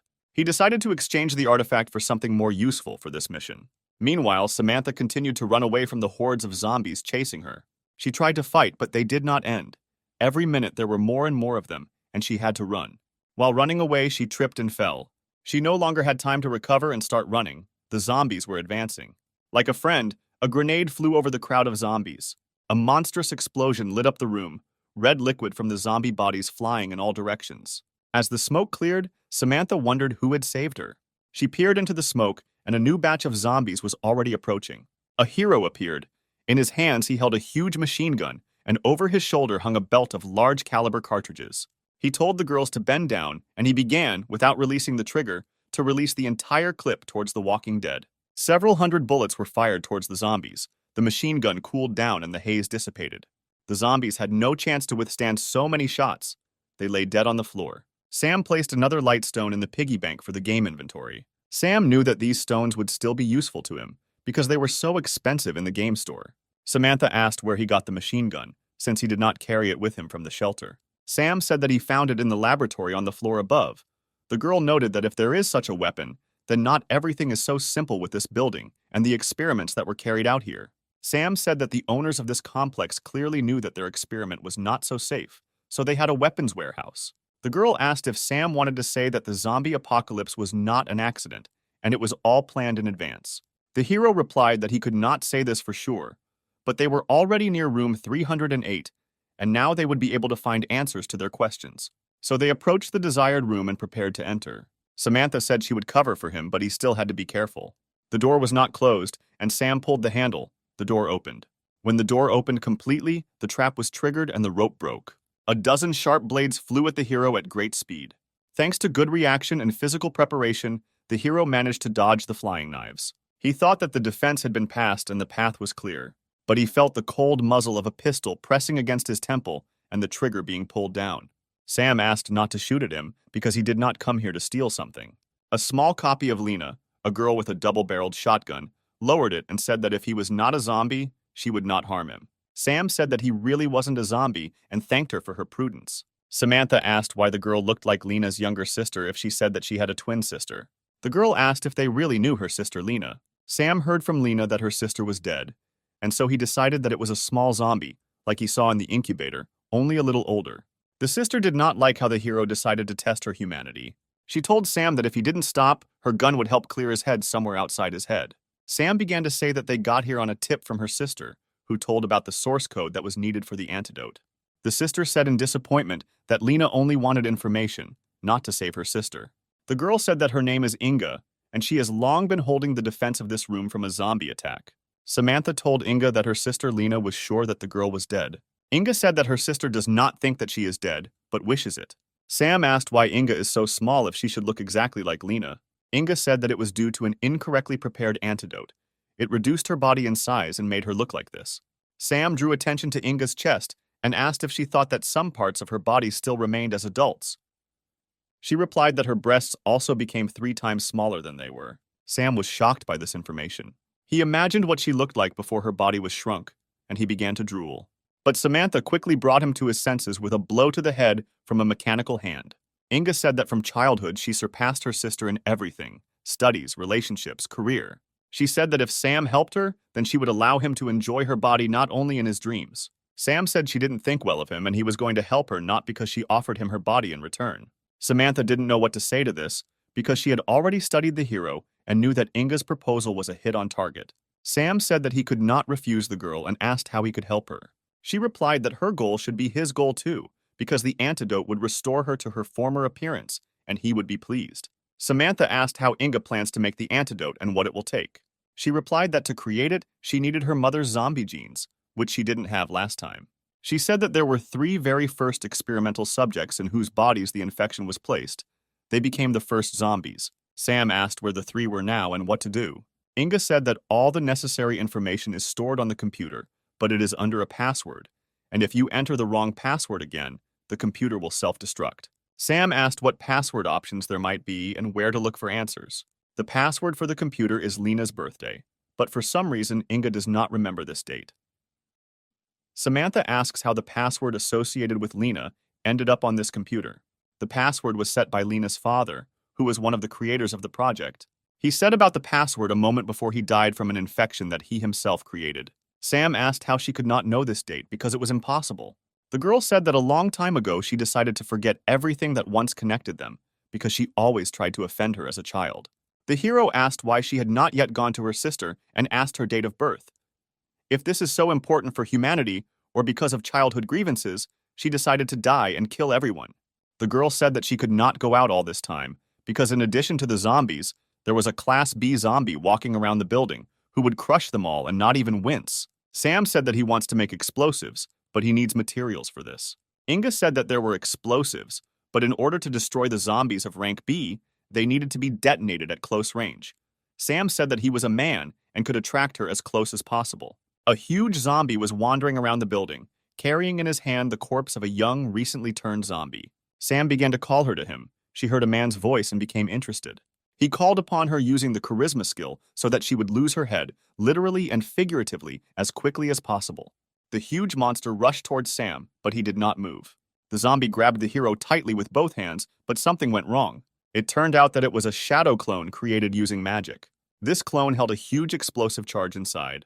There was an explosion, fire, and blood scattered in different directions. And another magical artifact from the collection of the most expensive ones fell out of the monster. Sam took it and was glad that his plan worked exactly as intended. The girls discussed the hero, saying that despite the fact that he is full of secrets, he can be trusted. He is a good person. The heroes got into the car and headed to Lena, who was waiting for them in her hospital. When they returned, they said that they had good news for her. Samantha asked Sam to be quiet, as she noticed that Lena was resting. Lena was indeed sleeping on the sofa in her office. She was not wearing a robe, and her skirt had ridden up so that her pink underwear was visible. Sam said that they need to wake her up quickly and ask her date of birth, because it is very important. Inga said that she can endure this until the morning, because she is also tired and is not going to look for an antidote today. Very strange sisters, Samantha thought. Meanwhile, Sam again felt pain in his arm. Sam said it was the virus getting the better of him again. Samantha asked what should be done to help him. Sam said that he knows one way that has already helped him, but for this he needs to find several recently turned zombies so that he can get closer to them. The girl said that he destroyed all the zombies in this building, and now they will not find zombies. Sam asked Samantha to help him, but she replied that her battle suit would not allow her to do so. Sam replied that this suit has everything covered for situations when she needs to go to the toilet, or for such an emergency as now, there is a button on the back of her neck to rebuild the suit. Samantha pulled her hand behind her neck and felt the button there and pressed it. And indeed, all her private parts were freed from the costume. She was embarrassed, because in her memory, this was the first time Sam saw her without clothes. Sam placed Samantha near the bed where Lena was sleeping, placed her upper body on the bed, and began to work on releasing the virus from her body. Lena was fast asleep and did not hear the heavy breathing of Samantha, who was covering her mouth with a blanket. Sam asked her to be patient so that loud noises would not wake Lena. Sam enjoyed the process. Samantha sighed heavily. She felt good and at the same time ashamed that she had become just a toy. He released the poison from his body directly into Samantha. She felt the zombie poison fill her body, and for a split second, she began to act like a monster. And she even bit Sam on the shoulder through his clothes. He said that he is not against such games and it even turns him on. The girl apologized. She did not understand how a strange force took over her consciousness. Sam said it was okay, but if she wanted to make amends, she could do it.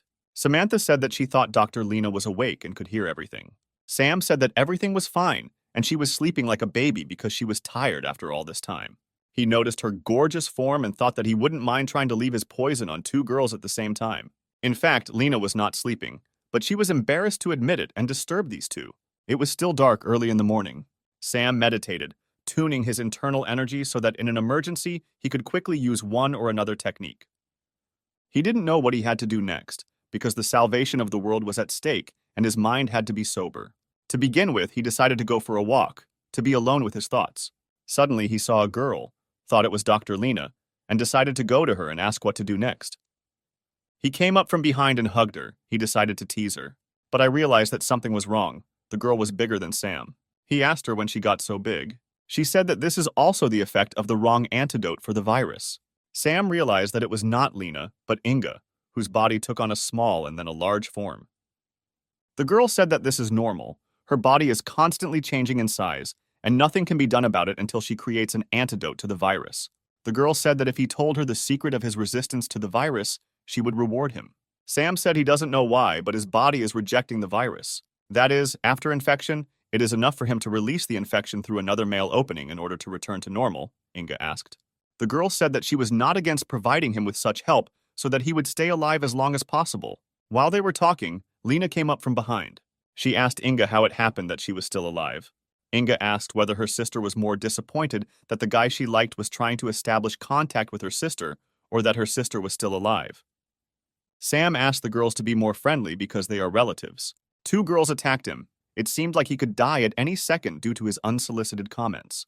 Inga said that there was no point in sorting things out and asked Lena to tell her date of birth in order to unlock her father's computer. There was a photo of one of the sisters on the computer. Lena asked if her father said that this was the date of her birth. Inga said that he simply said about the date, and she concluded that this was the date of birth of his beloved daughter. Sam listened to the sisters' conversation and understood that it would be incredibly difficult to reconcile them. Lena said that what surprises her more than her father's death is that Inga doesn't remember her date of birth. Lena said that, unlike her sister, she remembers her birthday and reached for the computer. Inga tried to stop her, saying that she needed to enter Lena's date of birth and that there was only one chance left to enter the password. Lena said that she herself knows what she is doing and there is no need to interfere. She entered the expected password. It was Inga's date of birth. A photograph appeared on the computer screen of two sisters standing next to their father. Inga was shocked that the password was her date of birth, and not her sister's. Lena said that as a child, she had the wrong impression about their father's attitude towards his daughters, because he treated her so warmly so that Lena would not feel inferior compared to Inga. One day, Lena heard her father say that he considered Inga a genius who would change the world. Inga had tears in her eyes. She didn't know that all this time she had been thinking badly about her loved ones in vain. When she calmed down, she said that even if this was all true, it did not cancel the difficulties she faced in childhood. Lena said that she was not interested in her speculations, and now it was only important to find the first experimental subjects and create an antidote. All data on the 3-0 patients was blocked. Everyone was surprised by this. Inga did not expect anything else from her father. After all, this information cost him a lot. They would have to wait at least 48 hours to unlock it. Sam was only happy about this. They could rest, and in the future a serious battle would await them. To his words, the eldest added that there was a good healing bath here. She was definitely hinting at something. Our hero immediately realized what Mrs. Inga was hinting at. He would be happy to receive help from such a beauty. Lena clenched her fists because Sam was planning something bad with his sister, perhaps some kind of obscenity. Not even a second had passed, Sam began to deny his words, calling the previous dialogue a joke. He was very scared and decided to run away before he was cut to pieces, adding that the sisters should talk to each other. The eldest could not believe that her Lena could be as greedy for handsome men as a vulgar woman.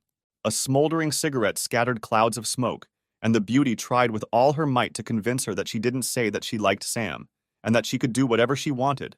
But Lena herself was going to bed. The girl was very glad that her sister took away all the most valuable things throughout her childhood, but here everything will be the other way around.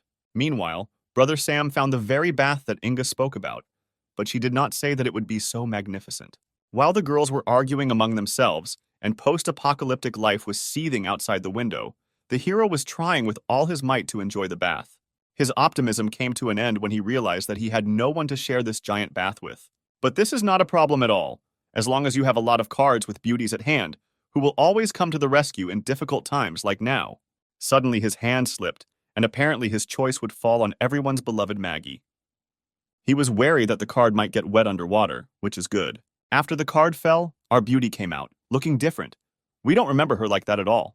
In such attire, she was truly beautiful, and besides, she was glad that it was her turn.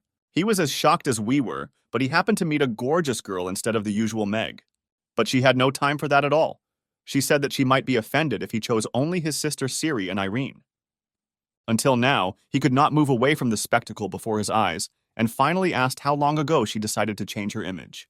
Truly a goddess, I can't stop admiring these curves and shapes. Well, let's get to the point. In fact, she just decided to try something new. But he doesn't like it. He scratched his lips and asked if she herself had noticed anything strange just below. The view from below made her breathe harder, but it was true that at first she did not pay attention to Sam Jr. Without further ado, she began to approach the handsome man to do something most incredible. While she was enjoying the bath and more, a girl entered the bath and called out to him. And here is our Inga. She was so prepared for this meeting that she already inflated the circle and found a suitable swimsuit. Not even a second has passed, and she's already jumping like a bomb into the water, and Sam doesn't understand what she's doing here or what outfit she's wearing. Little by little, she approached him and asked why she couldn't swim in such a cool bathroom. In response, she received strange moans from him. She had nothing more to say to him. She really hoped that her boyfriend didn't do anything bad to himself. Maggie's techniques made it more and more difficult for him. Without thinking, he said that he liked the adult version of Inga better. She didn't like these words, since she was going to prove that all her conditions were ideal. Sam was about to give up. He was at the limit, and the nurse was closer and closer. There was a giant explosion that shocked the big sister beyond belief. 2 days have already passed since that awkward situation. Data on the first patients should have already been unblocked. Their first target will be a beautiful professor with blood type 0, height 167 centimeters, with a compatibility with the virus of more than 90%, weighing 48 kilograms, and her name is Lisa. Sam was surprised that their first patient 0 was a teacher and such a beautiful one. Inga previously knew Lisa since she herself became a volunteer in order to receive sponsorship for the treatment of students, but she did not even dare to expect that she would be chosen. It was then that the hero asked where they would look for her, where she thought she might be.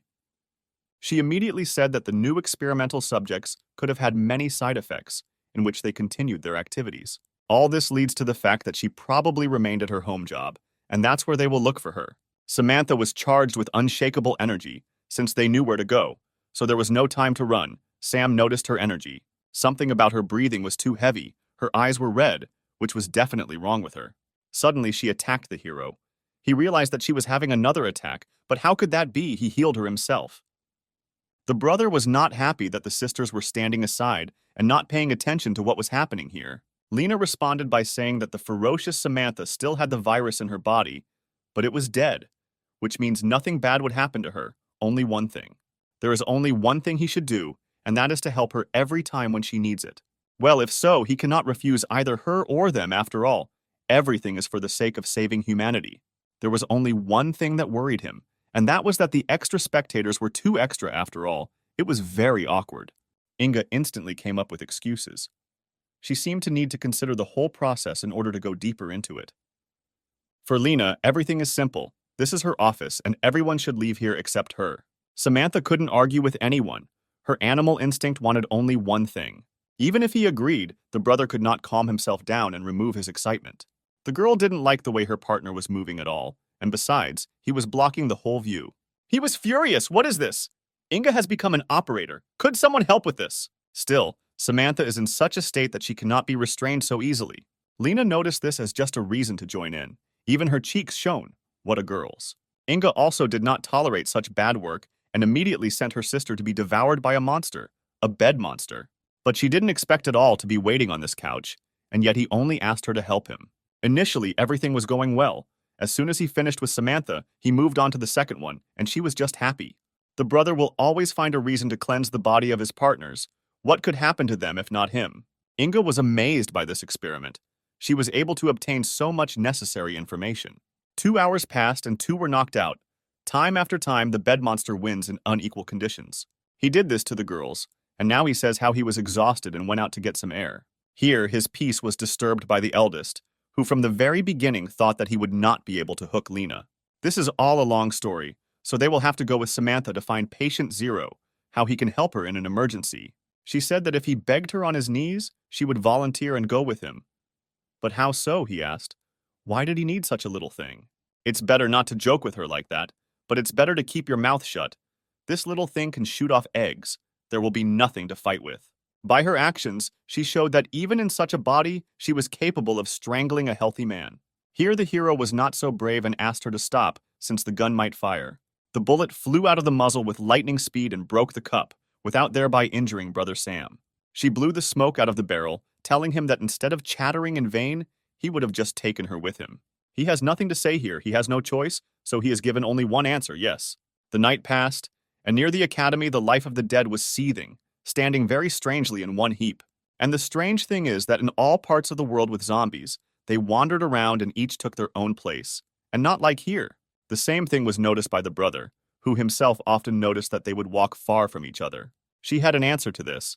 The fact is that the mind of the experimental sample, so to speak, the mother, wants to return to the past, and the zombies themselves fall under its control and obey her.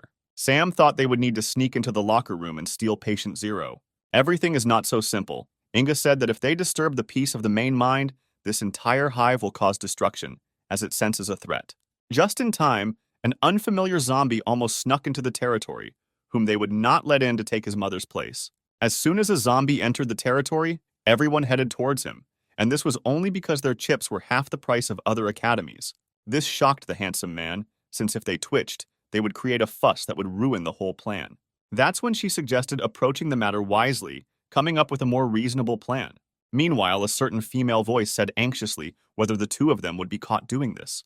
These were two zombie girls who decided, out of necessity, to create one during their studies. Suddenly, Sam intervened in their affairs, who noticed that these two were engaged in such horror, and if anyone noticed, he asked. One of the dead noticed a handsome face in him, which immediately made her flare up. She jumped on him and offered to meet him. She won't always meet the most handsome guy in the world. He was surprised that this generation does this when they are not in a relationship, but when they see handsome men, they jump on them. Just a few moments and the girls rest on the ground. Apparently, they had a hard time. For that, he was able to find clothes for himself and Inge, which would become camouflage for them for the first time. But as soon as he looked down at the little one, he was shocked by her strange appearance, which clearly gave her away. For her, this was not a problem. For mindless zombies, it would do just fine and wouldn't hurt in any way. And besides, they had completed the first and easiest part of the plan. Then they headed to the classroom where our target, Lisa, was teaching, who was drawing something on the board. The zombie professor warned her students that they should listen to her, as the topic would not be easy. In response, she received an unfortunate moo, which endlessly swept throughout the office. Sam asked his partner if she knew why their target was teaching zombies, a teacher of the dead. Scary. According to the beauty, Lisa is a mother's mind and sees all the girls in the audience completely differently. This is roughly how she sees all the students, whose smiles shine and their skin shimmers in the light. She was not at all happy with those two scoundrels, since they disrupted her lesson, and this is disrespect for the teacher. Her words were followed by a surprise chalk attack. They had better dodge, otherwise it wouldn't bode well for them. He suspected this was a great danger. What could happen to him if he collided with the chalk at point-blank range? Fortunately, he managed to avoid the blow, but it only hit a neighbor behind her, who almost flew off her chair. He was horrified. Somehow he immediately turned pale, because he realized that this teacher could easily kill. Meanwhile, the lesson was over, and she was about to go to her office, saying that she would be waiting for the talkers. Lisa left the office, and Sam realized that this would be the perfect opportunity for him to get all the bodily fluids from patient zero. Only Inga warned him that he could not use force against her, as this would put the entire academy on notice. Everything led to the fact that he would have to make Mrs. Elizabeth fall in love with him in order to achieve his goal. According to the little one's first plan, everything should have gone so that she would warm the heart of the cold queen with her cute little face. In his vision, he saw all the delights of this plan, how Professor Lisa would personally teach him additional classes. He hit the table with his hand and screamed that he couldn't play with the feelings of his dear teacher. But still, he apologized to Mrs. Elizabeth in advance that he was doing this only for the sake of saving humanity. Only Inga knows how, at the moment when he gathered his courage and imagined all the delights, to say that she also has a second plan. He won't need this plan. After some time, she herself will see his triumphant return. Silence and disorder reigned in the teachers' rooms. Clearly, there had been no one here for a long time, or no one intelligent. During her work, Lisa constantly thought about how nervous she was becoming. She probably didn't have enough of a man at hand, she said. Before entering, student Sam introduced himself to her and said that he had come for a conversation. Meanwhile, she reminded him of the rules, which state that students can start relationships, but they do not dare disrupt classes. He, of course, understood everything and said that this was not his girlfriend, and he loved someone completely different. For the godlike beauty of the professor, it doesn't matter that he likes someone there. She only cares about his knowledge. But he didn't want to retreat. He suddenly grabbed her tender hand like a silk veil. And finally he said these words, "I like you, Professor." His aggressive flirting technique should work. But it didn't bother her at all. She pulled her hand away from him and said, "Firstly, I'm your teacher. And secondly, I don't like those who don't study in class. He answered with lightning speed that he studied her subject with a heart full of joy and put his soul into knowledge so that he knew all her words. She's seen people like this more than once. Since this is the case, then solve the tasks I personally compiled, and we'll check what you're capable of, she said. Sitting down in front of the assignment form, he asked if he solved everything. He would deserve a kiss. She decided that he would at least start. Somehow she was flattered by this, since this had never happened to her before, but she cannot be fooled by her face alone. Yes, she is still a teacher. Meanwhile, Sam was much more worried. The sweat of despair was dripping from his forehead, and in his head, he did not understand what kind of questions they were. How could this be higher mathematics? Suddenly he remembered about a system in which he could buy whatever he wanted for points. He asked Archimedes, Gauss, Descartes, Lagrange, Pythagoras, and all the outstanding mathematicians of all time to give him knowledge. Now these problems are just baby talk for him. It's not for nothing that he sped up so much when he started writing. Lisa was speechless. Her magnificent eyes became wider and wider as she saw his unsurpassed speed. He stood up confidently and handed her all her assignments, which definitely surprised her. She had never met such a mind. He literally exceeded all her expectations by several heads. The speed was incredible, and everything was right. She couldn't recover from what she saw, but he grabbed her and pressed her lips with his lips, and then they came together. The heroine immediately flared up from this. Her body did not obey her. She could not even push him away from her. Why can't I refuse a kiss? What draws me to him, she asks. Can I really say no to such a smart man? The brother was already hinting at a future together, in which new minds of humanity would be born from their genes. She couldn't do everything so quickly. She was not yet ready for such an important step in life. But he no longer listened to her. He only needs one thing, and that is the goal of saving people or something else. Then students knocked on the door and had some questions specifically for Professor Lisa. She realized that her Sam needed to hide, as the students might suspect them. The hero was furious. What questions could zombies have? How difficult it is to save this world, he said. Two zombie students entered the office and came to her with a very important question. How she understands them remains a secret, but they wanted to understand what they did not understand in the last lesson. She immediately decided to get to work with the girls. Well, what questions do you have? She asked. Under the table, he wondered how powerful she was, what she could do to take over everything here with her mind. But you can't focus yourself only on this, and it came to his mind that he would try his new technique. While a fellow student was doing something with her downstairs, she was explaining an important topic to the girls with great diligence. His technique worked properly, and every emotion imaginable was depicted on her face. The girls became very interested in what was happening to their teacher. Meanwhile, our hero tickled her heels through her tights, thinking that although she was a zombie, she was still sensitive. She tried with all her might to understand to the students that she was just a little unwell today, but her body was trembling, and she couldn't say a word without moaning and groaning. The heat filled her. In this state, she could not work and told the girls to go, and they would deal with the topic tomorrow. Then the beauties came out of the teacher's room and wished the professor all the best, which she deserved. Here she lowered her gaze towards Sam, not understanding what he was doing there. He responded by saying that her legs were too gorgeous. He simply could not resist, and reminded her that she should become his girlfriend, according to the terms of the bet.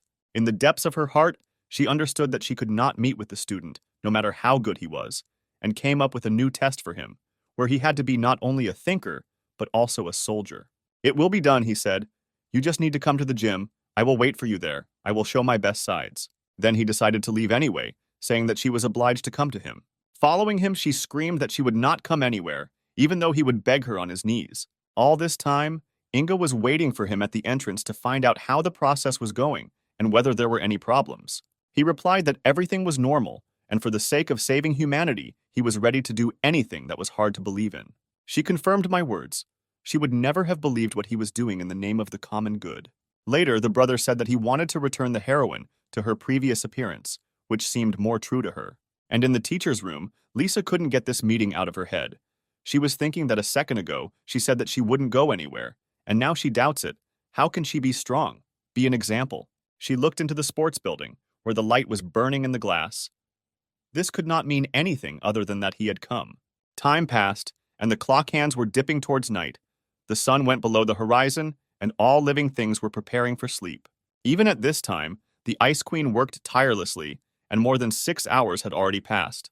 Again, she looked out the window, where she saw the building and the light was still burning in it. What a misfortune. She entered the hall with a roar and screamed, and asked if her student Sam was still there.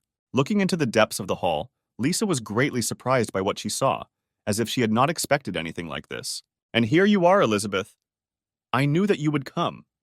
What kind of test will you come up with now for me to become your man? This chatterbox kept saying endlessly. She picked up a nearby basketball and challenged him to shoot 100 three-pointers. He smiled arrogantly and said that it would not be easy, but for her sake he was ready to cut down mountains. Then she tossed the ball and announced the prize, whatever he wanted from her. But deep down, she understood that even Stephen Curry was not capable of this. In fact, he has been secretly training for 2 years and can show something very interesting. But it's true, his dribbling of the ball is very good, but he can still demonstrate something.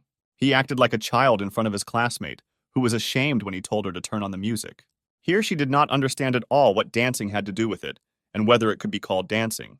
Meanwhile, he threw the 13th ball in a row. So far, everything is going well. At this rate, the victory will be in his hands. The 14th ball also flew into the hoop perfectly, like NBA players. Another throw, only from behind, and once again he misses. 88th three-pointer, and he doesn't even strain, scoring balls with all parts of his body. Victory was his, the 100th hit out of 100. Our hero again fulfilled the professor's conditions. It was not easy for him, as if he had fought with a crowd of zombies near the academy. After this feat, she was seized by a blow to her heart, which beat more and more often. She can already imagine their spring, when the cherry blossoms are in bloom, pink leaves creeping along the tiles of the sidewalks as she and Sam walk hand in hand. This feeling of youth and stupidity overwhelmed her, a feeling of awakened and stormy passion. Am I really young again? Can I walk hand in hand with a handsome young man again and imagine a future together? Lisa asks. The brother noticed how she looked thoughtfully into space and asked why she was so thoughtful. She did not hesitate and laid out everything that she would like to go to the academy with him, watch films, swim in the same bathroom in a hotel, and imagine a future together. He noticed well that she was very worried, and in this state she said everything that was on her mind. Lisa embarrassedly turned her gaze away and said with a trembling voice that everything was completely different. The handsome man approached her and reminded her of her promise. After all, he completed his 100 three-pointers. Now it's her turn. The main thing for her is that none of the teachers and students find out about this. Only one thing, but this, however, turned out to be that she did not know whether he cared about the age difference, because she would grow old while he became an adult. It was then that he covered her mouth with his finger, hinting that she would never say such a thing. Everything is so, for him she is like wine. Every year she only becomes more beautiful, and with him she will always feel like she was 18. Suddenly, a zombie scream echoed in the academy courtyard, which only Lisa understood. She looked to the side and said that there were screams and calls for help, but Sam obviously didn't hear anything and asked if she was mistaken. The heroine jumped out of bed and ran to help the kids. Only in the depths of his soul, Sam realized that he had not heard anything. There was commotion on the street. The girls were running as fast as they could while someone was chasing them. One of the girls was caught in chains by an unknown person. What will await our hero? The hunt for the students was led by the zombie director, who during her lifetime loved to bully her students. This fate carried over into this state. Lisa couldn't believe her words. The director of her academy was mocking her students. What a horror. Before her eyes, everything looked exactly like this. Only she had to take off her rose-colored glasses. And she will see this horror. She lost so much time teaching brainless creatures who cannot even utter a word. The truth appeared before her. She had not seen it like that and spent so much time. Am I really not a person? She asks herself. The big man continued to beat the student, repeating that the mother's mind is strong, but she absorbed it. Before she could think about how to find a new target for punishment, she threw the chain at the professor. There was no face on her. Fear took over her, and she could not escape this attack. Only she must not forget about her lover, who will always come to help in difficult times. The director does not waste time and catches those who fall into her hand. There will be a professor, he will take her. There will be a handsome, handsome man, he will take him. She threw his blade aside. There would be no pity for him, no matter how beautiful he was. This fat girl wanted the same thing as all the zombie girls. They all only wanted to merge with him. He didn't want to have anything to do with such a monster, and immediately said that she was a walking bacon that no one would need. And then came a strong blow to the stomach, which clearly did not do much damage to her. The hand seemed to penetrate into the dough, which did not resist him at all. The director will not tolerate the fact that some student resists her. She will upset him and expel him into the bargain.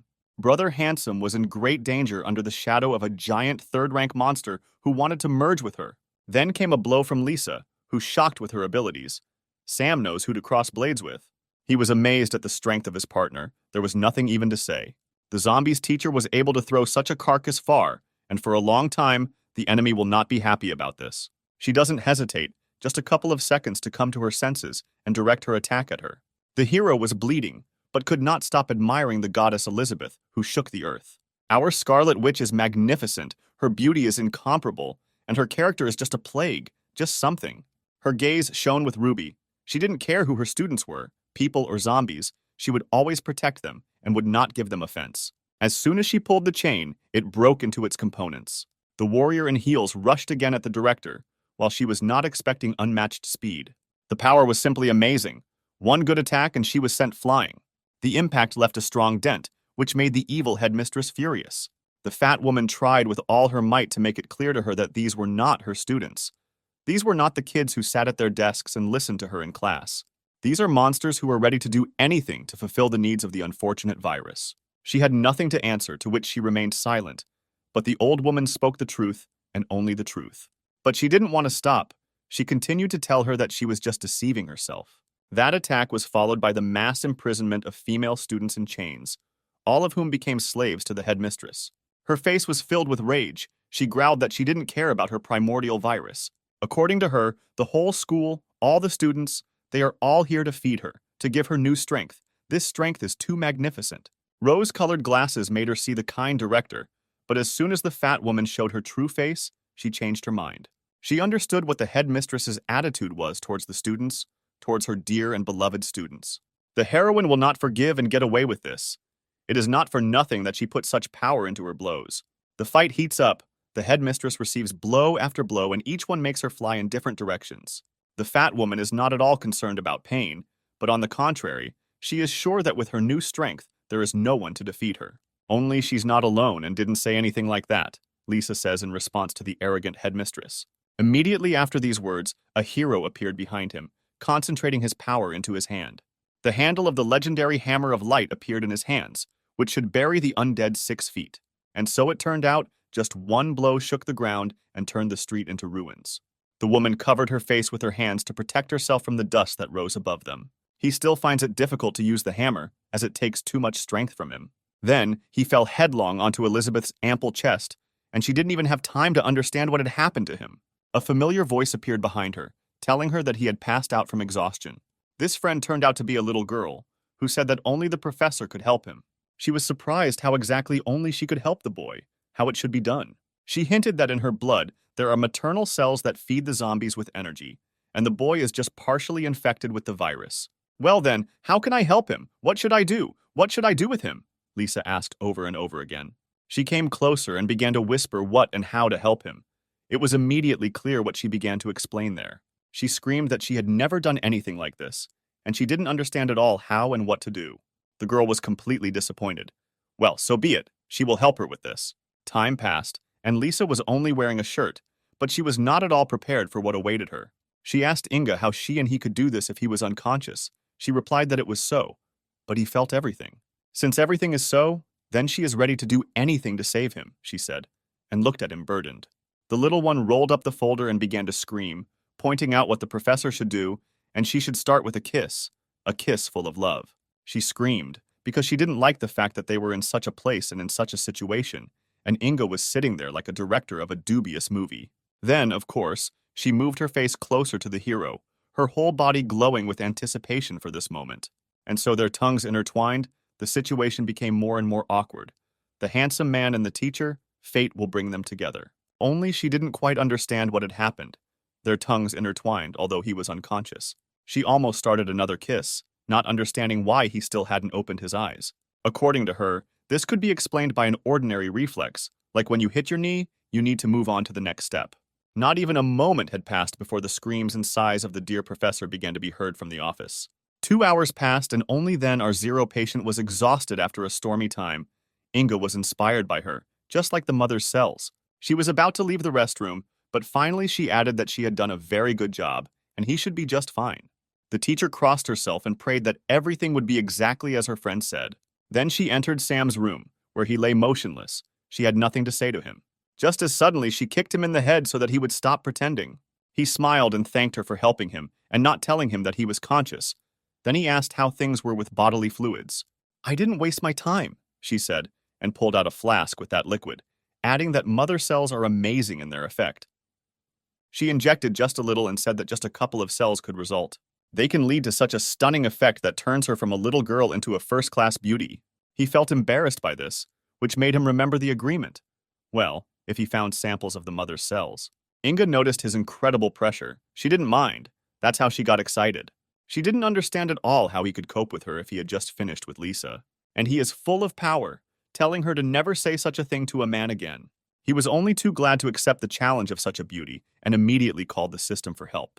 A mysterious bottle appeared in his hands, which, according to statistics, should return all the strength to our hero. He was not going to hesitate and began to swallow the liquid with particular greed. He drank to the last drop of this life-giving water, which should give him a lot of strength. Incredibly, the power overwhelmed him.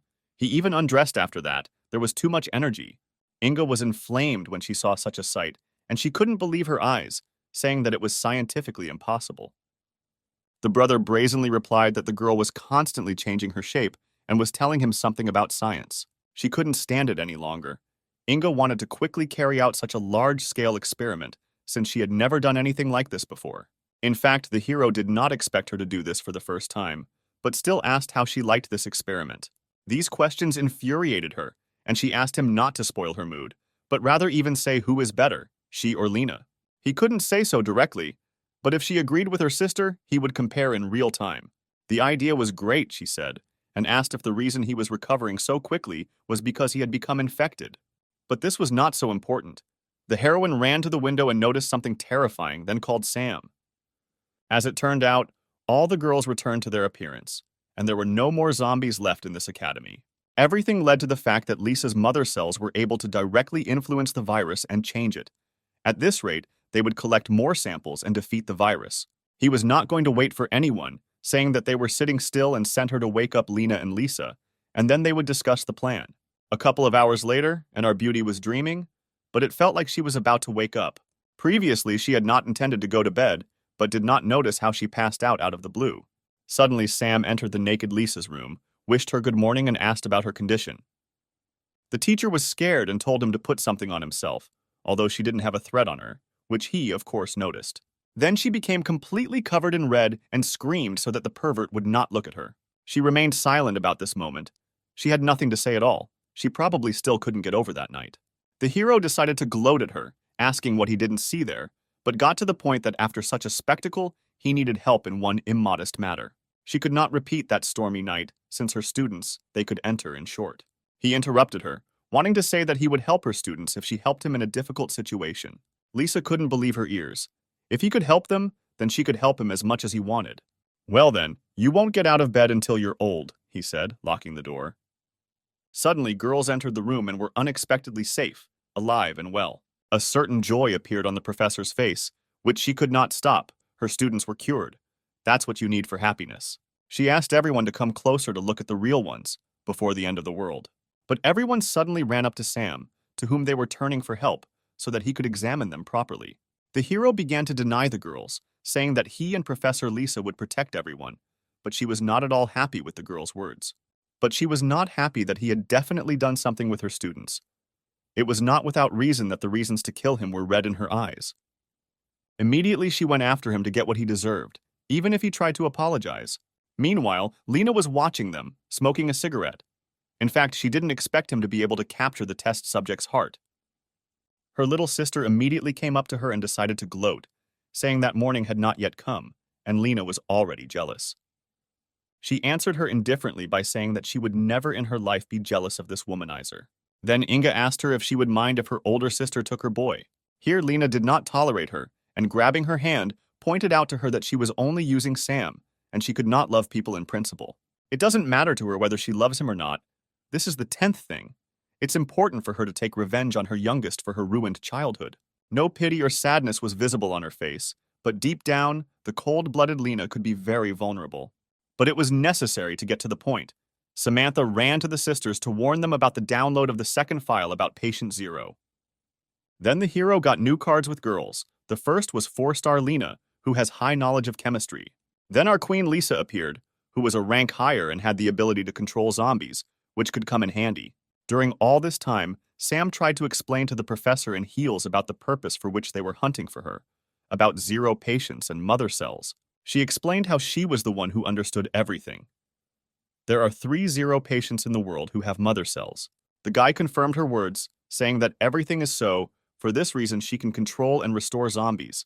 Then Samantha came up and sincerely asked her to help, since with her assistance they could save the world. If so, the girl said, I will help, for the sake of humanity, the world, and my beloved students. Meanwhile, Inga stood at the computer and waited for the download. According to her words, everything went well. A girl appeared on the screen who resembled a singer or an idol of millions. Unexpectedly for everyone, Lisa was able to recognize this young girl. Even she herself was surprised by this. Her name was Betty. Sam didn't know her, which was natural. Then the professor answered that she was a famous pop singer who had recently gained popularity. Almost all the students were her fans. At that moment, he was struck by the fact that the idol of millions would undertake an experiment and take such risks. Inga responded by saying that her throat cancer had worsened at that time, and in order to save her career, she took such a desperate step. The new virus became her salvation, as it turned out. Just then, she was at the peak of her fame. And in the midst of the end of the world, there was supposed to be her long-awaited concert, where all the stands were filled with zombies. Since Lisa can to some extent control zombies, Inga instructs her to go to the concert of her favorite idol to deal with this. She wouldn't mind if it weren't for her students and the academy to protect. Wow, the stadium for one concert was gigantic. I think Betty will be able to surprise us. On the posters, she was very beautiful. It's not for nothing that everyone loves her so much and waits for the moment to hear that voice. The girl did not break for a long time and still went with Sam on a mission, where he warned her that he would protect her from any danger. But for this couple, everything will not be so simple. They are immediately met by a crowd of zombie girls who can smell a man from miles away. As soon as he spoke, the creatures appeared. What bad luck, he said. So be it. He will deal with them. But his partner knows how to surprise much more. She moved her hand towards the girls and shouted at them to stop. They obeyed her unquestioningly, and the zombies stopped, although there was no need for this. She was able to surprise him, since he did not expect this from her, so that she could use zombie control. Lisa confirmed his words, saying that this is true, but the strength weakens the further they are from the academy. She can't even imagine what will happen if there are too many zombies. He wasn't so sure about the latter, since a lot of time had passed since the epidemic, and then he dragged him to the stadium. They might have been lucky if the stadium had not been filled to the brim with fans, but the culprit of the whole event, her sweet voice, is truly enchanting. It's not for nothing that she has so many fans. She is sure that together with her they are ready to tear their voices until dawn. And so it turned out, people were delighted. The girls admired her beauty, her voice, charisma, and confidence. The audience screamed louder than our Betty. Their screams could be heard far beyond the stadium. This mission will turn out to be much more difficult, since the situation with Betty is similar to Lisa, who have inspired their own way of life, and her fans are almost living people. She didn't know how to act, since attacking them head-on would not lead to anything good. He decided to act immediately, without hiding his intentions, in order to clarify to her about the real reality, taking off his rose-colored glasses. Meanwhile, in the dressing room, the magnificent Betty was choosing an outfit for herself, and it would be better to quickly, since the fans would not wait. Only now another person had been waiting for her for a long time, and it was not a fan. It was our hero, who did what he said and did, sneaking into her dressing room. She was very surprised that some guy got into her sacred place and how he did it. He replied that he was not a fan of hers and had not come here to look at the charms at all. He wanted to explain the reality from which she was running away. He poked his finger in her forehead, saying that she and her fans, they are all zombies. Wake up, you fool. Just from her impudent grin, it was somehow alarming, as if this whole situation was to her benefit, as if it had saved her life. Incredibly, she initially understood everything. She understood that her fans, she herself, were bloodthirsty creatures. But she continued to sing her masterpieces to them. He didn't understand, just like us, why she was still here, aware of all this. And for her, it was a real triumph. Fans began to love her much more attention, more merit, and no one blocked her. The other participants blocked her. They took away almost all her glory, which made her envy them. And where are they now? They are not there, Betty said with pleasure. Now she is a solo artist. The fans belong only to her. There is no one else to interfere with on stage. She is, of course, smarter than these mindless zombies, and he better get out of here. Although if he is her fan, Sam interrupted her. He did not wait for the arrogant singer to finish and said that these are not her fans. They occupy the entire stadium because she contains mother cells.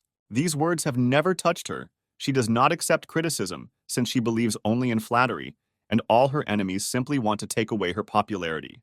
The arrogant beauty decided to finally shut up the insolent man and pressed a strange button on an equally strange remote control. Suddenly, the ground disappeared under his feet. This hole was incredibly deep. What could be there? What a dead fool. Oh, you'll dance with me, the hero said as he flew into the abyss. Finally, land. But what kind of place is this? How to get out of here? What should he do? Suddenly, strange lights began to appear from the darkness. It was definitely some kind of enemy, Sam realized.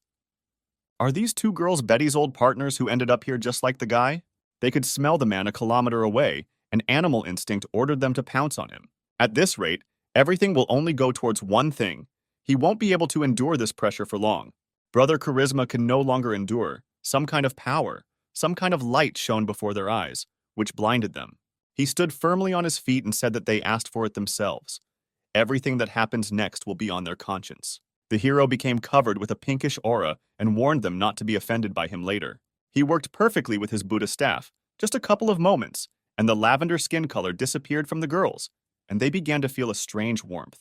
Both did not understand anything, how they returned to their previous state, what happened to them before, a veil of secrecy. Sam had more questions.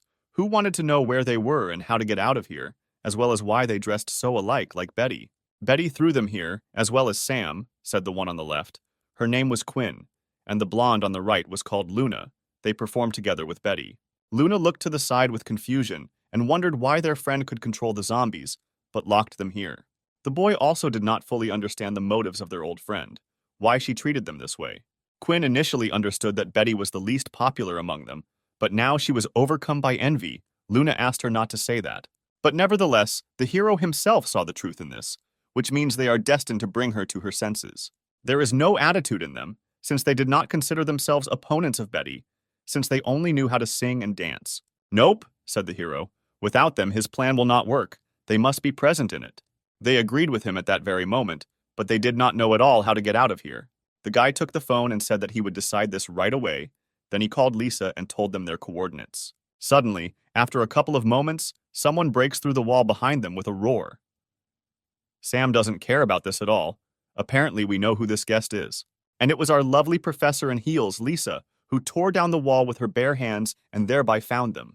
The girls were amazed by this, amazed by their strength, and also by their unsurpassed beauty, which made them shiver. The teacher was not happy with these women. It was not for nothing that she looked at them with such a terrible look.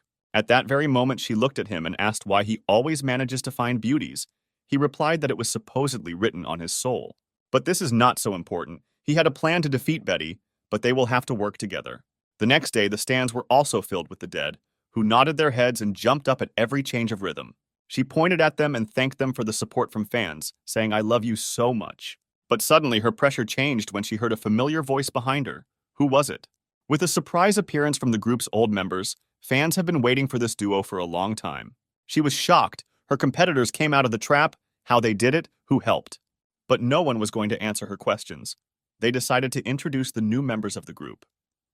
The first to be shown was Lisa, with the interesting pseudonym Lisa Lisa. She was truly ashamed to go out in such an outfit. The new members of the group created a sensation. The audience began to scream with enthusiasm. Among everyone, the only one who was not happy was Betty, who did not understand why they were occupying her stage. Then a girl we knew very well asked Betty if she would accept the challenge from the new group. But our arrogant heroine will not hide her potential, saying that they are no match for her. After all, she has already been on stage for 2 years. But behind the mask of pride, there was hidden the concern of this gray-haired beauty. It was she who stood out most of all with her magnificent face, and besides, she was able to please Betty. And she has the kind of figure that many people dream of, but here it's as if God himself rewarded her. "And don't lose your spirit," said the arrogant singer, slapping herself in the face. She also added that she has all the fans today, so victory is on her side. With her sweet voice, she wanted to attract the attention of fans to herself. She asked them for support. All the stands heard her. They shouted her name back to her. Such devotion. Confidence began to shine in her eyes. These countless fans were on her side. As soon as the beauty from the new group opened her mouth, her heart froze in place. This heavenly voice filled the entire stadium. Betty was shocked by this singing, as if early in the morning she woke up in a lonely house in the middle of the forest. A sultry breeze with the smell of daisies was blowing in her face, and the birds were singing the morning sonata. It was a performance. The audience did not shout to her, as they were trying to listen to her fragile voice, but at the same time, it sounds even more magnificent. Betty's loyal fans began to admire the new artist's voice. Nobody knows her pseudonym, her name, only we guess that our hero decided to transform into a girl with her charming and singing skills. Her fat is worried about the excessive attention on the new singer, why her fans are shouting at her, why they call her Madonna. It's time to start a real show, where our girls will show how to captivate their audience. Their moves were perfect. They looked amazing. Betty could never top them. And all the external beauty was improved by the song of our hero, which caressed the ear. The zombies shouted the name of the new member. They never ceased to admire every word of the songs. Betty began to feel desperate. What was going on, she wondered. Her legs could no longer hold her up. It was a complete fiasco. It only took a few minutes to achieve her defeat. She didn't understand anything. They were her fans. Why they betrayed her? Why did she do all this? Suddenly, someone's hand touched her head. She had no idea what or who was doing it. And it was she who stood. The one who took everything from her. They won. And if she wants to regain her former attention, she must help them save the world. It was clear from her that that arrogant nature had disappeared. In front of Sam stood a completely murdered girl who had already agreed to everything. The rest of the participants were inspired by this, saying that the guy was very interesting. A little time passed, and our hero in the dressing room wanted to quickly return to his usual appearance. If she knew that there would be so many people, she would have conjured smaller breasts. But all this is not so important. He turns into himself. At that very inconvenient moment, Betty, who wanted to know something from her, bursts into the room. He himself understood what an unfortunate situation he was in, since the transformation stopped in the middle and she entered. She tried her best to squeeze out information about how she achieved such attention from fans. This made him very worried, but he still asked her to go out and wait while she changed clothes. Well, Betty is too impatient after all. She decided to help the young star with this. She pulled off her skirt. She had no idea what would be waiting for her a little higher. What she saw made her sigh heavily, yet the transformation first began to take effect in this place. Sam replied that this was the source of the charm and asked if she would like to try it. She became very embarrassed, her cheeks flushed with anticipation, and with a trembling voice she said that she did not dare refuse. Sam came up behind her and began to sweetly whisper if she was ready. She had been for a long time. Puzzled sweat ran down her red cheeks. She couldn't help but accept that this girl was very beautiful, even if she looked a little like a guy. But the last words he whispered in her ear should plunge her into shock. She guessed right, he is the guy, only she herself knows what her surprise was. Screams were heard outside the dressing room, where she asked to stop, but the hero could not be stopped. The blonde did not expect that these two would find a common language so quickly, and even in such a place. Quinn added, biting and licking her lips, that the guy was very reliable, much better than all the guys she had seen. Lisa thought almost the same way. She saw in him much more reliability and strength than they could have imagined. Meanwhile, the extraction of mother cells was in full swing. It was hard for her to breathe. How could such a male be caught? He ordered her to endure. After all, she is the idol of many people, and he helps her with stretching. Only they were interrupted by other beauties, who thought that it would not be fair if he only helped Betty. Unlike Lisa, they could no longer endure it, as they didn't want to either. Betty didn't expect them to come in, but how dare they, she said, stammering. They answered that they had quarreled. No matter who they were, after all, they were a team, and such joys should be shared. The brothers smiled and asked why they have an unspoken rule about this. Quinn replied that of course there is and always has been, and this also applies to you, Sam. The blonde replied that he could consider this a reward for the work he had done, but he should not tell the fans, otherwise they might be upset. Well, if this is how everything turns out, then the guy has only one thing on his mind today. Today they will have large-scale comprehensive physical training, in which all members of the group will take part. A couple of hours later, news was circulating about that concert. Students from that same academy did not stop discussing the new participants. During this time, Betty arrived at the laboratory and introduced herself to the sisters, saying that she was joining their project. Lena added that she is not on stage, and they are not her fans. There is no need to introduce yourself so arrogantly in front of them. Then Inga inserted a few words of her own, asking if she wanted to gain her fan base through them. Betty was puzzled by the words that the cruel sisters said. She did not understand why they treated her this way. Then Sam added his 2 cents, who said that he finally noticed that they were related and that they were very cruel and did not spare people. Inga immediately turned to her beloved Sam, making excuses that everything was completely wrong, and Lena said that she had never seen the eldest shy. There was no time for the hero to argue. He realized that information about the third patient was about to be revealed. which means the time to move forward had come.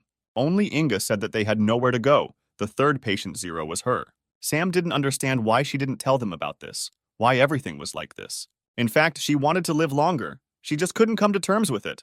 Friend Sam was very scared for the eldest. What did her words mean? She replied that the virus in Betty and Lisa stopped its development at an early stage, but in her it reached the brain. Lena almost dropped her cigarette, which means that if they remove the cells from Betty or Lisa's body, everything will go well. But only Inga's mother cells are in the brain. That's the difficulty, and that's how she will die. The eldest noted that her sister is absolutely right. She will be the great doctor who will save the world.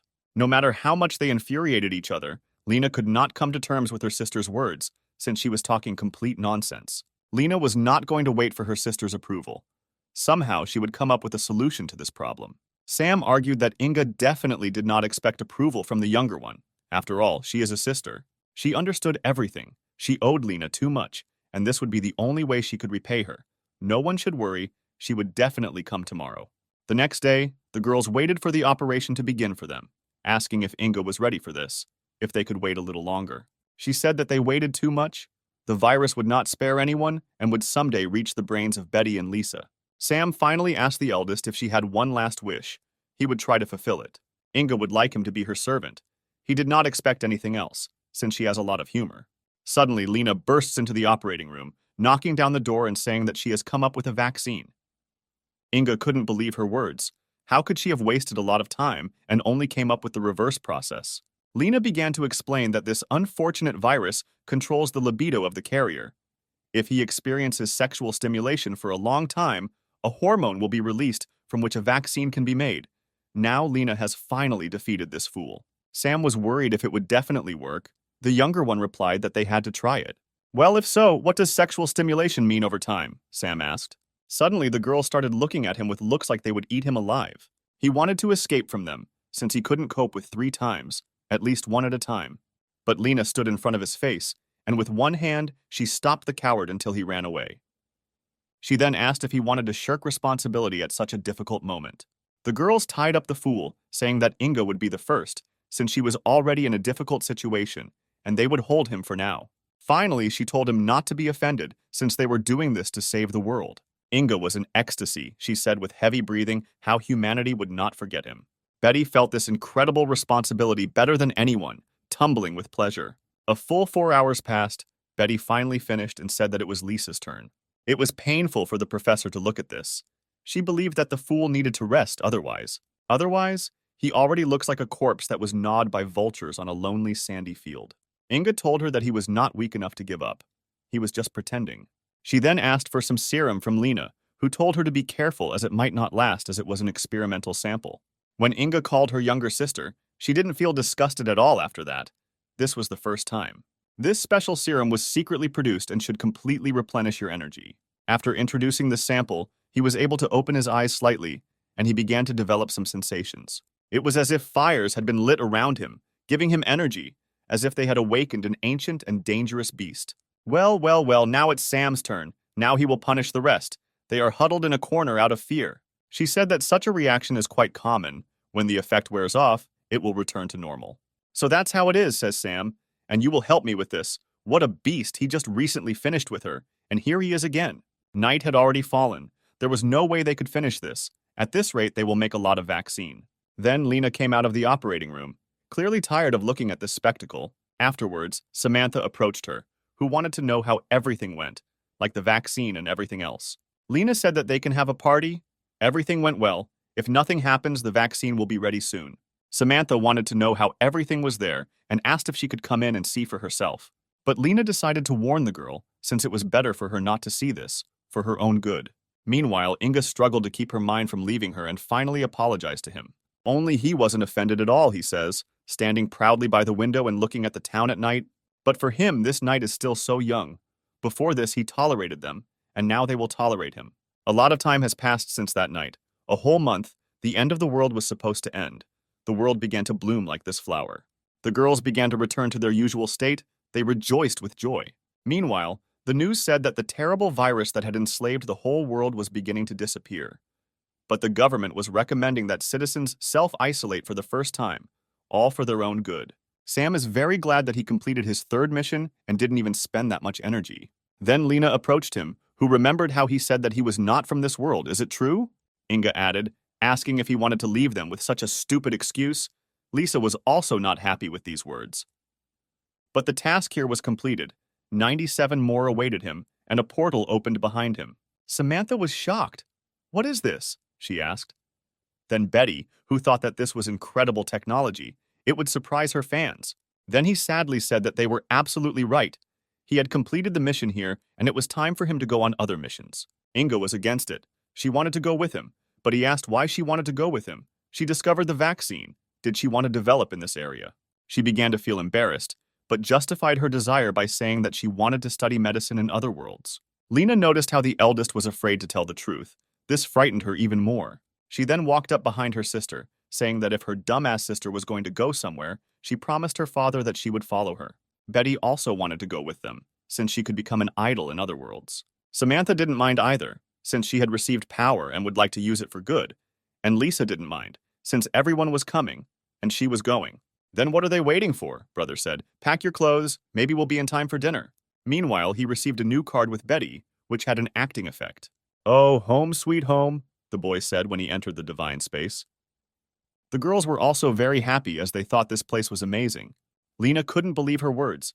They ended up in another place, and Inga was surprised that there was very little competition here. Inga and Lena are not the first twin sisters here, for example, Maggie and Siri, who have been waiting for their beloved Sam for a long time. Older sister Meg was very happy that she won this argument. Siri was clearly not happy. The brother could not understand whether they really had some kind of competition while he was away. In fact, the sisters argued how many girls this womanizer would bring with him, so the eldest suggested that it would be more than 4 for sure. Siri was very angry with him. Can't he really keep his stallion to himself? What a Casanova. He justified himself by saying that he couldn't help himself. That's just his nature. Then Lena asked what kind of outfits they were wearing, some kind of cosplay group or something. Meg decided to make fun of the hero, saying that someone has such needs. This joke was not to his liking, and he decided to explain everything to them from the very beginning, from the beginning of his journey. A lot of time passed, and he finally explained everything to everyone, and now he can rest for a couple of minutes. But suddenly, out of nowhere, some girl with lovely legs appears, who decided to congratulate the hero on something. This is our fairy companion, who was very happy that she was able to complete this difficult task. But why is she so big? Apparently, he was just as surprised as I was otherwise. What made him so surprised by her arrival? She too was surprised why this bastard was all over her with water so suddenly. Finally, she asked him why he was so surprised. He had seen her before. Sam asked her, "Is she by any chance not that little system fairy companion? Why is she so big?" She responded by saying that her size is affected by the level of power of her owner, and her brother had already completed 3 missions. 3 whole tasks, he asked, and I didn't even notice how time flies. That's right, she said. Only she added whether he remembered the first meeting. So then she played the hero, choosing the first characteristic for him. But she didn't expect that he would be able to reveal the potential of charisma. He could not understand why she then tried to harm him, what the motive was, what the goals were. The fairy understood his tactics. He wants to use women to achieve success. Then she decided to teach him a lesson for this. But she only made it better. But at that time, he thought that it was just a game in which there was nothing like that. After this experiment, she realized that her martyr treats women with all sincerity, and now she is counting on his help. He unquestioningly agreed to help her, but for some purpose he began to extend his hand to her. Suddenly he grabbed her cheeks. What was he up to, the fairy wondered. Suddenly he put a bottle in her mouth and began to forcefully drink it. Well, listen to her, he said. She really decided to punish me. Now I'll punish you. Her whole face flushed. She could not understand what he had given her, what kind of drink it was. It was acacia wine. He wanted to give it to some beauty, but since the fairy of 1,000 worlds herself came to him, he gave it to her. She began to not be able to speak since she belongs to the system. Only he will not tolerate such statements, shutting her up. He said that she belongs to him, just like the system in the game. Just as suddenly he pulled himself up to her lips, she didn't even dare to expect it. After the next marathon, he received his illegal glasses, only he was puzzled why there were many times more of them. She replied that these glasses come from her body, and it's better for him not to do that again. Wow, this is a bug in the game, Sam asked with delight. It's a sin not to use this. We should do it more often. She is very ashamed that she treated the system this way. Will she forgive her? The night was stormy. He, yawning, asked where his beloved fairy was. They went to bed together. And here she is, but why is she so small? How is it? Where is that beauty from the night? He couldn't understand, just like us, why she had become so small. Only yesterday she was so big. The fairy replied that it was all his fault. Yesterday he spent a lot of energy, and he also had to return the money he got through a mistake. He replied that he did not take advantage of the mistake, but got all the points through backbreaking labor, and she could suck her points. Well, you asked for it, she said with a catch. This time it will be even more difficult than he thinks. He confidently replied that he had also lived here for several days, so he was ready for anything. Suddenly a portal began to appear under his ass when he was not expecting it at all. He screamed at her to give him time to prepare, but it was too late. This time he ended up in some ancient village in the outback. What did he happen to experience now? Everything in this world was somehow strange. In that very village there lived only men who looked very poor, unlike the women. Some warlike woman asked her companions whether they had collected tribute for this month. He begged the women to stop, since they had already taken everything they had in the village, then asked her to leave them some grain, since they still needed to live. According to her, women here are some kind of deities with a capital D, and they are much stronger than pathetic men. They don't even dare talk to them. It's better to give them the grain in an amicable way. Suddenly, in the middle of all the men, a jock stood up and said that they were women. He was still stronger. Wow, the girl was surprised, saying that a daredevil appeared who showed character. He pointed his fist at the insolent woman, saying that it would be a matter of life and death. Only his fist, full of aspirations, could not be stopped for long. One touch destroyed all his pressure. But he couldn't stop her spank, he couldn't even react to it. One attack was so strong that this big guy fell face first into the dirt. According to the leader, the guy's name was Quint. Then the girl with a straw in her mouth put forward her conditions. Either they simply give them the grain, or she kills several men so that there is enough food for everyone. The rest of the partners didn't care about these weaklings, saying that these non-entities would never become stronger than women, real non-entities. According to the beliefs of the men here, a heavenly man, a holy guy, should come who will save them from this routine. She already has these legends in her heart. Since the beginning of time, women have been superior to men in everything, and their stories are like laughter. After her words, "Our friend falls from heaven," has the legend come true, men can rejoice. It was as if heavenly punishment had fallen on her. God was punishing her for her sinful words. Sam didn't expect to fall right on his head. It hurts a lot, he says. This little guy will always send him away and won't even let him get dressed properly. And he fell right into the bullseye. That arrogant girl was unconscious, and he didn't want problems for himself at the very beginning. Immediately after that, he began to apologize to her for what he had done. He didn't do it on purpose. Panic spread among the girls. They noticed how he defeated the second great queen. Does a heavenly man really exist? They have big problems. They need the help of the first great queen. After all the fears, they took the girl and ran to the queen, who didn't even have time to explain. The leader could not believe his eyes. He defeated the woman, which means Sam is the legendary heavenly man who will save the men. He could not understand anything that this eccentric said, as he was not from this world. Yes, it is true, the man said. A long time ago, women were placed above men. But in their village, there is a legend that their savior, a heavenly man, a messenger will come. In the previous world, there were two deities. Together, they kept balance in this sinful world. Once upon a time, these deities quarreled among themselves. These two were a goddess and a god. Between the battle of love and hatred, the goddess decided to divide the power of God into 5 parts and imprison it in her disciples. After this, the balance completely disappeared. Men, who had lost protection from their patron, began to weaken in front of women, and then it became normal. Everyone got used to it. Finally, it began to dawn on Sam why only men live in this village. What about the legend? Asked a puzzled Sam, sitting on his knees in front of the head. The legend says that a man will fall from heaven to restore the old balance and defeat women. The bro put his hand to his heart and said that he didn't understand half of his words, but he wanted to help them. The power of the god is sealed in the strongest disciples of the goddess. They are all queens of different kingdoms. Only Sam can defeat and collect their power. So the hero doesn't like to beat women, but in order to save the world, he is ready to do this, and where to look for them, he asked. Unfortunately for us, each kingdom is very far from each other. The nearest bandit queen, Maya, has many subordinates, and they collect tribute from the villages. Because of this, they men live poorly here. Suddenly, a man burst into the room with news. Things are bad, he shouted. Queen Mia is advancing towards their village.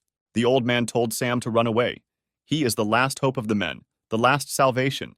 They will detain the bandits. But the hero was not going to retreat halfway, no matter how he was destined to meet her. Meanwhile, in the village, there is a fierce battle in which the men are not destined to win. And here is our beautiful Maya. Unlike all the bandits, she looks beautiful. But here she is looking for the very man who raised his hand against that woman.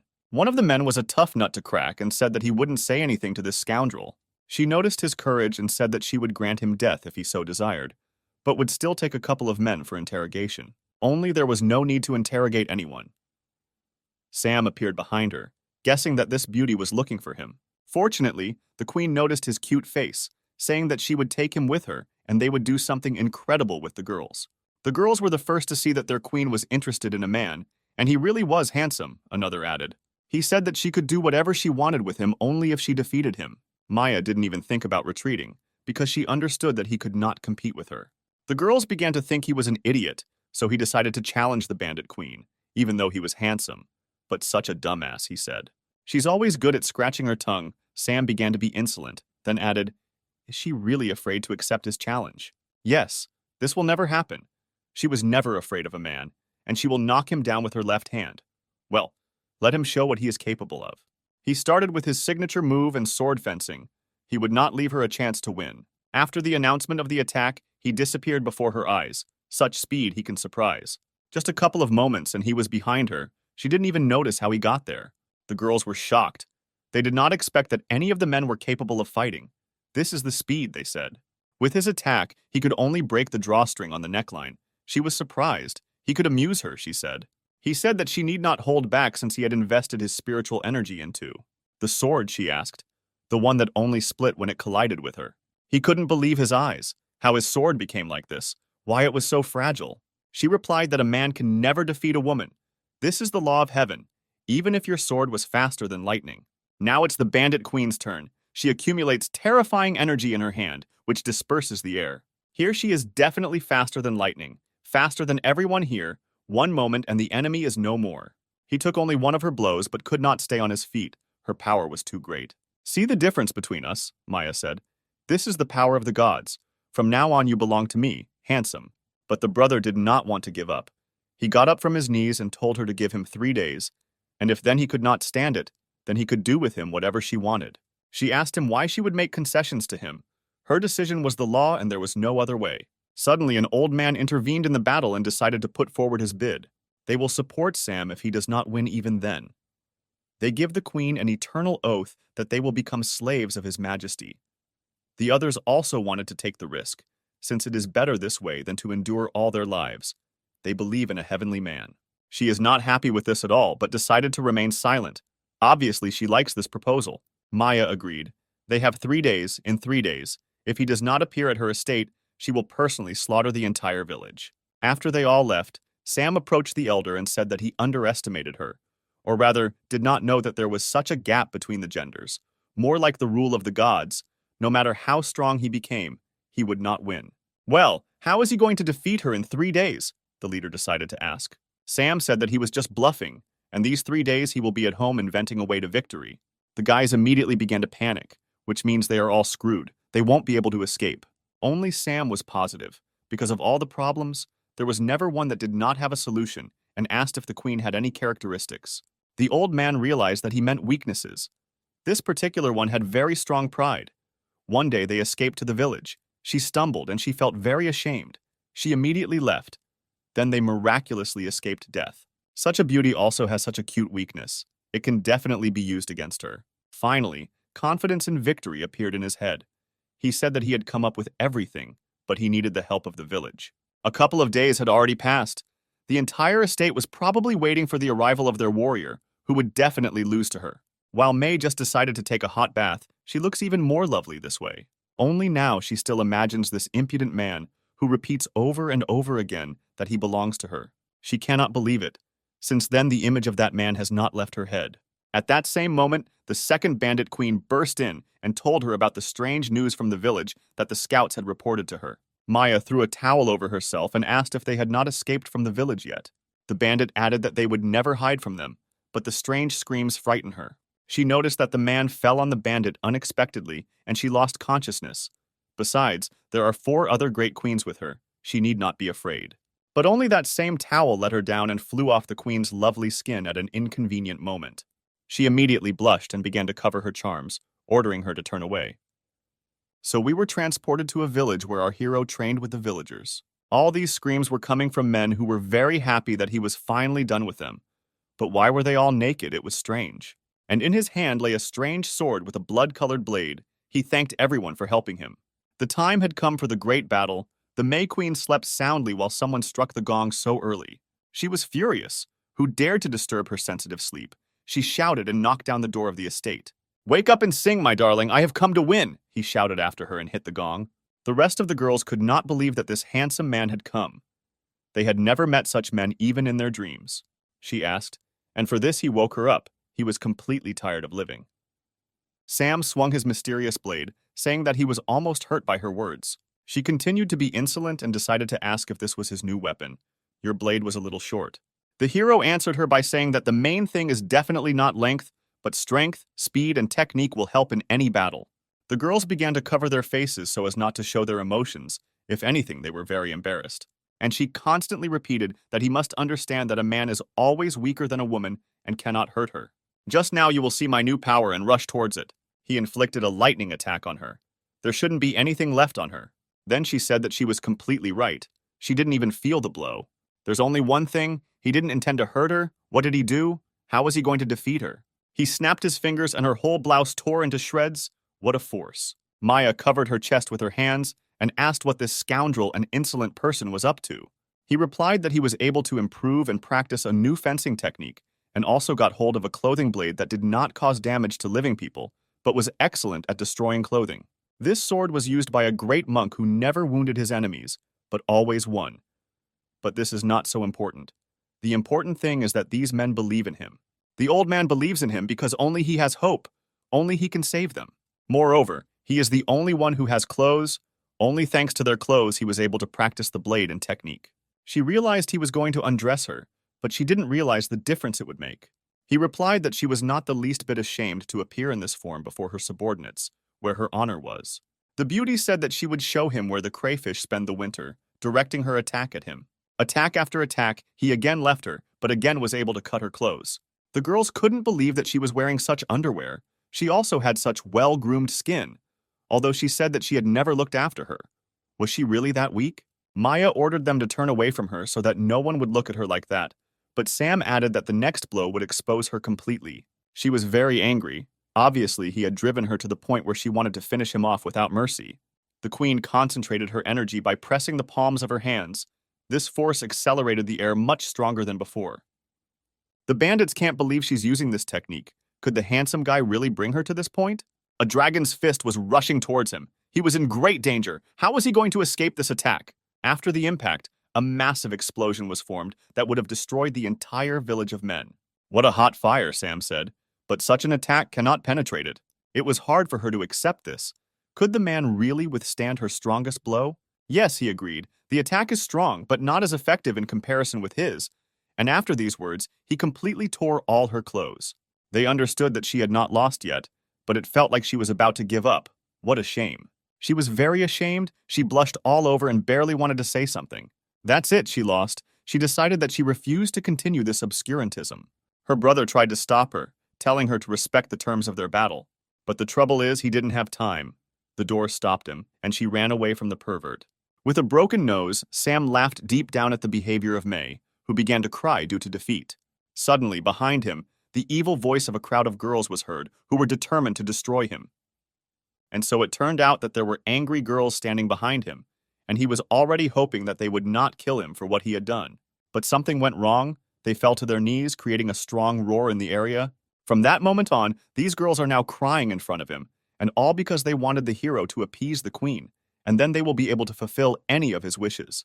He laughed sweetly and said that he would somehow solve this problem, and at the same time he realized that no matter how strong a woman is, she remains a woman.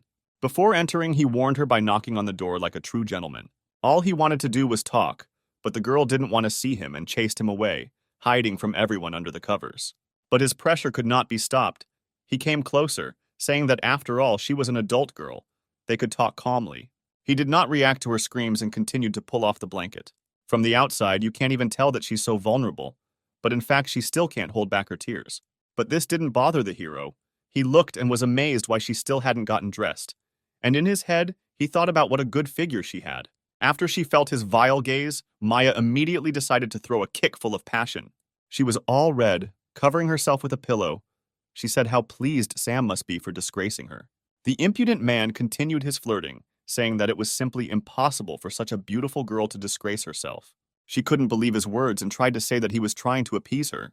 But everything was completely wrong and Sam wanted to prove it, and you already know it yourself. Immediately after his words, there was a kiss as passionate and daring as her blow, and she was very surprised by this. "Well, you asked for it," she said, throwing him down, and she rose above him. Maya realized that he had won after all, which meant that any desire behind her, what he wanted, interested her. His desire was to save all the men in this world, which means that 4 seals must be opened. But how? His appearance made her believe in this absurd legend about a heavenly man, but she could not help in his request. He continued to put pressure on her, saying that she allegedly did not want to accept the conditions of defeat. In fact, all the seals are inside their bodies, and in order to remove them, you need to perform a very interesting ritual. Apparently, he still couldn't understand what ritual she was telling him about. The beauty, shy and looking away, says that this ritual requires male strength to shed her blood. He still can't understand what she's talking about, how a man can hurt a woman if heaven forbids it. The queen began to explain that he did not need to hurt, but to shed blood, to have a child. But still he did not understand anything. She shut him up, saying that she would do this not for her own interests, but only for the sake of the fulfilled condition. Suddenly he began to take the initiative, but such a powerful woman will not allow a sycophant to be above her. The rest of the girls began to look into their secret place, who did not understand where the men got their tales from. Half an hour had already passed, and according to the girls, Maya couldn't figure out what to do here. Sam was already getting desperate. He began to ask questions whether she understood what she was doing at all. She screamed and was very embarrassed. This was the first time she had seen such tales, but now everything should happen. Not even a second had passed after her words, when a column of light of incredible strength and power hit the heavens. The girls were delighted. They did not understand who was creating this strange light. This pillar of light was visible on all the outskirts of the world. Something incredible happened.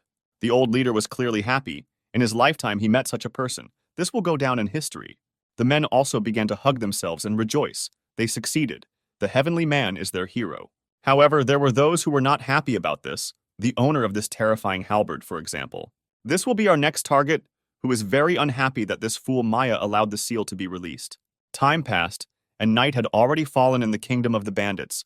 Only the light was still burning in our beauty's estate. Meanwhile, a crowd of envious bandits stood at the door in the morning and stared at it, waiting for something new. And while they watch, their head enjoys all this newness with every thrust. Sam wanted to stop, because it's definitely not easy to do this for the first time. He understands that himself. During all the time in this world, he realized that a strong woman gives him much more strength, and now he needs to improve the experience of endless magic. He sat in the lotus position and burst into flames. A crown of flames appeared above. This was his new power. Suddenly, he found himself in an endless desert, where in the middle of it stood a stone altar with a girl bound in chains. This girl was terribly shackled in these chains. From her torn clothes, one could understand that she had been here for a long time. Suddenly, these chains break, like a rope that has been holding a bridge for hundreds of years. This girl rushed down, her body like a feather falling silently onto the sandy floor. Fortunately, the hero managed to catch her, asking if she was okay, if everything was fine with her.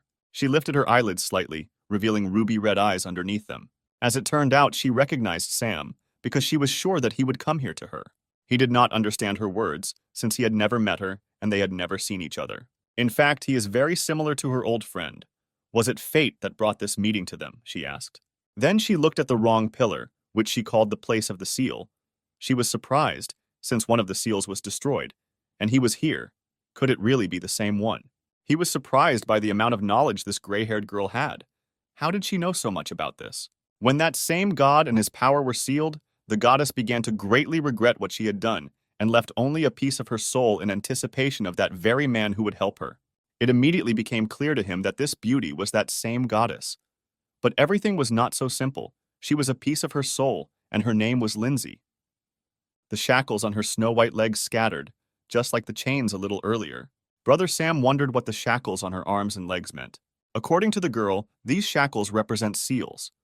He removed one, will remove 3 more, and it will release the power of God and restore the balance of power. Still, he hasn't quite figured it out yet.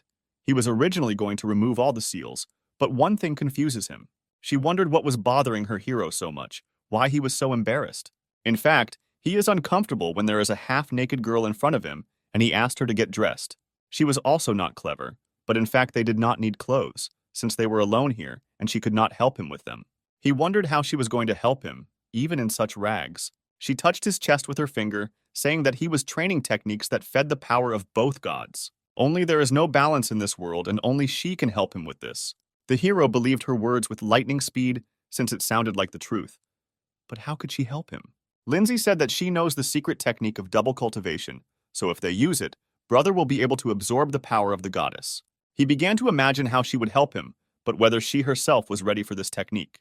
It seemed to her that it was he who underestimated her, since he was located in the place of the press, and Lindsay was able to do things here that she had never dreamed of in reality. Nevertheless, she understands that she is unlikely to cope alone, so here is a new moon phase technique that will create a couple of copies of the goddess. His confidence knows no bounds, since even these three will be no match for him in his favorite activity. Only this was definitely not the end, as she informed him that a real test awaited him behind. Incredibly, behind him stood in a row dozens, if not hundreds of beauties who were already waiting for their turn. As soon as he turned around, the blood rushed to his head.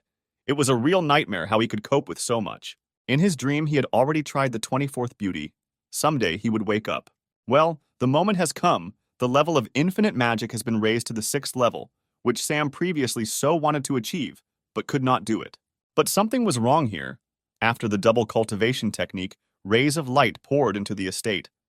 The girls thought that a man could have done this. Suddenly, a man's hand came out of the door, followed by a brutal voice. Sam was surprised that so many girls came to him. He shone with an immense light, but he wanted to try new powers and abilities on these bandits. By adding that every girl who wants to feel like a woman can go, he attracted even more attention. The bandits could not understand what this madman was talking about. They had never heard such a thing. An unpleasant feature of this world is that the opposite sex does not contact each other at all, and they do not even have basic knowledge. Sam thinks about this. But he decided to act differently. All the girls here would feel the same as their leader. The second queen decided to go first, because she didn't know what the bastard was up to. Among the entire crowd, there were those dissatisfied with the decision of the right-hand man of the head. They also wanted to be first. The right hand is the right hand, to be the first. And if you don't like something, you can solve everything in one way, says Clara. The girl answered her by saying that she is not afraid of her. Sam with the tail said that there was no need to quarrel. There was enough for everyone, and they could come in threes at a time. Then Clara turned to him and asked a question. He completely lost his fear, then added that they would only listen to their boss, and he was just a pathetic man. Before she had time to finish, all the girls stood in 3 columns and waited in line. Clara was shocked, but the girls believed that Sam had defeated the queen, which meant he was more important. She didn't even dare to think that everyone would take the man's side so quickly. She still wondered how he would cope with 3 girls at once. Now I'll show you everything, he said, and then he invited her to the estate. 2 were already knocked out. 1 was barely breathing, and the second was already in her 7th sleep. The last and strongest remained. Multiple beads of sweat were running down his face, but he wanted to show Clara more. Our heroine had not yet fully understood what it was like to be a woman, which meant she was not enough. Finally, after a while, they came out with weak legs. The girls had never experienced anything like this. They began to love their lives that night. The bandits were shocked by the condition of the girls.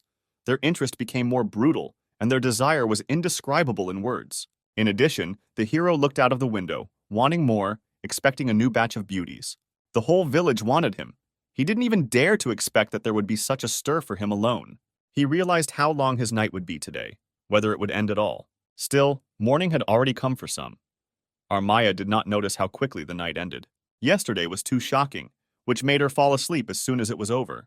As soon as she left the estate, she saw a horror that could not be imagined even in dreams. In front of her lay her charges, who were half naked, but no one was injured. Suddenly, the person responsible for yesterday's event appeared and decided not to wake up the head, since she was sleeping very soundly. It wasn't as important to her as what he did to her innocent girls. For him, it was a duty, since they asked him very willingly, and he could not refuse the lovely ladies. Why is it that our head is so unhappy to hear this? Did our proud queen really want Sam to be hers alone? Maya asked not to talk nonsense from a sick head to a healthy one. It's better to let him say what he will do next. He replied that he was going to destroy the rest of the seals, restoring balance in the world. After the answer, she decided to go on a trip with him, but Sam did not understand why she would do this. Her whole face turned red, but she replied that she could not be here since he had defeated her, and she wanted to see what she would do with the rest of the queens. But how is it possible? Clara asked. Will Mrs. May really leave, and what should they do without her? But it's true that those girls didn't want to be robbers anymore, but they don't know anything else either. Well, Sam always has a solution to any problem. In his case, the bandits will never have to think about food and housing again. As a result, they ended up in the very place that will come to life again, with new colors with these bandits. Seeing so many new guests, Siri was not surprised how this freak could find so many girls. The girls were very happy to see this place. It was very beautiful here, in their opinion, and the man did not lie to them as it turned out. Maggie met them, saying that here they would no longer need to think about food and clothing. This was a real paradise. Clara and the others couldn't believe it. Would it really be that simple? They were sure there was some kind of catch. In fact, he is. Here she will train them to please their master. The younger sister blushed in surprise. It's true, she asked the eldest, who confirmed her words. And when Sam returns, they will definitely be able to surprise him with a dose of pleasure, Meg said. Meanwhile, the main actions will take place in a very gray state. The absolutely colorless walls only worsened the picture of gray masses in the sky. Just at the same moment, a lot of people were heading into the city, drizzled with annoying rain. Sam decided to ask his partner if their goal, the second owner of the power of God and the seal, was in this city. Maya confirmed his words and then added that she rules this city and her name is Cindy. Adjusting his hat, he asked if Maya could introduce her to him, since they were colleagues after all. Everything with Cindy is not so simple. She is very irritable and vain, and they had not communicated in any way before. Moreover, she previously dared to despise one great swordsman, so her image is incredibly dangerous. He began to be insolent to her. Allegedly, Maya was also irritable and vain, only a little more tender. But in their line, it was not so calm. The guards decided not to let the old man through.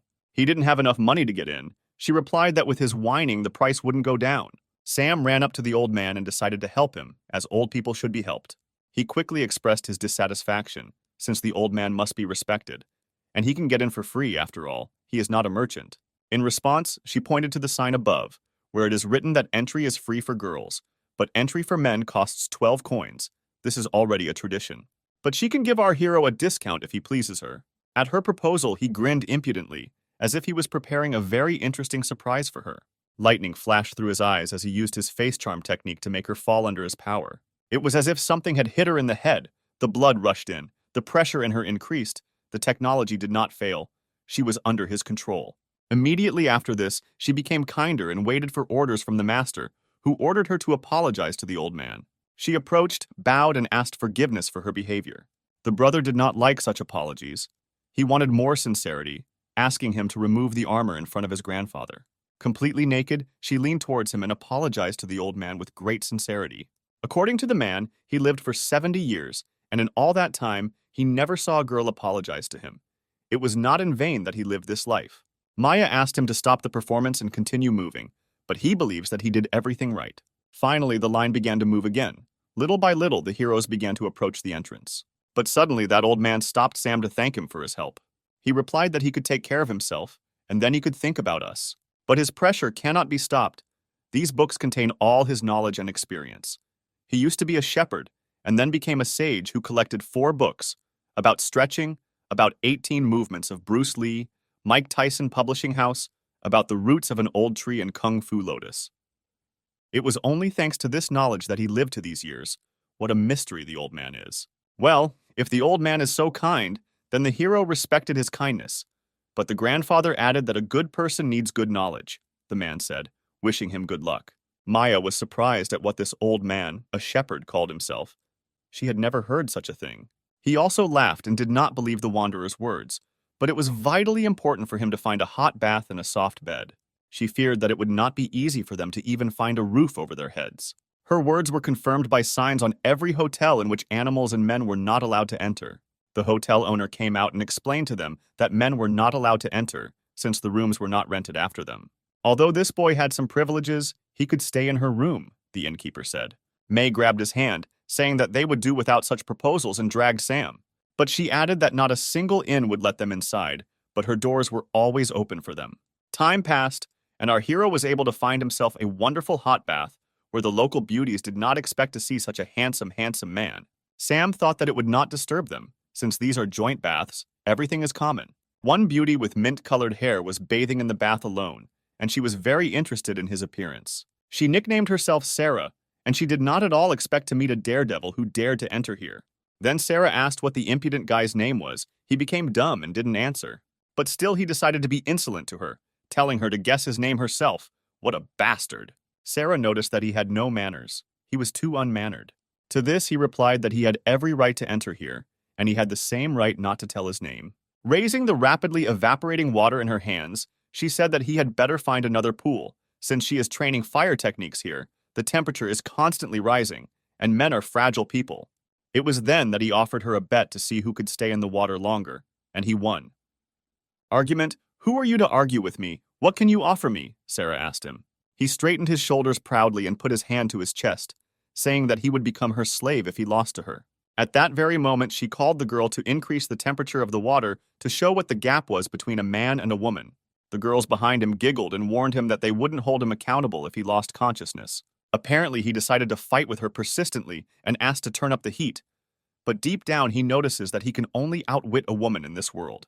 10 minutes passed, and the entire bathhouse was filled with fog and steam from this pool. The water is already too hot, and the hero can barely hold on. Are all women really so strong in this world? The rest of the girls feel this heat from here, but have difficulty admitting that the man is capable of anything. Even Sarah herself admitted that he is not a weak man, but Sam is no match for her. He continued to be insolent to her. Supposedly, he understands why men don't come here. They like hot water. Sarah thinks he really hopes to win, but says she won't be called Sarah if she loses to a man. 20 minutes later, the terrifying heat only intensified significantly. The girls could barely stand on their feet under the influence of the steam. Sarah began to consider these girls worthless and a disgrace because she had spent so much time on this city and the people here. Following her words, the strongest girls fell, losing consciousness under the influence of the fumes. She began to reason that few people can control these temperatures, and this handsome guy still hasn't escaped. And suddenly, among the cloud of thick steam, she saw Sam, who was glowing in the water, as if all the heat came from him. He noticed that her technique was strong, but definitely weaker than his snow-dying under 6 suns kung fu, which Miss Lindsay taught him. "This cannot happen," she shouted. "She is the second most powerful in this city after the ruler, so there is no way she can lose." The girls tried to stop her, since she had never raised the temperature above this level before. She ordered them to shut up and asked them to turn up the heat, more fire, more power. But her body could not withstand it. Her pressure was bright, but her strength did not allow her to win. Luckily, Sam managed to catch her before she drowned in the hellishly hot water. He believes that the whole world will suffer if such a beauty is boiled in water, and it's scary to imagine how men will suffer. The girls began to call him a bastard with caution because they did not understand what he had done to her. But he was infuriated by their useless chatter. He was going to save her and wanted to know where they had any cold spot. They were fascinated by his impudence. He got points for it, and they even liked how rude he was to them. The assistant took him to the basement where the ice was stored and asked him to do his best to save her life. Then he added that they should not worry. This is the first thing. And secondly, they should wait here. If he does not save her in an hour, then there is no way to save Sarah. In this room, there was a terrible frost, hot baths, and a storage room with ice. These are opposites. She could finally see, but she felt strange with this man. Why was she listening to him? And he noticed strange bottles and asked what they were filled with. What kind of white liquid was in them? She replied that she likes to drink cold milk, which is precisely the reason why she cools it here.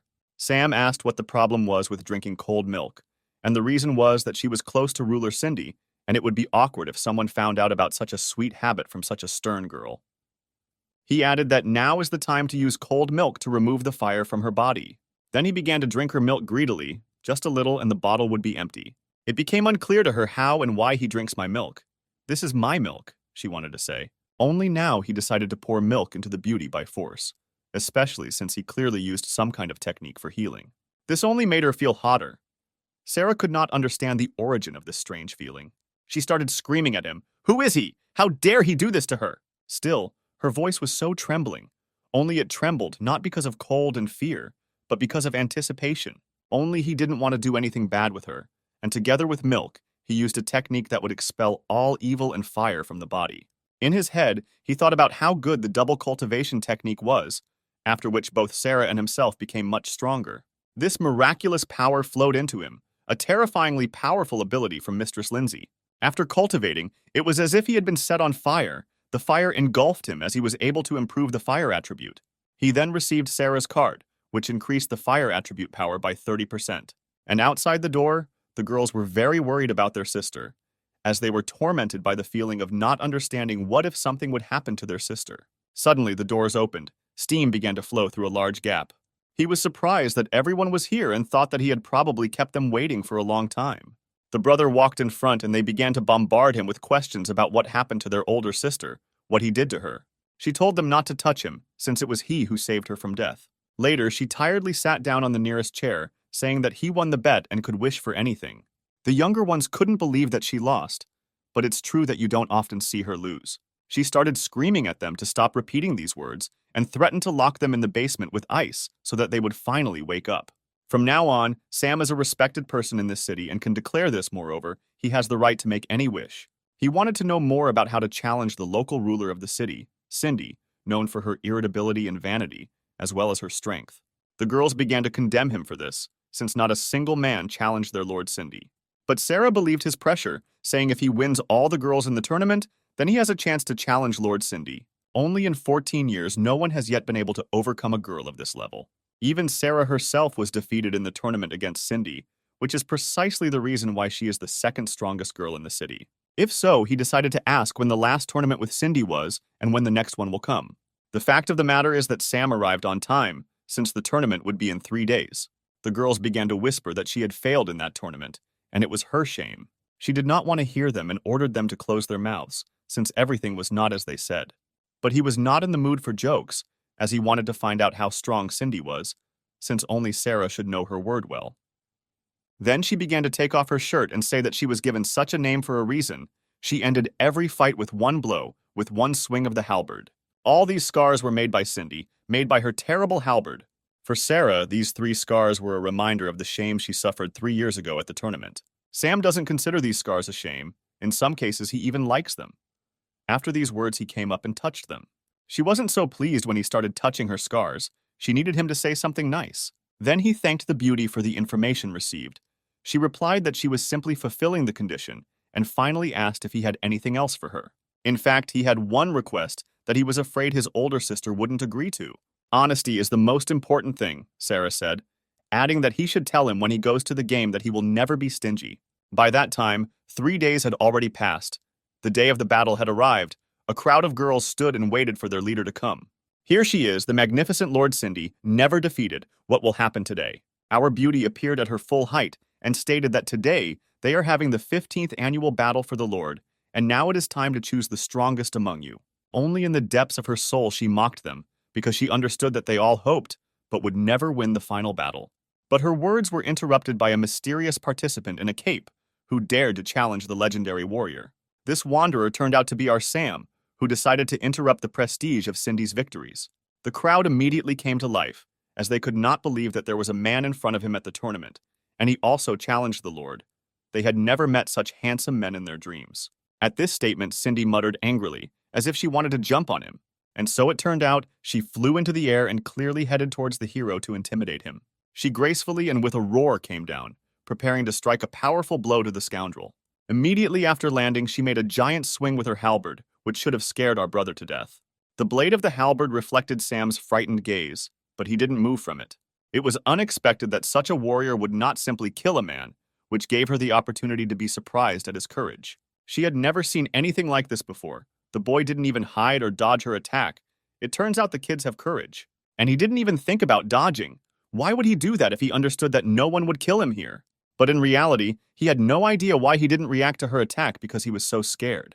She immediately realized that it was he who defeated May. But unfortunately for him, she is much stronger than this weakling whom she called a guy. Maya was unhappy with the Lord's words and wanted to fight her if she wanted. Cindy told her that she could not fight the head of the bandits, since she herself was the majestic ruler of the empire. If the bandit wanted to fight, then let her sign up for the tournament. Sam asked not to be so impulsive, as this could have a bad effect on the tournament. But Cindy continued to talk about what a pity it was that such a warrior not only lost to a man, but also broke the seal.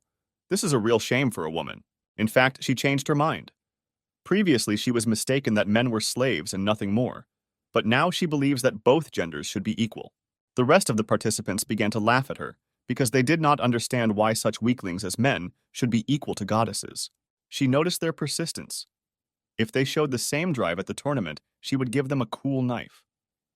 The referee then told all the participants that they would start, however, there were too many participants, which means 8 of them would fight in the knockout battles.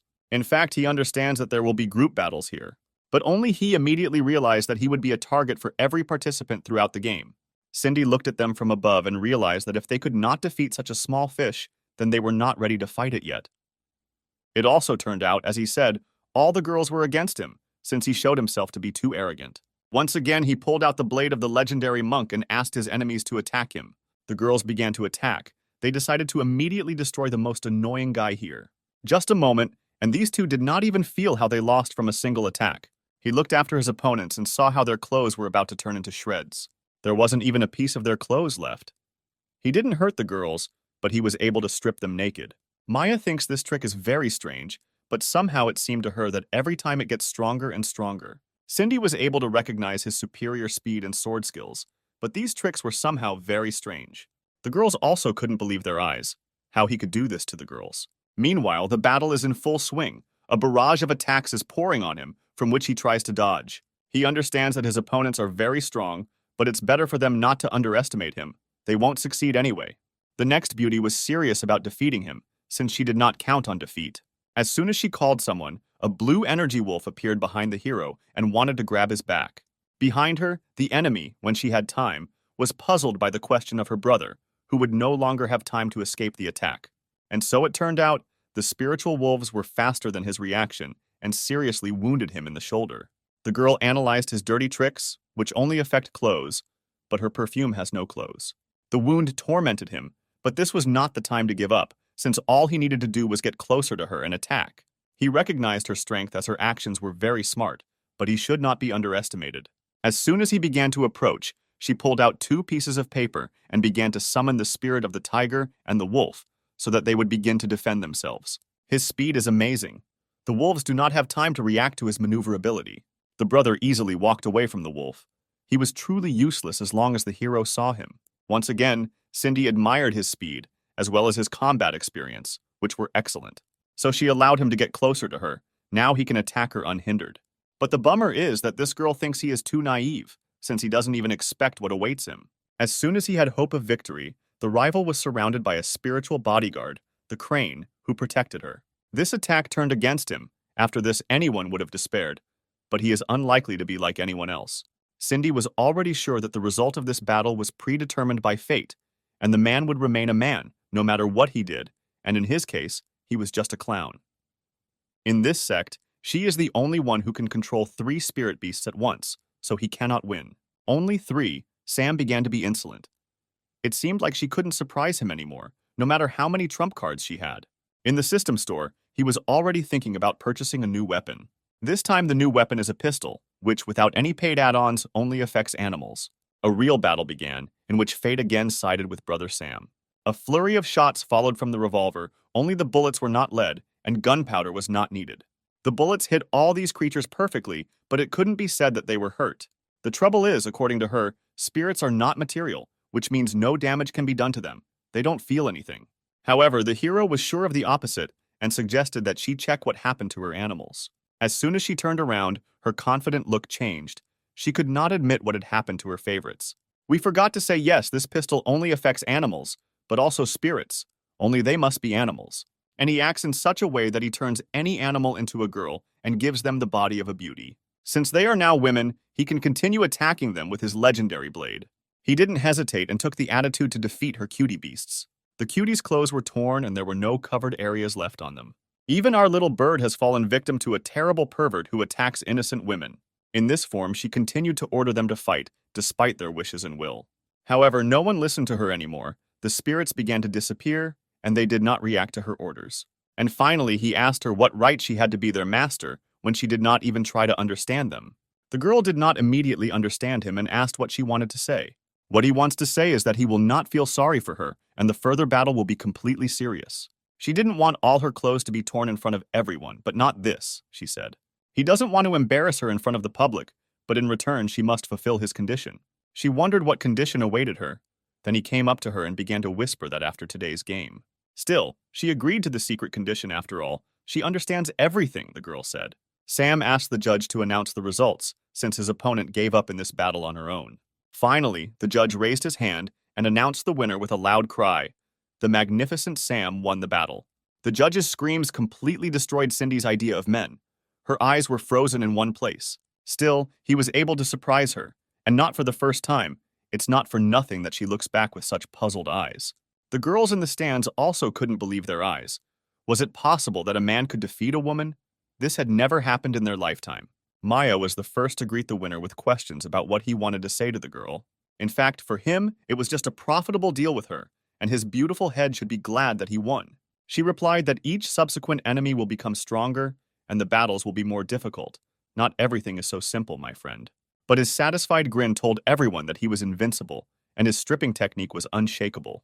An hour passed, and the moment came to fight against the next opponent, which he immediately did not like. In one corner stands the Iron Girl, Mary, who crushingly passed the last stage and moves on with the same pressure. In the other corner is Lucky Sam, who was lucky enough to get here. He immediately became angry. Why was he being so publicized? Why was his victory called just luck? And how can this beast in armor be a woman? He's too big. The hero doesn't believe it. Mary says that this is women's armor. Even here, there is a skirt. What else is needed for proof? They want to prank him like this, Sam thinks about this topic, since his opponent is very suspicious. The Iron Girl loudly stated that her armor was too strong and his technique would be useless against her. The previous rival said exactly the same thing. But you know how it all ended, you impudent tin, Sam said, and attacked her. Today's defeat is just a failure, and you, a man, have remained a non-entity.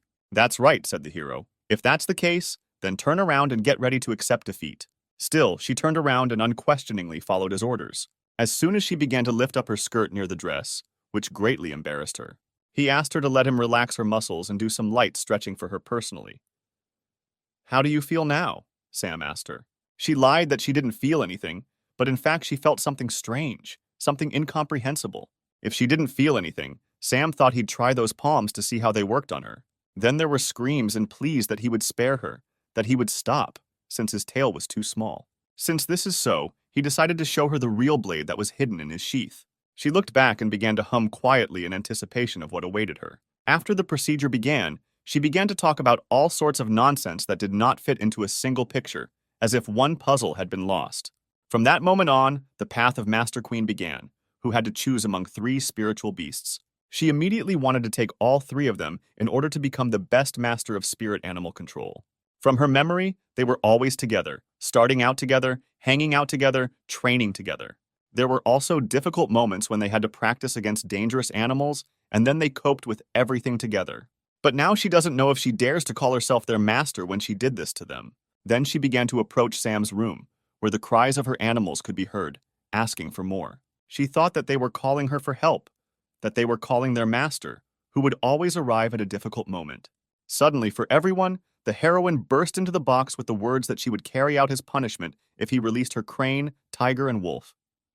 In fact, her spirits take great joy in spending time with this scoundrel. Sometimes they call him Master, the second master, who so pleases their animal instincts. The girl could not believe that in addition to their master, they also called some guy. Yes, said the soul of the wolf. They call him Master, but in her heart she will always be their mistress. The tiger added that he simply makes them happy, and they themselves will always be with their master. The crane asked not to be so jealous, since he simply captured them. But she has no idea where they got these bodies from, just as she worries about them.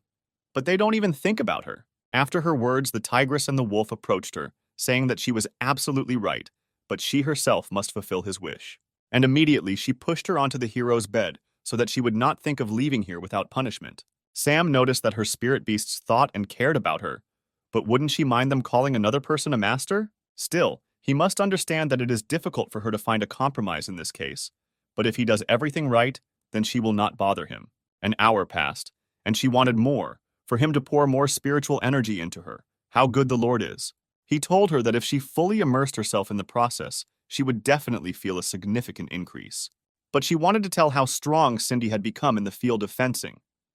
With her impenetrable body and incredible strength, it would be very difficult for the hero.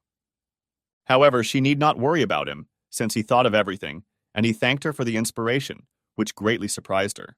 The brother with his grin said that Quinn would see tomorrow what he had in store for the undefeated Queen Cindy. Then he was able to get a queen card, and from that moment on it was with him for any trip. The day has already passed, and the time has come for the final duel between the majestic Lord Cindy and the fighter of fortune Sam. The judge announced that there are no more rules in this battle. Either live or die, the fight has begun. From the very beginning, the lady began to be insolent, because she thought that he did not dare to come, but he could. But still he must understand that he could not see victory, only death. Unfortunately for her, he did not want to die at all, since there is still a lot of beauty in the world. Delicious food, the immense beauty of nature, and beautiful girls to meet. What a pity, Cindy continued the conversation, that after this battle you won't be able to see this beauty of life. But he was against it, because he would definitely like to meet the beautiful Cindy. Doesn't he have the right? She waved her halberd and said that he was unlikely to be as cocky with his head on the arena floor. Then she will have to give it her all, because in this case he will not feel sorry for her, since he cannot. Now the judge has waited for the start. He has been patient for a long time, and now he can declare that the fight has officially begun. After the start of the battle was announced, the brother attacked Lord Cindy at breakneck speed. A whistle passed through the arena, which witnessed the lightning attack of the stripping technique. He managed to rip a piece of fabric from her armor, which should be a definite success for him. Then he began to impudently that at this rate, she should be prepared for the fact that she would become completely naked. She did not fully turn to him and began to say that he did not understand anything yet. His dirty tricks were created to mock women's pride and personify their shame. He didn't understand what Cindy wanted to tell him with this, so why didn't he understand this time? In fact, she deliberately did not dodge the attack, since she did not care about the shame, and all because she made sure that no man would enter this arena. The stands began to applaud their mistress, saying what a cool mayor they have. Everyone would envy him. She initially understood how he was going to fight her and prepared well, so that none of his techniques would work. She is not afraid of his threats that the man will be able to expose all her charms. Does she really like him that much? If the hero is always so far away, then she can easily attack him from afar, then everything is just fine. And now she began to concentrate her terrifying power in the halberd, preparing to show off her unique skills. She then flew into the air and began creating flurries of cutting attacks that cut through the air and flew in different directions. One of the attacks was heading straight towards him, what awaits him when they collide. The judge knew these unique attacks in advance. After them, no one could stand on their feet. Our Lord is magnificent. Sam understands that this blow will be truly serious. He should be on the alert.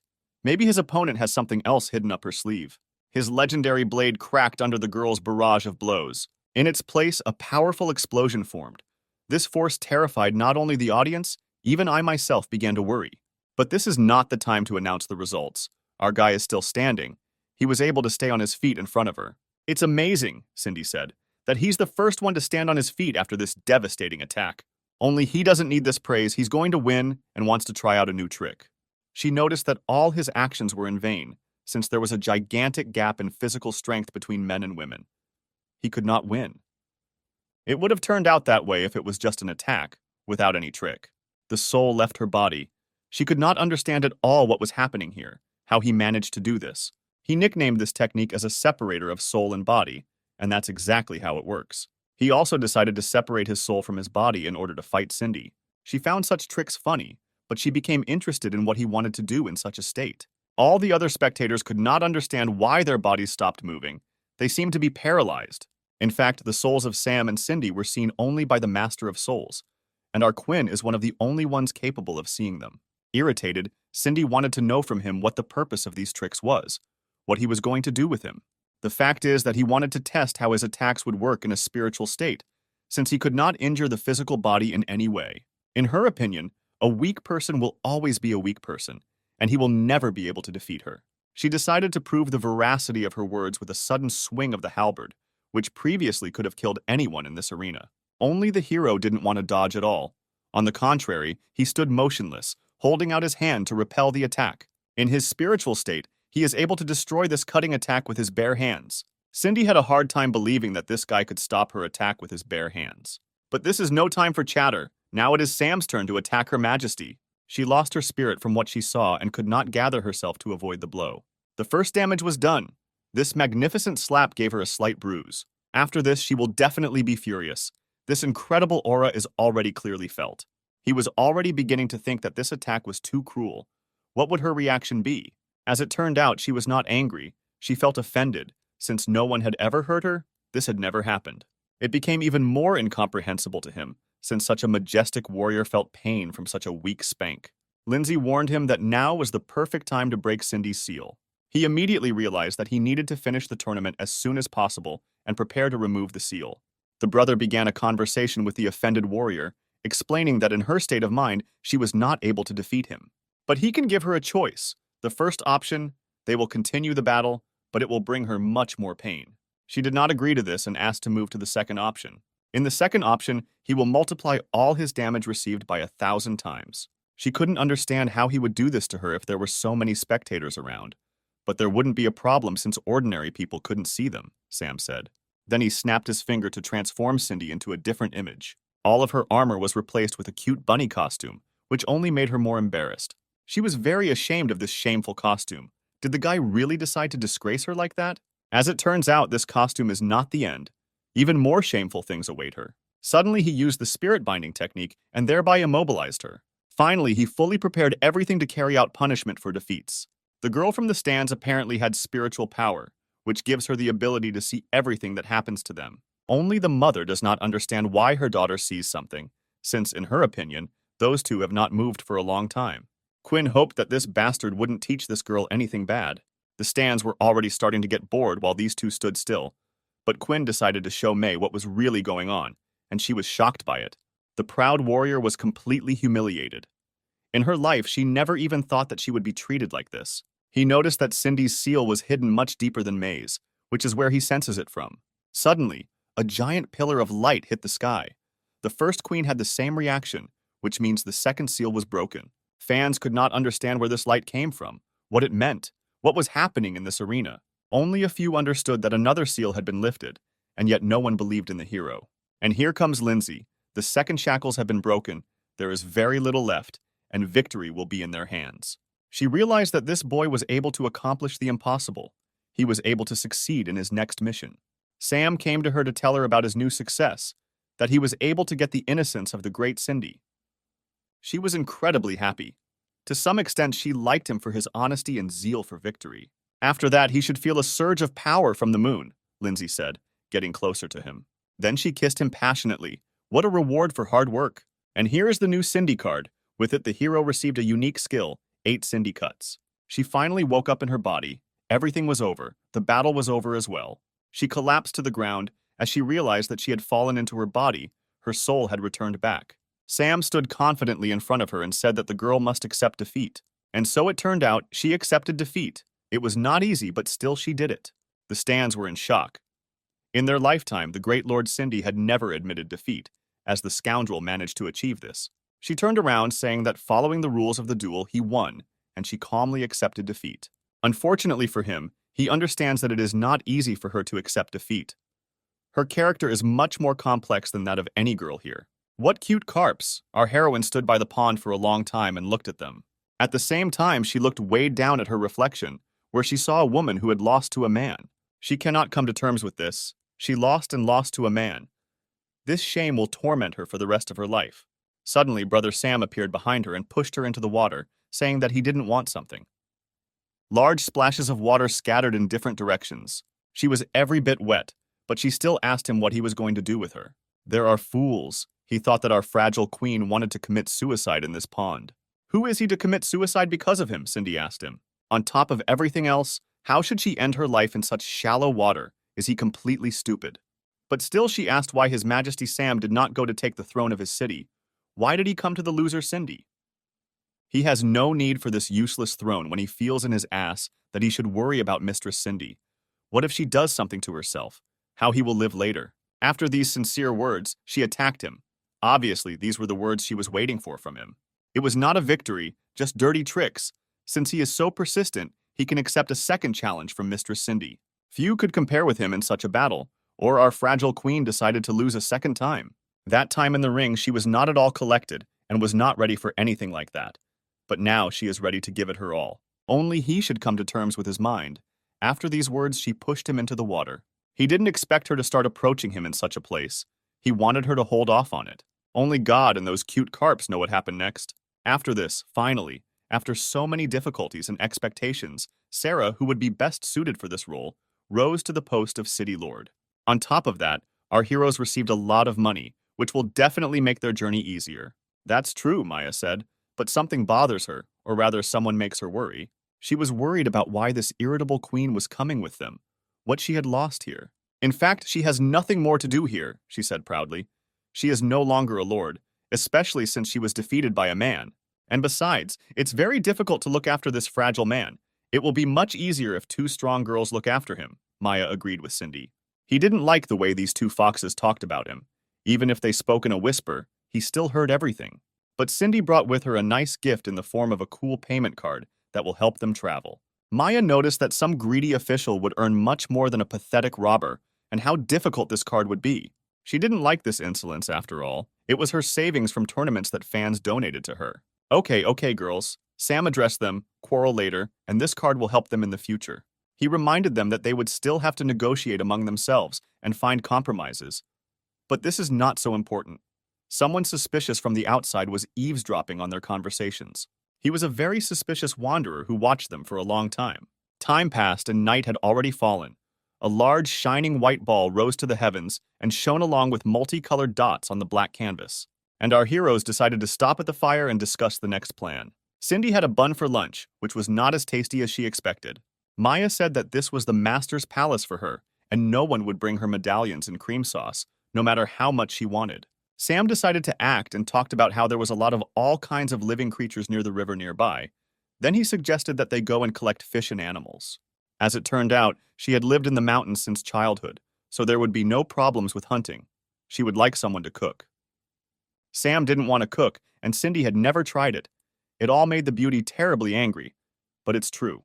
Why are they so proud when they don't know how to do anything? Then he asked her not to be angry. Yes, he doesn't know how to cook, but he can call the assistant who can easily handle it. Apparently, our hero decided to call the lovely salon owner from the very first task.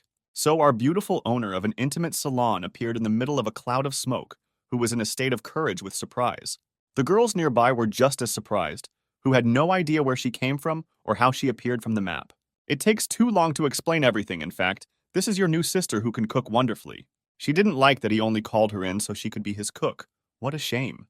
They were not so interested in listening further, since they hoped that her level of cooking was similar to her beauty and went to get the ingredients. When they left, she continued to resent the fact that he calls at the most unnecessary moments. He answered her by saying that not only is she beautiful, but she cooks better than any Siri and the like in the divine space, so you can help them very well. As soon as he remembered Siri, she began sneezing loudly in Wonderland. Lisa began to worry about the girl, but she replied that everything was normal. Maybe someone would remember her. Then she decided to show the lovely dish that she had prepared and offered to try it. Lisa replied that it looked simply gorgeous. When she cursed, she didn't mean it. She wanted to say that he calls the other girls when he is in danger, and he calls her when everything is normal and calm. It was then that he approached her and said that the hostess sister deserves more than just a battlefield. She deserves much more. When he touched her stomach, she became very embarrassed.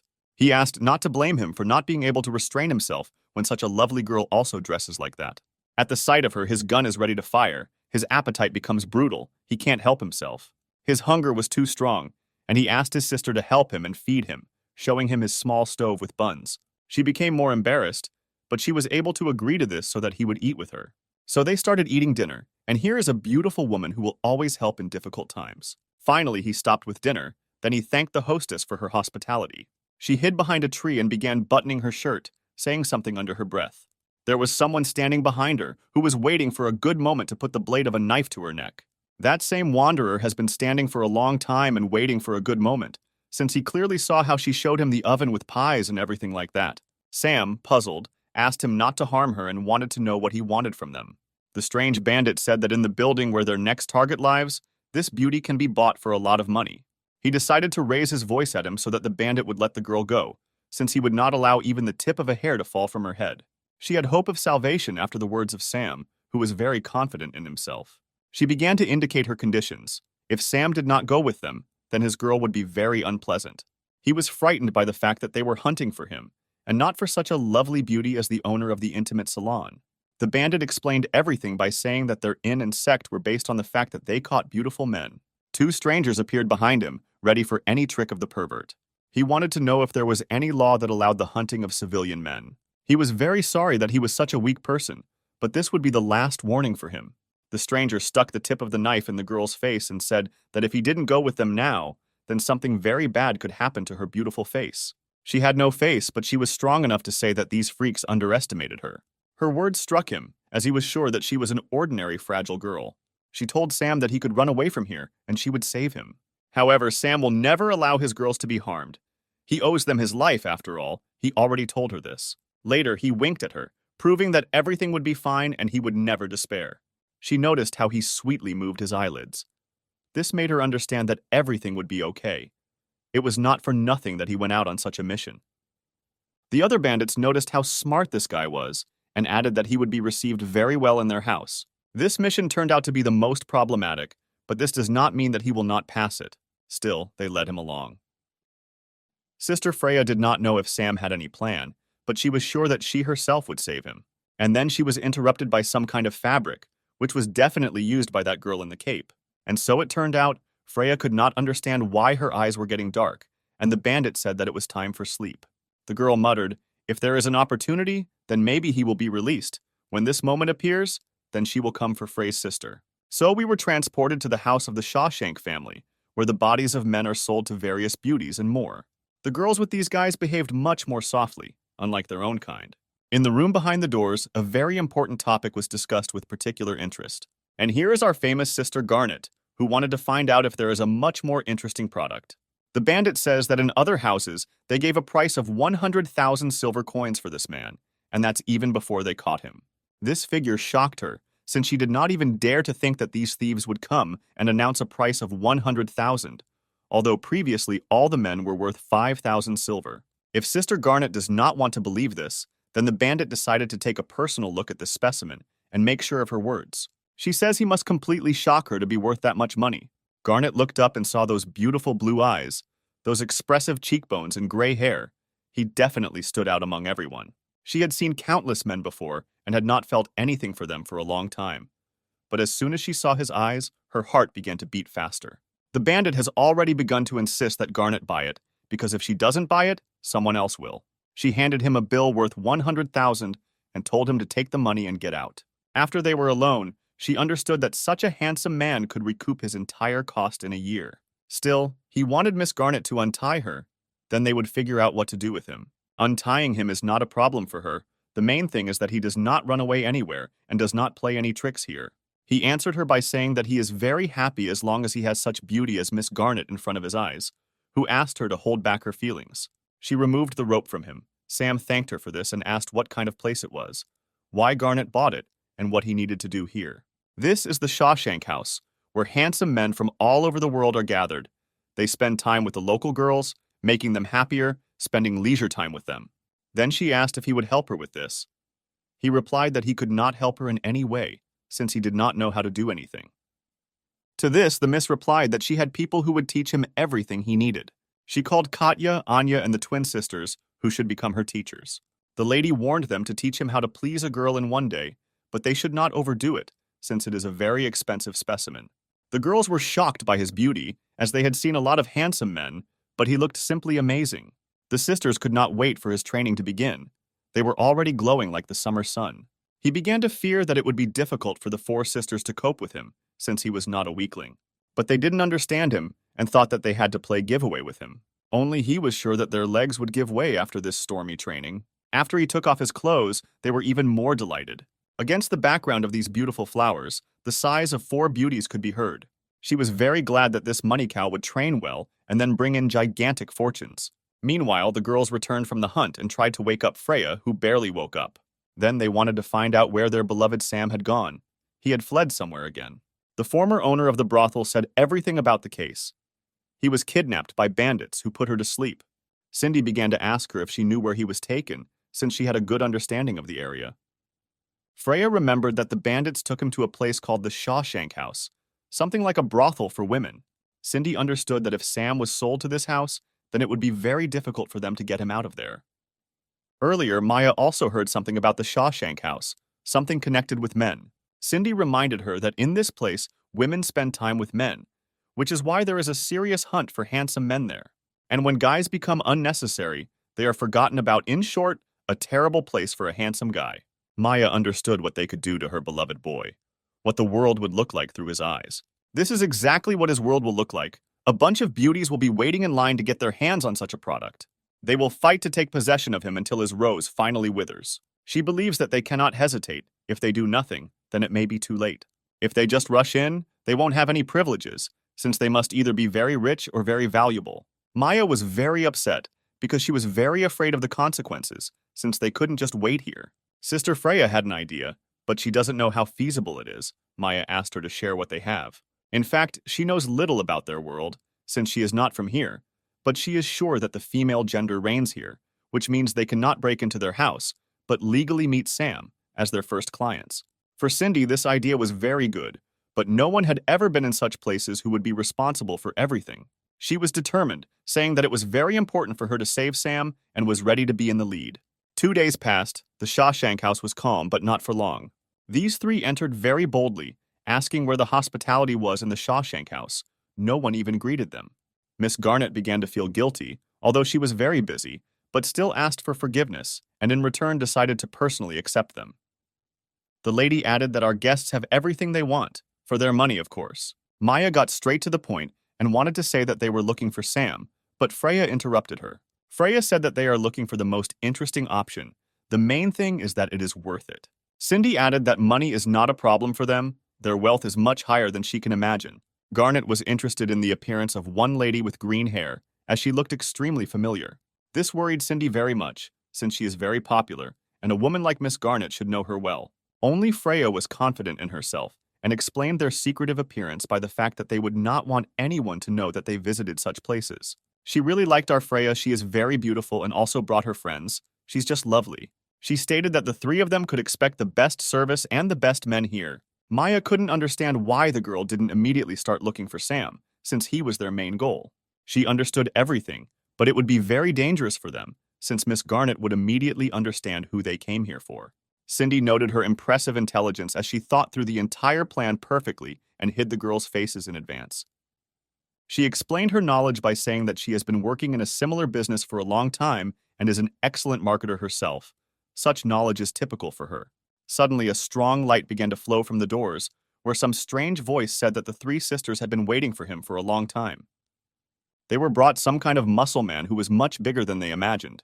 She asked him to stop because the product was of terrible quality. Then some wolf came out, a handsome one from the western regions, who was much more brutal than they expected. And you brought some kind of flabby dog. Freya was indignant. Here they are definitely looked down upon.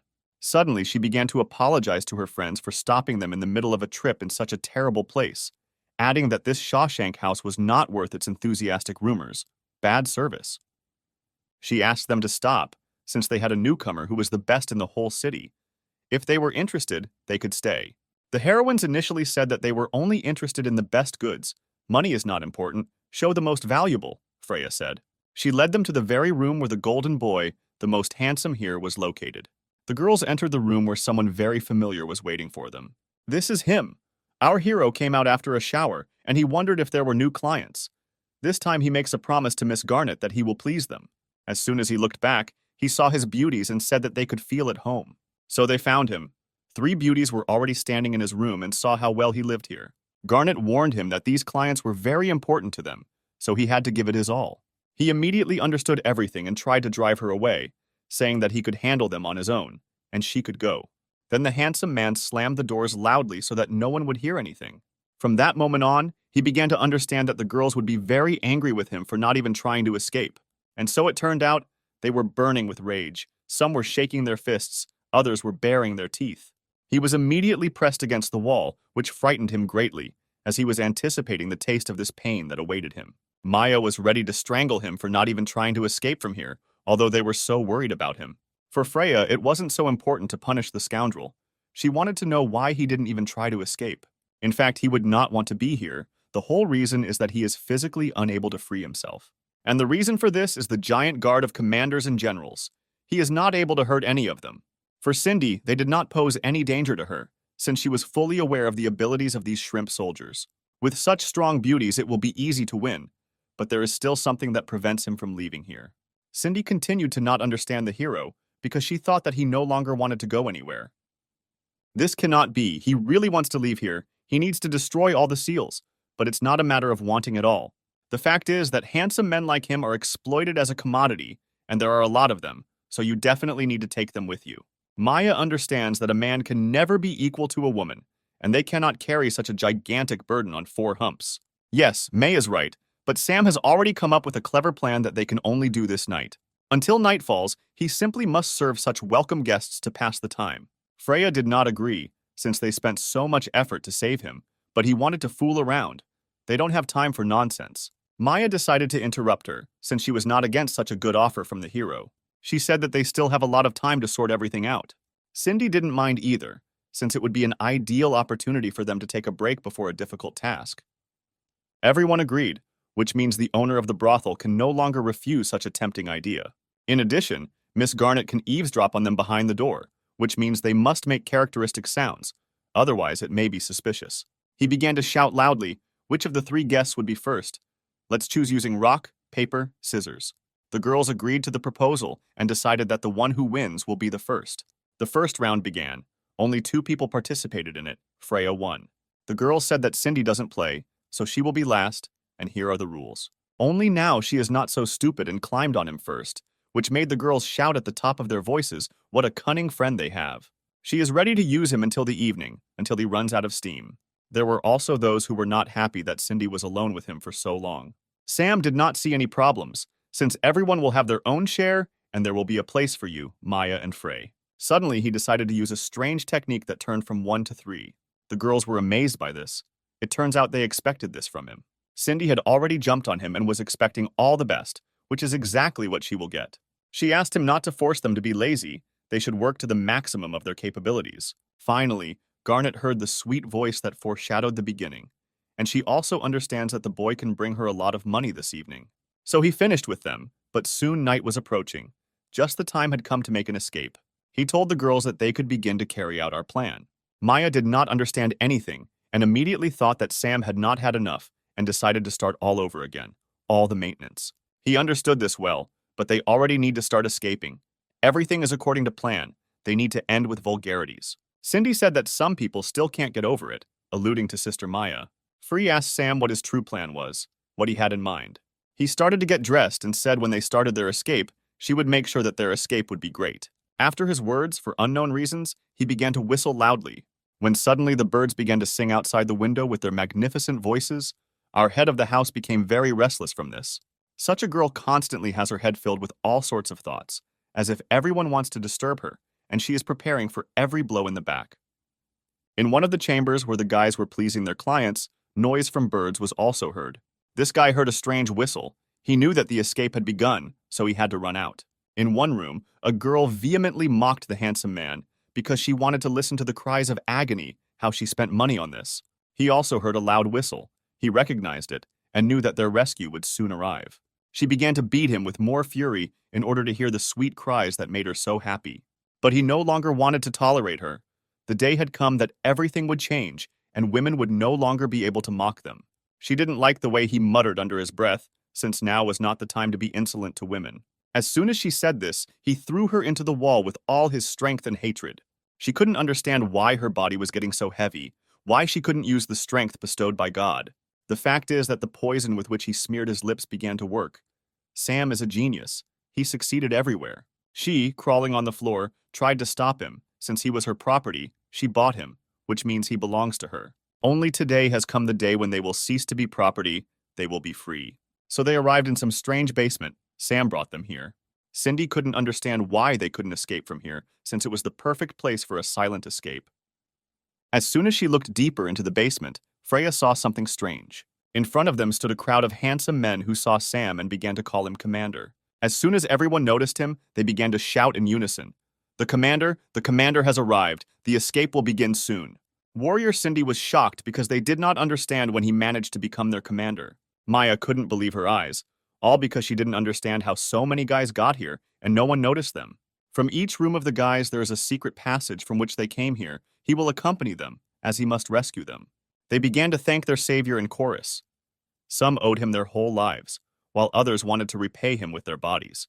He was not interested in paying with his body, since he was not saving them for that. But just like that, better just like that. Fortunately, the girl stood up for him, who said that he had masters, and he himself was more into girls than boys. Freya decided not to waste time since they already need to escape from here. They finally reached the first exit. Sam looked around, there was nothing suspicious yet. Then almost everyone had already gotten out.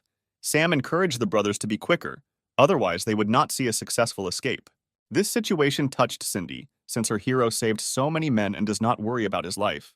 He initially believes that both men and women are very valuable, and a world where men and women are equal is an ideal world. Only now the guards decided to interfere with their brilliant escape, who realized that they were going to run away and hide here. The guys were immediately scared, because they didn't understand what to do in this situation. What to do, the guards were on their heels. Cindy already assumed that everything, as always, would have to be solved by force. Force being the only solution to all problems. For the second time in her life, May agreed with Cindy that they would have to fight even if Sam's plan was completely perfect. Only now he himself decided to destroy everything by deciding to surrender without starting the battle. Why does he do this when he almost escaped? The girls couldn't believe their ears. Was he really joking? They shouted. But Cindy considered this moment very touching. He had already thought about this situation, but still wanted to talk to the general of the guard. If she wants to bring all the guys back, she must make sure that these 3 girls live with her. The general started the conversation with aggression, since he was not in a position to try to find a common language and come to an agreement. He noticed how well the guards at the Shawshank family home worked all this time. But in this house, all the rich women have fun with men. Doesn't she want to know that guys also want to have fun? That they also have feelings? Sam said, flirting. Then he pointed to these beautiful men who were very scared. Maya liked the hero's proposal. She invited the general to accept it along with her proposal. Cindy didn't mind either, since partly they might benefit from it, since they would have to go to the trouble of taking action with such little guys. The girl asked them not to be so arrogant, and there was no way they would be able to make a good impression. The faces of the rest of the guards turned red. They liked this proposal, since they themselves loved to have fun with